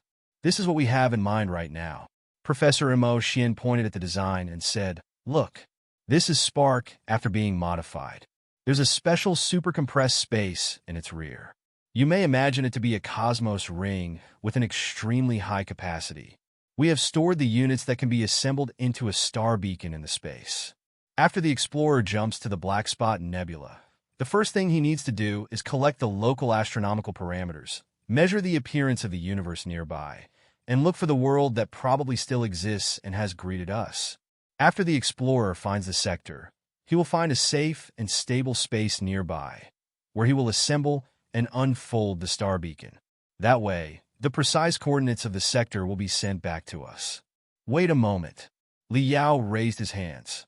As a professional, he immediately noticed something wrong. The black spot nebula and the three sectors are so far away from each other. Only the specific coordinates information sent by the largest star beacons will be able to be successfully received by the three sectors, right? Even if the message is received, it will be like a flickering firefly in a dark night. Obscure and incomplete, it will be far from enough to navigate the space jump of a fleet. To guide a collective jump of an enormous space fleet covering a distance of millions of light years, hundreds of star beacons are needed to be put together into a space gate. So many star beacons are definitely beyond the capacity of a tiny spark. Li Yao, your concerns are very reasonable. The cases are different. Let's talk about them separately, Professor Mo Xian explained unhurriedly. After discovering the new sector, the explorer will need to enter deep into the mysterious sector. Without exposing his own identity, he will need to figure out their ethnography, their civilization level, the distribution of their Panga relics, their attitude toward us, whether or not they are related to the Imperium, the Covenant Alliance, the Demon Race, the extraterrestrial devils, the Panga clan, the Niwa clan, or any other alien species, but most importantly of all, find out why exactly they greeted us. The explorer will collect all the intelligence of value and run a preliminary analysis on the ground. In the best-case scenario, the creatures of this sector boast a very developed civilization and are quite friendly to us. They are glad to communicate or even ally with us, like the relationship between the Flying Star sector and the Heaven's Origin sector. Then, the explorer will send the result back through the star beacon. At that time, the Federation will send more units of star beacons toward the coordinates where the explorer is at. You see, although the flickering light millions of light years away may not be enough to guide an enormous fleet, it should be more than enough to guide a few lifeless units of star beacons. After the units are teleported over, the explorer will collect and assemble the units on Spark into a second, a third, and even 100 star beacon, until an intact space gate is established so that our main force will be able to jump over to establish deeper communications with the stranger. After the main force arrives, they will bring larger carriers that accommodate magical equipment to dredge the space sailing routes. So, it will no longer be a problem to go home for the explorer. If the kindness of the creatures of this unknown world is unquestionable, it is very possible that they will have their own highly developed space jump techniques. Maybe the explorer can go home with their method. After all, the situation right now is utterly different from when we were wandering in the Flying Star sector. At that time, we didn't know the specific coordinates of the Heaven's Origin sector at all. Naturally, it was extremely troublesome for us to return home. But right now, we know everything about the specific coordinates and the astronomical parameters of the Heaven's Origin sector, the Blood Demon sector, and the Flying Star sector. With a platform on the level of the heavens artillery, it will be very easy for the explorer to return. Grinding his teeth for a long time, Liao shook his head slowly. I'm afraid that we cannot be so optimistic. A friendly, highly developed civilization? It doesn't sound very hopeful to me. Then, it will be the second case scenario, which is relatively worse, Professor Mo Xian said. If the explorer discovers that a powerful civilization that is hostile to us and even deeply associated with the Imperium, the Covenant Alliance, the extraterrestrial devils, the Panga clan, or other forces is dominating the unknown sector, and that they are planning to conquer or even destroy us, the explorer will still have to collect all the intelligence about them before he returns to the jump point that he has deployed in space. By then, the explorer will send a different signal to the three sectors. After receiving a message from him, the three sectors will also teleport assets to him. Not the units to assemble star beacons this time, but the units to make thrusters. You may think of a so-called thruster as a super mini heavens artillery that is specially for Spark's use. It will kick Spark hard right in the bottom. Together with the space jump facilities installed on Spark, the starship will be able to be teleported back too. Li Yao thought for a moment and said, the second case scenario is worse. So, there is still the worst case scenario. In the worst case scenario, Professor Mo Xian said calmly, the explorer will fall into the hands of the locals. It is a possibility that we can't ignore. After all, the fact that they greeted us from millions of light years away is indicative enough of their civilization level. Now that our explorer is entering the dangerous land without knowing the first thing about them, we have to consider the possibility of the explorer being captured and studied by them. If that's the case, the explorer must be able to terminate his own life before he confesses any crucial intelligence about the three sectors, especially our war potential and our specific coordinates. The cruel possibility cast both Li Yao and Ding Lingdang into silence for a moment. Professor, allow me to summarize your requirements. Li Yao rubbed his face hard. Sorting through his messy mind, he said slowly, in order to explore the mysterious world, the explorer you are looking for must have abilities in two aspects. Firstly, the abilities to fight on his own deep behind enemy lines, to assume other identities, and to collect and analyze intelligence. Secondly, the abilities to assemble and maintain magical equipment independently. It is very possible that the explorer will have to establish a space gate purely on his own. Although all the assets will be teleported from the three sectors, it will still be an extremely difficult task to assemble tens of thousands of units, debug them, and make sure that they function normally. It is needless to say that the magical equipment units may malfunction after breaking through the void. He will have to test and maintain each and every one of them, which is not a job that any random refiner can accomplish. There are the most distinguished special forces soldiers, intelligence experts, and camouflage masters in the three sectors. There are also the most excellent refiners and magical equipment specialists. However, Spark is modified from the escape capsule of the Panga clan, and it can only accommodate one passenger. You can count the cultivators who boast the abilities in both the two aspects with one hand. I think that there are fewer than 3 names on your candidate list, Professor. On the other hand, you are also one of the best refiners in the three sectors. Although you are not good at theoretical studies, your practical abilities are definitely among the best and can even rank in the top 5. The mission requires the explorer to assemble a large amount of magical equipment units and even perform sophisticated maintenance work. Such work does not demand much theoretical knowledge, but it calls for very high practical abilities. Therefore, generally speaking, you are the best candidate. However, as I have explained the difficulties of the mission to you just now, one day in your journey may mean 1 year in the real world. Such a mission will greatly influence your life plans and the future of your family. You are no longer the unknown, poor boy that you were 20 years ago who had nothing to lose when you were having your adventures. Now, you are the core member of the Colossi Project, and you are responsible for sorting and writing the operation manuals of the Colossi, which essentially makes you the chief tutor of the Colossi of the three sectors. You also have many organizations under your name, such as the Glorious Sunlight Group, the Double Dragons Union, Skyfire, and so on, which are operating quite well in the three sectors. Also, You have only been married for 5 years and don't have any children yet. If you are to carry out the mission, it means that you will be separated from everything I mentioned just now for decades. A lot of things will happen in the next 100 years. When you return from the foreign land, the Star Glory Federation will be destined to be something entirely different from what it is right now. You and Ding Ling Dang need to consider the possible influences carefully. In fact, even I don't know whether or not it is worthwhile to choose you for the mission, because you can also play an irreplaceable role if you stay in the 3 sectors. Chances are that you will make even more contributions here than if you go to explore space. Therefore, even if you and Ding Ling Dang decline the mission after deliberation, I will absolutely support your decision. I can arrange a few sectors that are closer to us and less difficult for you to explore. I mean what I said. Perhaps it will be even better to keep you in the Federation as a symbol. The fame, influence, wealth, and resources that you can possibly gain here will be much more than you can from the depths of the Sea of Stars. You will also create value for the Federation in a much more stable way. This jade chip stores all the research files regarding the mysterious world ever after we receive the uncanny signal. You and Ding Ling Dang can take a good look at it and consider all the factors comprehensively before you give us a reply. We don't need to rush into any decision after all. Hesitating for a moment, Liao took the jade chip.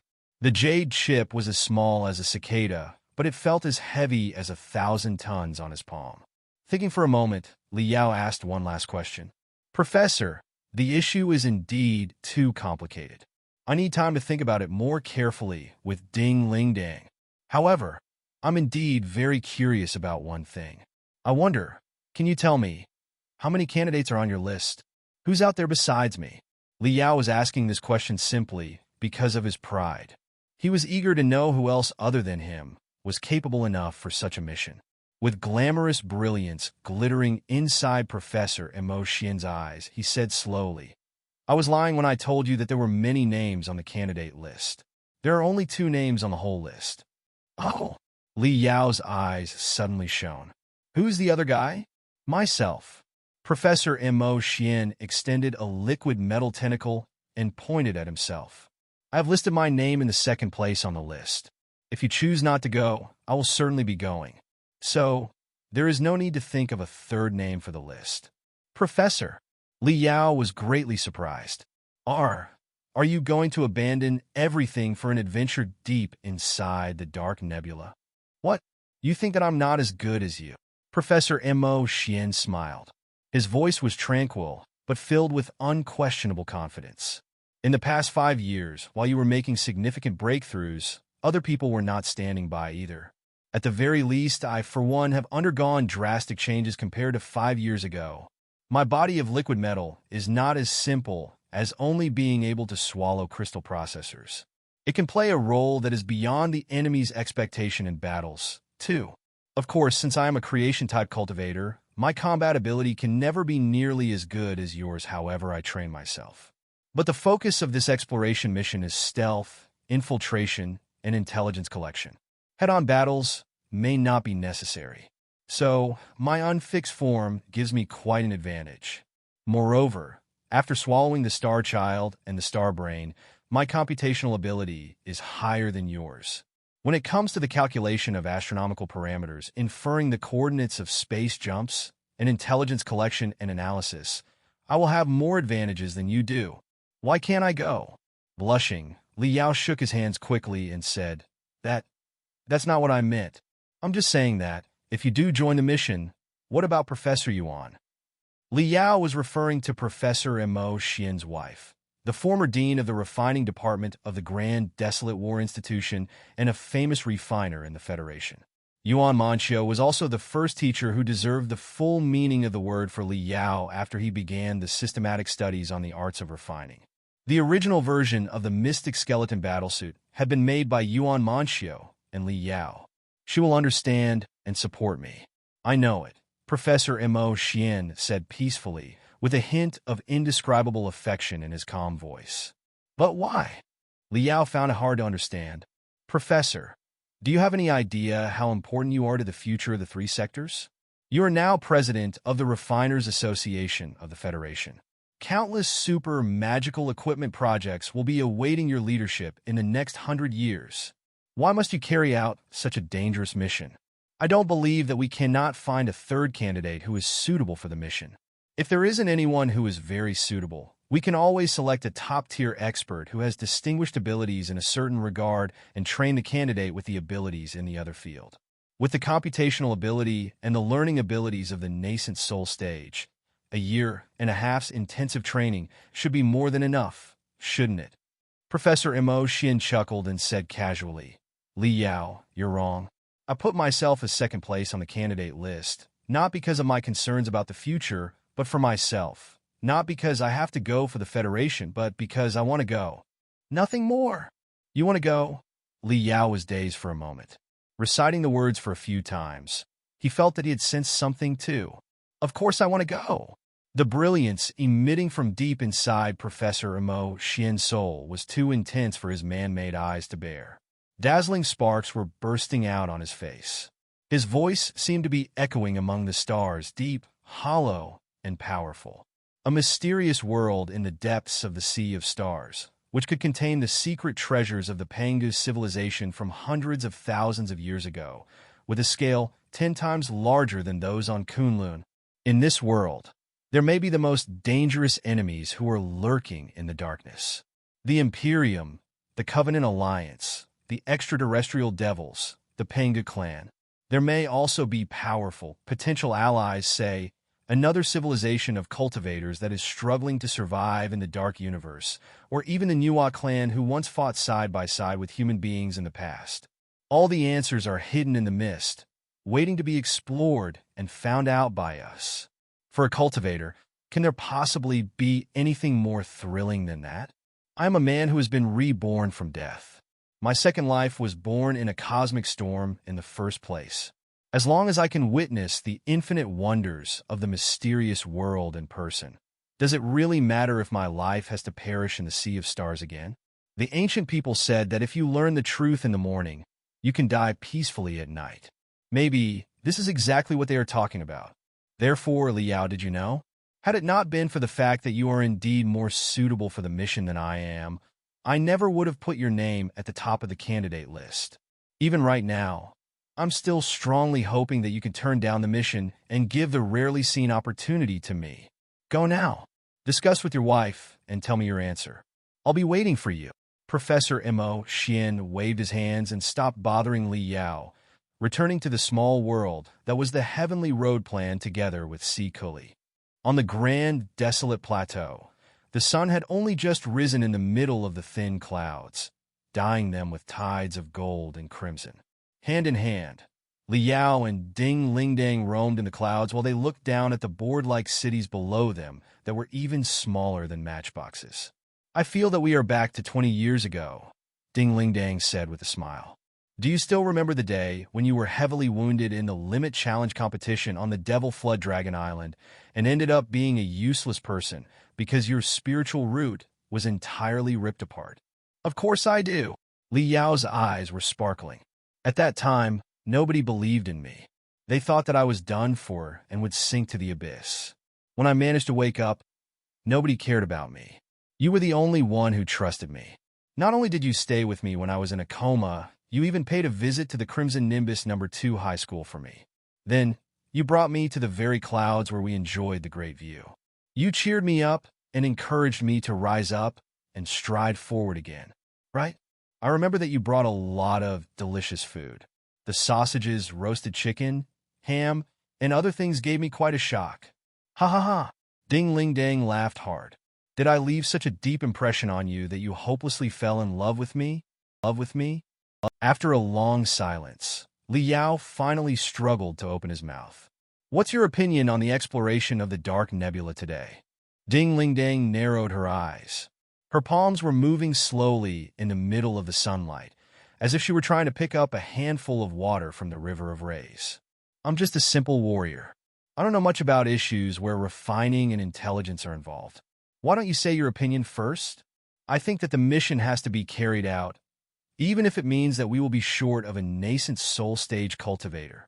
If we don't go, there will be too many risks in the future. But if we do, we may be able to find a relic even more splendid than Kunlun and even make a powerful ally. Liao had apparently given it a lot of thought while he was on the flight in the clouds. He was not stopping at all now that he had begun. But as for the candidates for the mission, Professor is certainly not the best choice. It's not that I am not confident in his capabilities, but as the Star Spirit, he is now the master of the most powerful super crystal processor of the three sectors, and he is responsible for countless revolutionary magical equipment projects. He will be one of the pillars for the three sectors for the next 100 years. We can't do without him. As for other candidates, I've managed to come up with a few names. For example, Guo Chunfeng, director of the Secret Sword Bureau. Known as the strongest core formation stage cultivator in the three sectors and boasting talents spanning the four domains, he would have made a perfect candidate. First of all, intelligence collection is the job that he has been doing all his life. Moreover, he is also a reasonably good refiner. After a year and a half's intensive training, he will certainly be able to learn how to maintain and assemble the space gate. But the same problem will happen if Brother Guo is chosen. His role in the secret front line of the Federation is equally irreplaceable. Considering that the people of the Imperium and the Covenant Alliance look identical to us, it will be even easier for them to infiltrate the Federation than the demons in the past. Intelligence and anti-infiltration works will certainly be of paramount importance in the future war.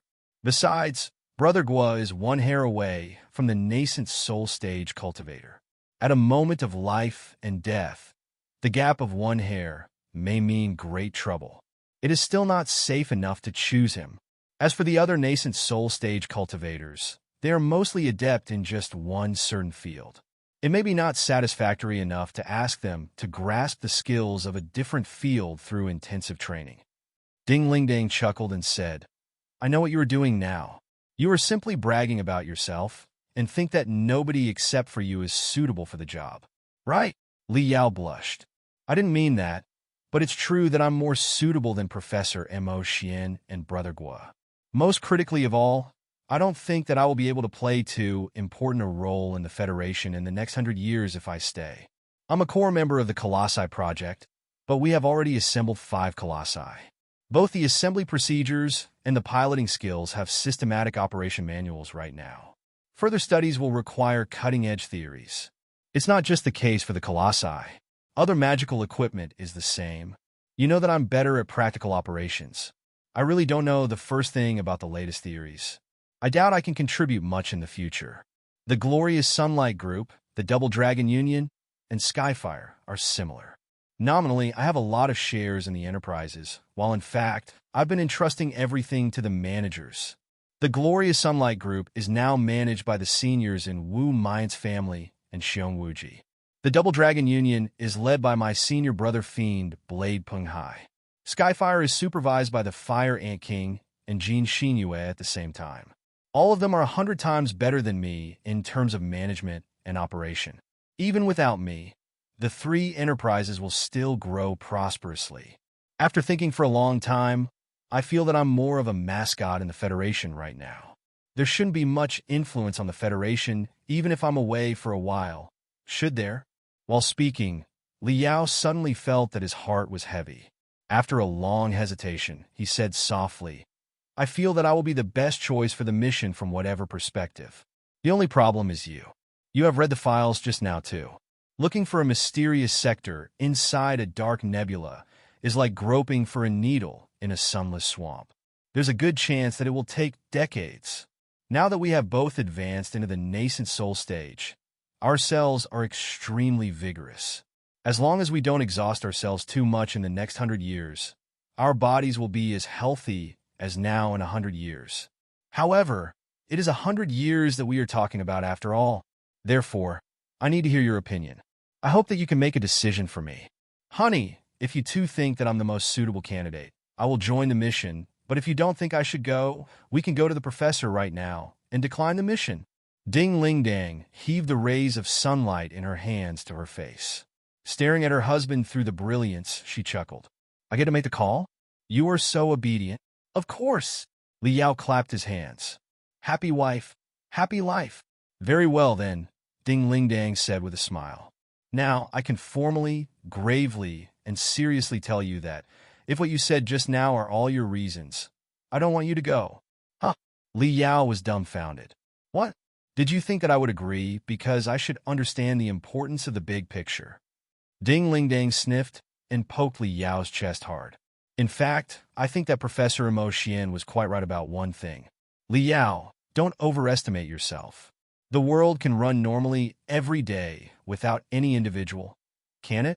Why do you have to show off and solve every conundrum in person? Are Professor Mo Xian, brothered with Chun Feng, or any other nascent soul stage cultivators who have done intensive training really not as good as you and absolutely incapable of such a mission? Are you that awesome? Chances are that they will accomplish the mission even better than you will. As for the vacancy after they leave, it is even less of a problem. I don't believe that we can't find two people who are suitable to be the director of the Secret Sword Bureau or the president of the Refiners Association when the population of the Heaven's Origin sector, the Flying Star sector, and the Blood Demon sector is already tens of billions. Ding Ling Dang was poking Li Yao's chest hard after every sentence. Li Yao was gasping and grimacing in pain. At this time, however, Ding Ling Dang began to rub Li Yao's chest with her hands softly as she said, all in all, the Federation has countless superheroes. You are not the first one, and you will not be the last. Even if you hide in our home and sleep all day, the sky will not fall down, the earth will not collapse, and the end of the world will not come. But I have only one husband, and I'm too lazy to find a second one. You are not that important to the Federation, but you are more important to me than anything else. Do you understand? Therefore, if your reasons are what you gave me just now, then this is my answer, no. Absolutely no. Whoever dares to fool you into the mission with **T reasons such as devotion, patriotism, or sacrifice, I will blow up their head. You have done enough for the Federation. Even if you do have your responsibility as a cultivator, you have long fulfilled it. Li Yao was rendered speechless by his wife. He was dazed in the clouds for a moment, pondering for a moment. He felt that there was a deeper meaning to her lines. You will not agree if my reasons are what I gave you just now. So, you may agree if it is for something else? Ding Ling Dang grinned and suddenly said, out of context, Li Yao, thank you. Li Yao was even more curious. Thank me for what? Did you know? In fact, a long time ago before I met you, and even for quite a while after I met you, I thought that I would never be married in my entire life.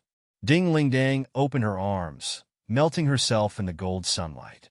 After all, you know my personality best. I'm too uncivilized, and I'm too fond of adventures. What I like best is to blow a demon beast brains out of its head. When I'm training crazily, I may not take a break for 3 days and 3 nights, during which time I know absolutely nothing around myself.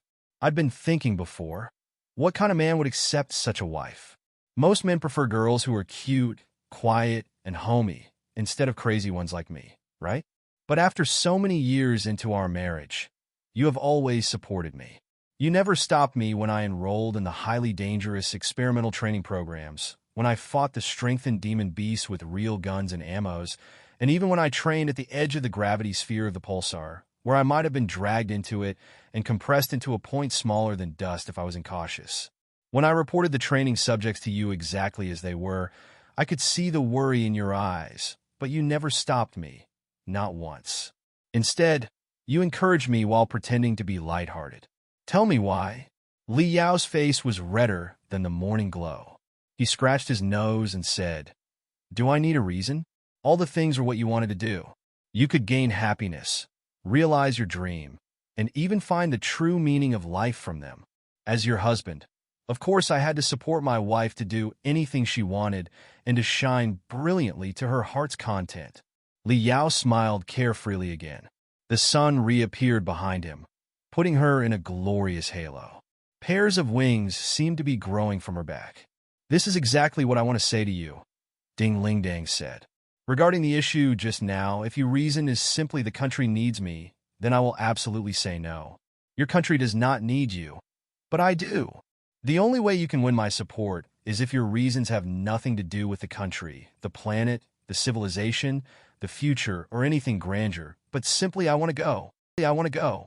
Chapter 13, 23, 105% alive. Li Yao's eyes passed her and darted toward the furiously burning sun. Under the sunlight, his face turned gold. Holding Ding Lingdong's hand softly, he was deep in thought for a long time. His face flickered with confusion, calmness, excitement, and gloom until it became pureness in the end. "I want to go, from the bottom of my heart," Li Yao mumbled. "You're quite right. It has nothing to do with the grander concepts such as civilization, federation, or future. The universe is such a spectacular place. I just want to go out there and take a good look at it. There's something that I kept from you all the time. After more than 10 years of soul-stirring adventures, in the past 5 years, I was finally able to live a peaceful and routine life like normal people. I had almost everything: fame, position, power, enterprises, and support and admiration from the general public. You were by my side the whole time, too. No matter how hard we were training during the day, we were still able to share the same bed at night like a normal husband and wife. By logic, this should already be the most satisfactory point of my life, right? However, do you know who visited my dreams most when I was sound asleep at night?" Blinking his eyes, Ding Lingdang said, "Yin Shibei Xiao Xuanza, Bai Xinghe, the Star Child, Jin Tuyi, Elder Nether Spring, Zhou Hengdao, Lu Zui? How did you know?" Surprised, Li Yao scratched his lips subconsciously. "Do I talk at night?" "Of course not." Ding Lingdang smiled. "It's because I often dream about my past enemies, too. During the 10 years when you were away from the Heaven's Origin sector, I was training and traveling in the depths of the Grand Desolate Plateau. I encountered many brutal and hideous demon beasts, and I only narrowly escaped from beast tides hundreds of times, too. The scenes often reappear in my dreams. It is quite odd. When I was wandering on the Grand Desolate Plateau, I often had to burn my life and soul, sparing nothing, in order to win a slim chance of survival. On many occasions, the physical and mental suffering were simply indescribable. Every time I survived a beast tide and dragged my bleeding and exhausted body back to the base, I told myself that I would never do such a stupid thing as to wander in front of the wormholes on the Grand Desolate Plateau by myself again. But I would be reckless again after resting in safety for less than 1 week. I forgot the pain as soon as the scars were gone. In my dreams, when I am back in those moments of life and death, I often relish them so much that I want to try them once or 100 times more. Yes, that's exactly the feeling." Li Yao's eyes suddenly shined. He held his wife's hand more and more tightly and exclaimed, "In my dreams, I often find myself challenging Yin Shibei, Xiao Xuanza, Elder Nether Spring, Lu Zui, and the rest of them again. What troublemakers they were! I only managed to defeat them with the help of countless companions and a bit of luck every time after the last bit of wisdom, courage, and determination in the deepest part of my soul were exploited. The unparalleled ecstasy after I defeated them, or simply while I was defeating them, made me feel that I was 100% or even 105% alive. Honey, make no mistake. I'm not saying that I didn't enjoy the peaceful life for the past 5 years, or that I don't want to spend the rest of my life with you. It's just that compared to the blood-freezing adventures 10 years ago, I feel that such a smooth, undisturbed life, which I can absolutely foresee will be like decades later, is a bit boring. You can understand the feeling, right?" "Of course."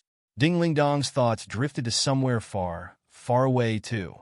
Her entirely body seemed to be turning into a transparent diamond that was gradually melting into the air. She felt both real and illusionary.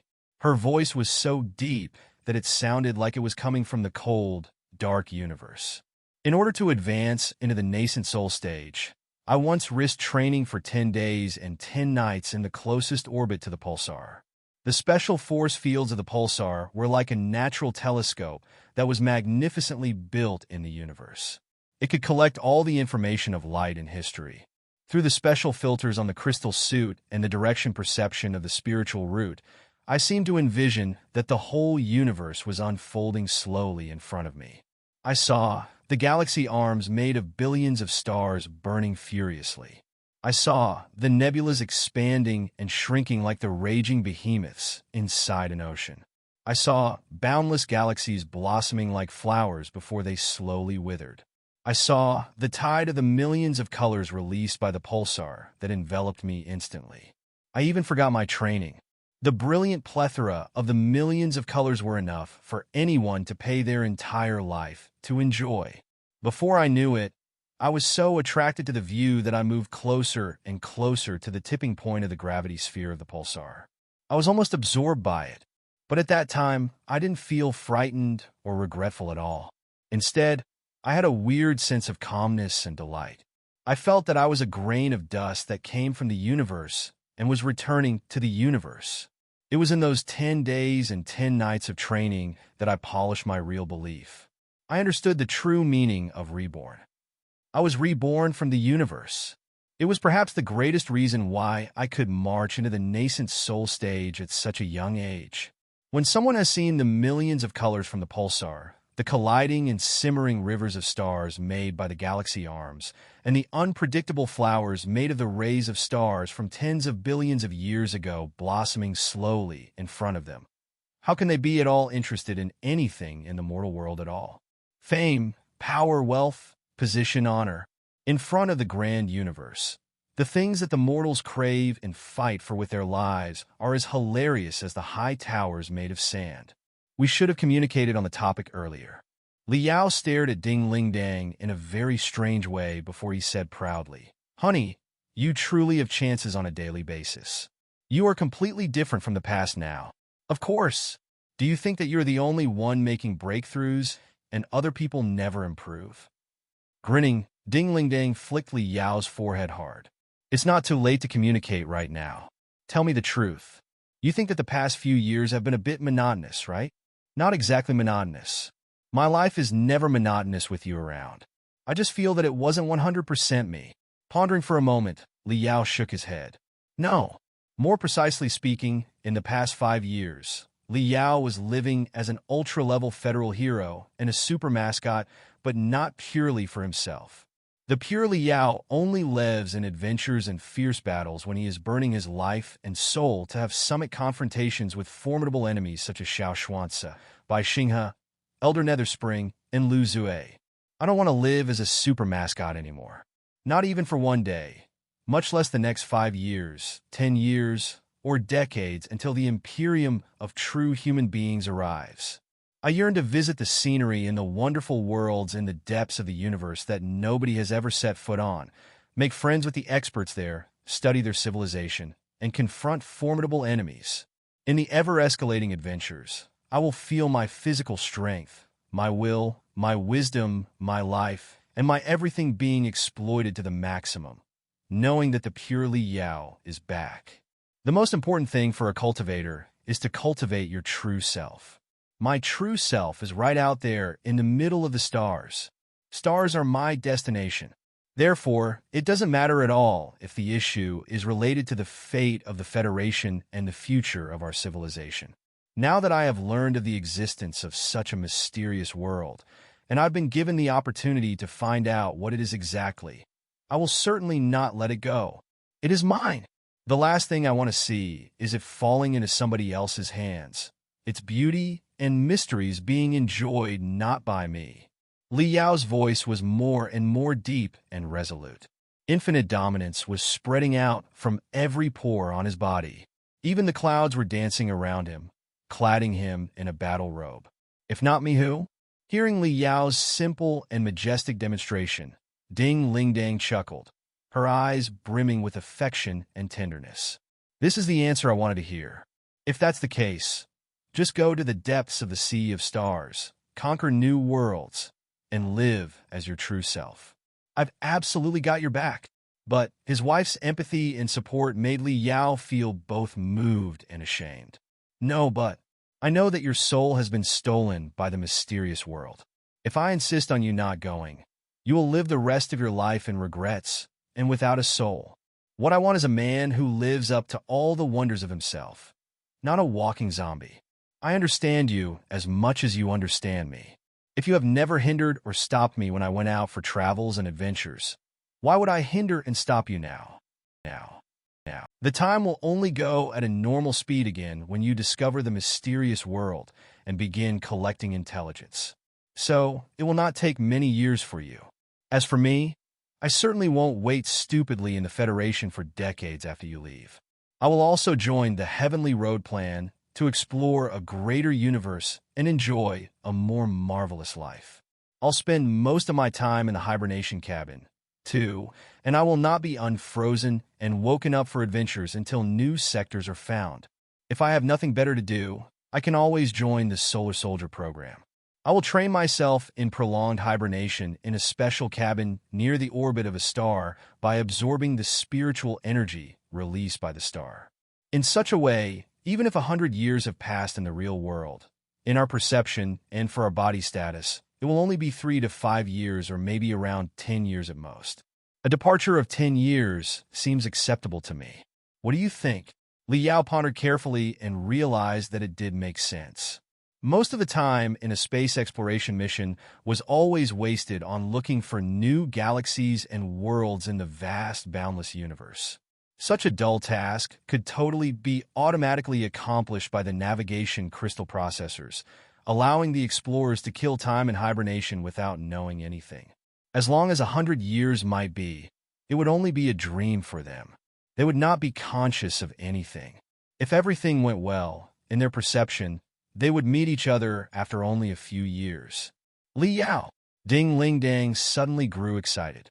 She waved her arms hard under the golden sunlight, like a leopard that was jumping at the sun. Let's make a deal and have a competition. In the next 100 years, you will explore the mysterious world deep inside the dark nebula, and I will participate in the Heavenly Road plan to discover more sectors. In 100 years' time, when we meet again, we will tell each other the interesting adventures we've been through while we are exploring the new sectors. Then, we will see whose stories are more intriguing and whose achievements are greater. How does that sound? Her ecstasy drove apart Li Yao's last hesitation. Extending his finger to his wife, Li Yao curled his pinky with hers. It's a deal then? With the most brilliant smile, Li Yao said, I'll certainly bring the most beautiful flower of the sector in the dark nebula back to you. Wait for me, honey. Of course, Ding Ling Dang said softly. I'll certainly be waiting for you until the day the universe is destroyed. A month later, the first trilateral magical equipment exposition of the Heaven's Origin sector, the Blood Demon sector, and the Flying Star sector came to a successful conclusion amid amazement and applause. The superstring magical equipment, the colossi, the automatic resource-collecting puppets, all the magical equipment was a dazzling eye-opener for the tourists. A new batch of super projects, including the Heavenly Road plan, were initiated one after another. The glorious prospects that they described were a great cardiotonic for the general public of the 3 sectors, filling them with confidence in the future. However, in the secret fields that were inaccessible for the general public, undercurrents were flowing, and many people were quite ill at ease. The mysterious signal from deep inside the dark nebula, the greeting or threat from an unknown force, made the leadership of the 3 sectors and all the nascent soul stage cultivators and demon emperors have it never rains. It pours feeling. After realizing the severity of the issue, everybody agreed unanimously that, however great the price was, an explorer had to be sent toward the dark nebula. Li Yao's capabilities and experiences in the past clearly made him the best candidate. It was also the exploration mission of the highest priority in the Heavenly Road plan. Right now, the directional modification on Spark and the Space Gate was being carried out busily. The Heaven's artillery would have to be adjusted to the extreme mode in order to maximize the distance of teleportation. Li Yao had 3 months for his super-intensive training. A training team consisting of more than 30 nascent soul stage experts was providing service for, or rather torturing, him and him alone. The cruel, hellish training reminded him of the miserable sufferings when he was a young man. Although he often found pleasure in self-abusive training, he was now groaning in pain from morning to dawn.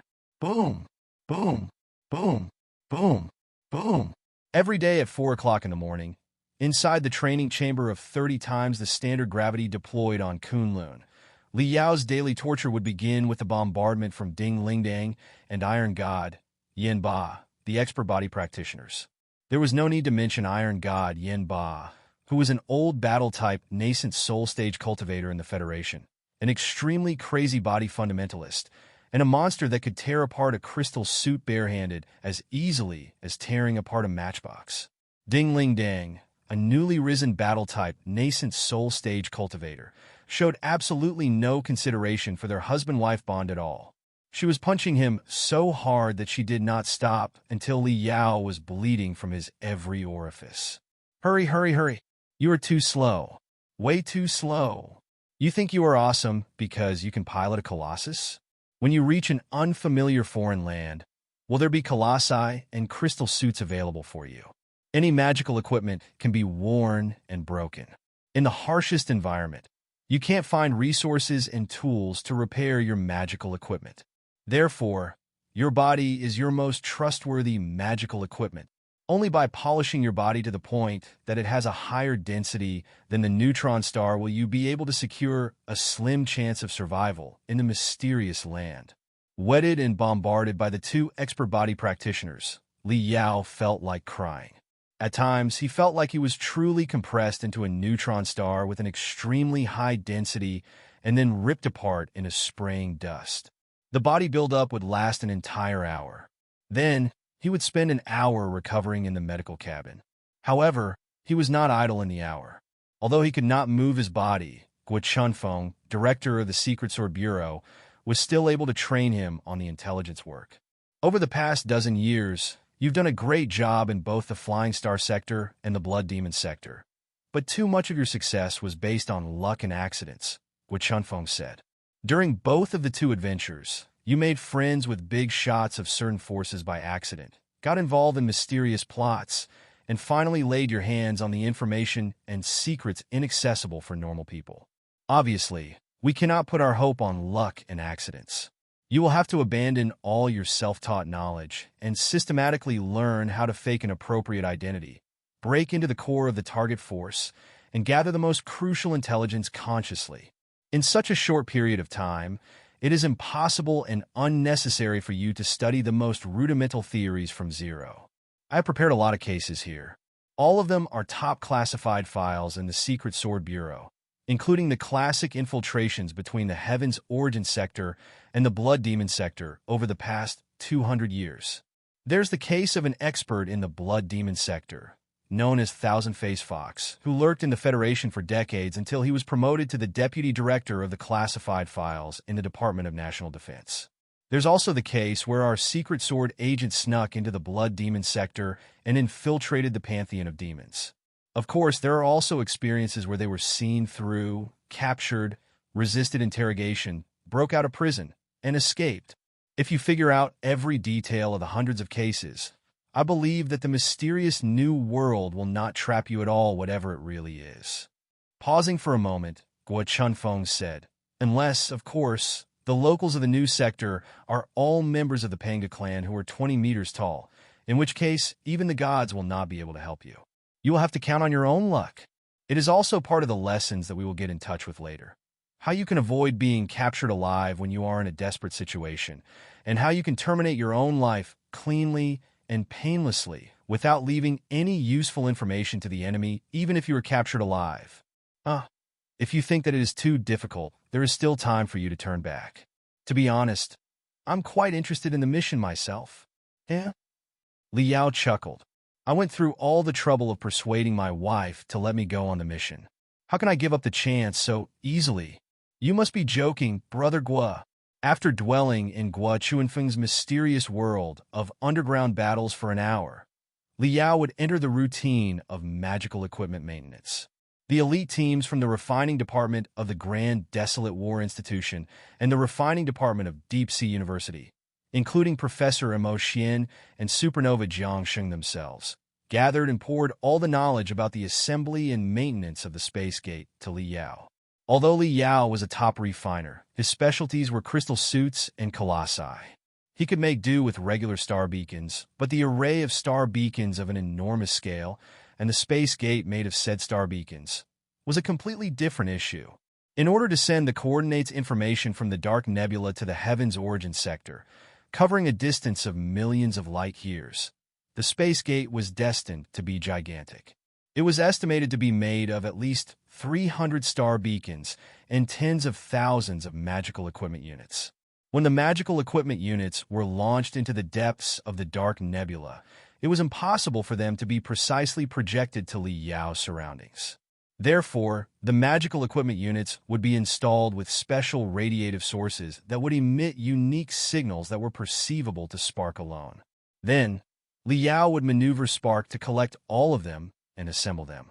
After the space gate was assembled, a series of thorough and repetitive debugging procedures were also mandatory for it to work and send out signals normally. The fundamental files and the operation manuals concerning the work were as boundless as an ocean. The jade chips being delivered to Li Yao every day could be measured by basket. The feeling made him feel that a tiny sprout was growing out of the soil deep inside his soul. The only thing that could almost be called a relief in an entire day was when he learnt the arts of breath and meditation after Gue Suesho, so that his body would train itself while he was unconscious in the hibernation state. All the functions of a human body can be divided into two parts, the conscious ones and the subconscious ones. Raising your hand, walking, blinking, or opening the mouth are all controlled by the shallow consciousness. Even ordinary people can influence them free at will.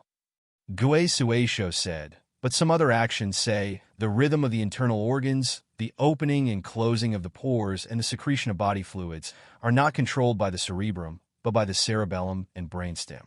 Normally, it is very difficult for the ordinary people to control their own heartbeat and secretion of hormones. When they are anxious, their heartbeat will be faster, and they will sweat. When they are horrified, their hands and feet will be cold, and they will have goosebumps. Such phenomena are perfectly normal. The cultivators, however, can control everything I said to some extent. The higher a cultivator's level is, the deeper their understanding and control over themselves will be, and the more organs and hormones they will be able to influence. If we consider a human body as a crystal processor with an operation system, then the process in which the cultivators break the physiological limits by training through their arts can be compared to the process in which the higher permissions, say, the administrators or even the developers, are gradually unlocked for the crystal processor. Eventually, the user is able to debug and edit the architecture and even the hardware itself, making the crystal processor work stably with a performance much better than previously. In other words, when a cultivator is training himself and releasing the techniques, his body is actually overclocking. However, while overclocking can significantly increase the work efficiency, there are serious side effects too. To say the very least, the energy consumption will significantly rise. Or put in a more straightforward way, the cultivator will be burning their life and soul. For a space journey that can possibly last 100 years, what we really need is not overclocking but underclocking. The real problem is how to maintain a cultivator's most vitality and cultivation with the minimum energy cost, and how to make sure that they recover immediately after they are woken up. To achieve the purposes, we have to partly count on the hibernation cabin and the circulative drugs, and partly rely on the cultivators to perform the useful cultivation arts unstoppably even if they are unconscious. Did you know, Li Yao? In fact, such a long-distance trip in hibernation is a good thing for you. Gue Suesho said in a smile. Oh, how so? Li Yao was rather curious.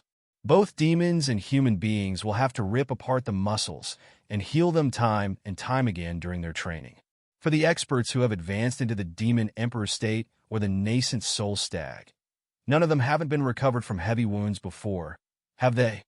Gue Suesho said unhurriedly.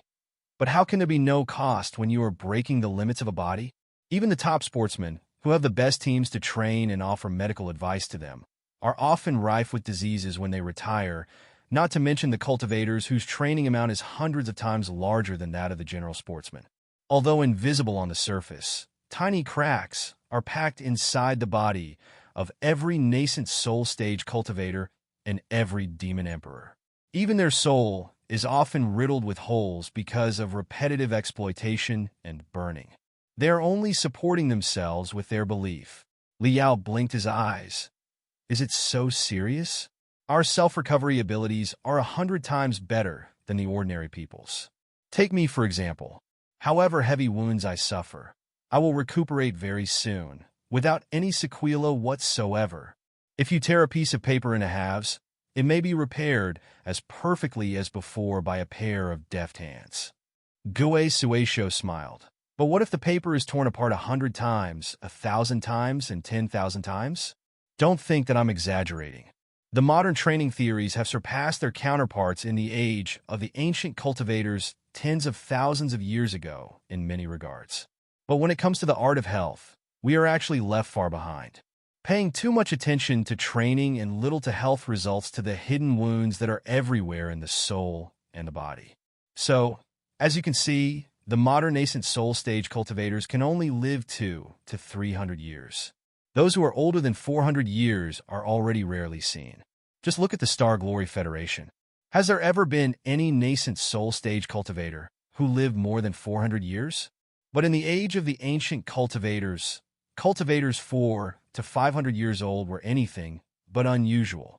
Of course, one of the very important reasons is that the spiritual energy in the age of the ancient cultivators was much more abundant than the present day. However, even if we take the factor into consideration, there should be a problem for a modern nascent soul stage cultivator to live another 100 years if they pay more attention to their health. Back to you. The problem is even more serious on you. Li Yao was quite surprised. How serious? You entered the nascent soul stage too early. Gue Suesho, do not think that it is necessarily a good thing that you entered the nascent soul stage so early. Have you ever heard the tale of pulling up seedlings to help them grow? Everybody's body and soul have their own patterns. Although it is the significance of cultivation to break the patterns and to define nature's will, the retaliation of the patterns are also unavoidable for any cultivator. You're only slightly more than 30 years old right now. Among the cultivators, you're like an elementary school student, but you have successfully advanced into the nascent soul stage through bloody battles. Behind your ostensible magnificence, there are already countless tiny cracks inside your body and soul, which will eventually escalate into internal wounds and corrode your longevity. As a result, you will also perish much earlier than you should. Over the past 5 years, has it ever occurred to you that your level could barely be upgraded however hard you trained, and that your blood was simmering and your cultivation was unstable once in a while? Bulging his eyes, Li Yao nodded his head quickly. Yes, exactly. I thought that it was because I was new to the nascent soul stage and I wasn't used to it yet. If you don't pay attention to it, I guarantee that you will die before you are 200 years old, or even 150. Gue Suesho said casually, just like the young prodigies recorded in the history books who rose to fame at an early stage only to flash and be gone forever like a shooting star on a night sky. Li Yao grew serious. He was not interested in the meaningless longevity, but it was true that he wanted to lengthen his short life as much as possible, so that he would have a chance to visit the Imperium, the Covenant Alliance, and even the outer universe beyond the 3,000 sectors, where he would explore the secrets of the primeval civilizations such as Pangu, Niwa, and Chaos. Gue Suesho was the oldest individual in the 3 sectors. He must have a special understand on the arts of health. Master Gue, then how should I heal myself? Li Yao asked respectfully. That's why I said the prolonged interstellar journey is a good thing for you. Gue Suesho said in a smile. Since you were generous enough to ask the Glorious Sunlight Group to sponsor my monument plan greatly, as part of the deal, I will teach you the whole Great Dream Tortoise Hibernation art and the tricks in the training without any reserve in the next 2 months. The art will not only make your body and soul enter the extreme underclocking state, where the activities of your cells and mitochondria will be almost frozen to the absolute zero, but also repair your hidden wounds caused in the fierce battles over the past dozen years without you knowing. I believe that the hidden wounds in your body will be generally cleaned up after a hibernation of decades. Thank you for your wholehearted tutelage, Master Gue. Bowing deeply, Li Yao suddenly thought of something else. Right, Master Gue. If what you say is true, and that the earlier you enter the nascent soul stage, the more serious the hidden wounds inside your body will be. Won't my wife be very dangerous, too? If the Glorious Sunlight Group increased the investment on the monument plan by 20%, can you give some enlightenment on my wife, too, regarding the tricks and mysteries in the art? Gue Suesho smiled kindly and gently. Our friendship is too sacred for such a cheesy thing as money. But if my young friend insists, an increase of 40% will do. It's a deal then. Li Yao snapped his finger. This time, he would have no more worries. After receiving Ding Ling Dang and Iron God Yen Bu's training to build up his body, Professor Imo Xian and Supernova Jiang Sheng's training on the arts of refining, Gui Chuanfeng's training on the intelligent subjects, and Gue Suishou's training on the hibernation skills, Li Yao welcomed an unexpected teacher. Su Changfa, the immortal cultivator. Senior Su, I didn't know that you would contribute to the Heavenly Road plan. This rather goes against your usual style, doesn't it? Li Yao exclaimed. What's strange about this? Su Changfa said unhurriedly, after hearing the news about the Dark Nebula. Even I was rather curious, because judging from its location and its distance from the center of the cosmos, it belongs to neither the territory of the Imperium nor that of the Covenant Alliance. It means that the existence who sent a signal to you is not the Imperium, not the Covenant Alliance, but a force that none of us know. There's no telling whether the force is a friend or a foe yet.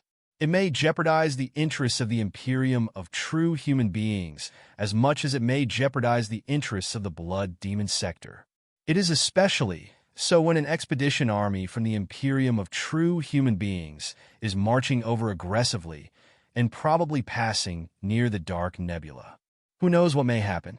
If a terrifying existence is indeed lurking inside the Dark Nebula, and it captures the entire expedition army of the Imperium, from which it figures out the tremendous information and the coordinates about the Imperium of true human beings, will it go backwards and march towards the Imperium's homeland? With that in mind, same as you, I want to figure out what the mysterious world hiding in the darkness really is.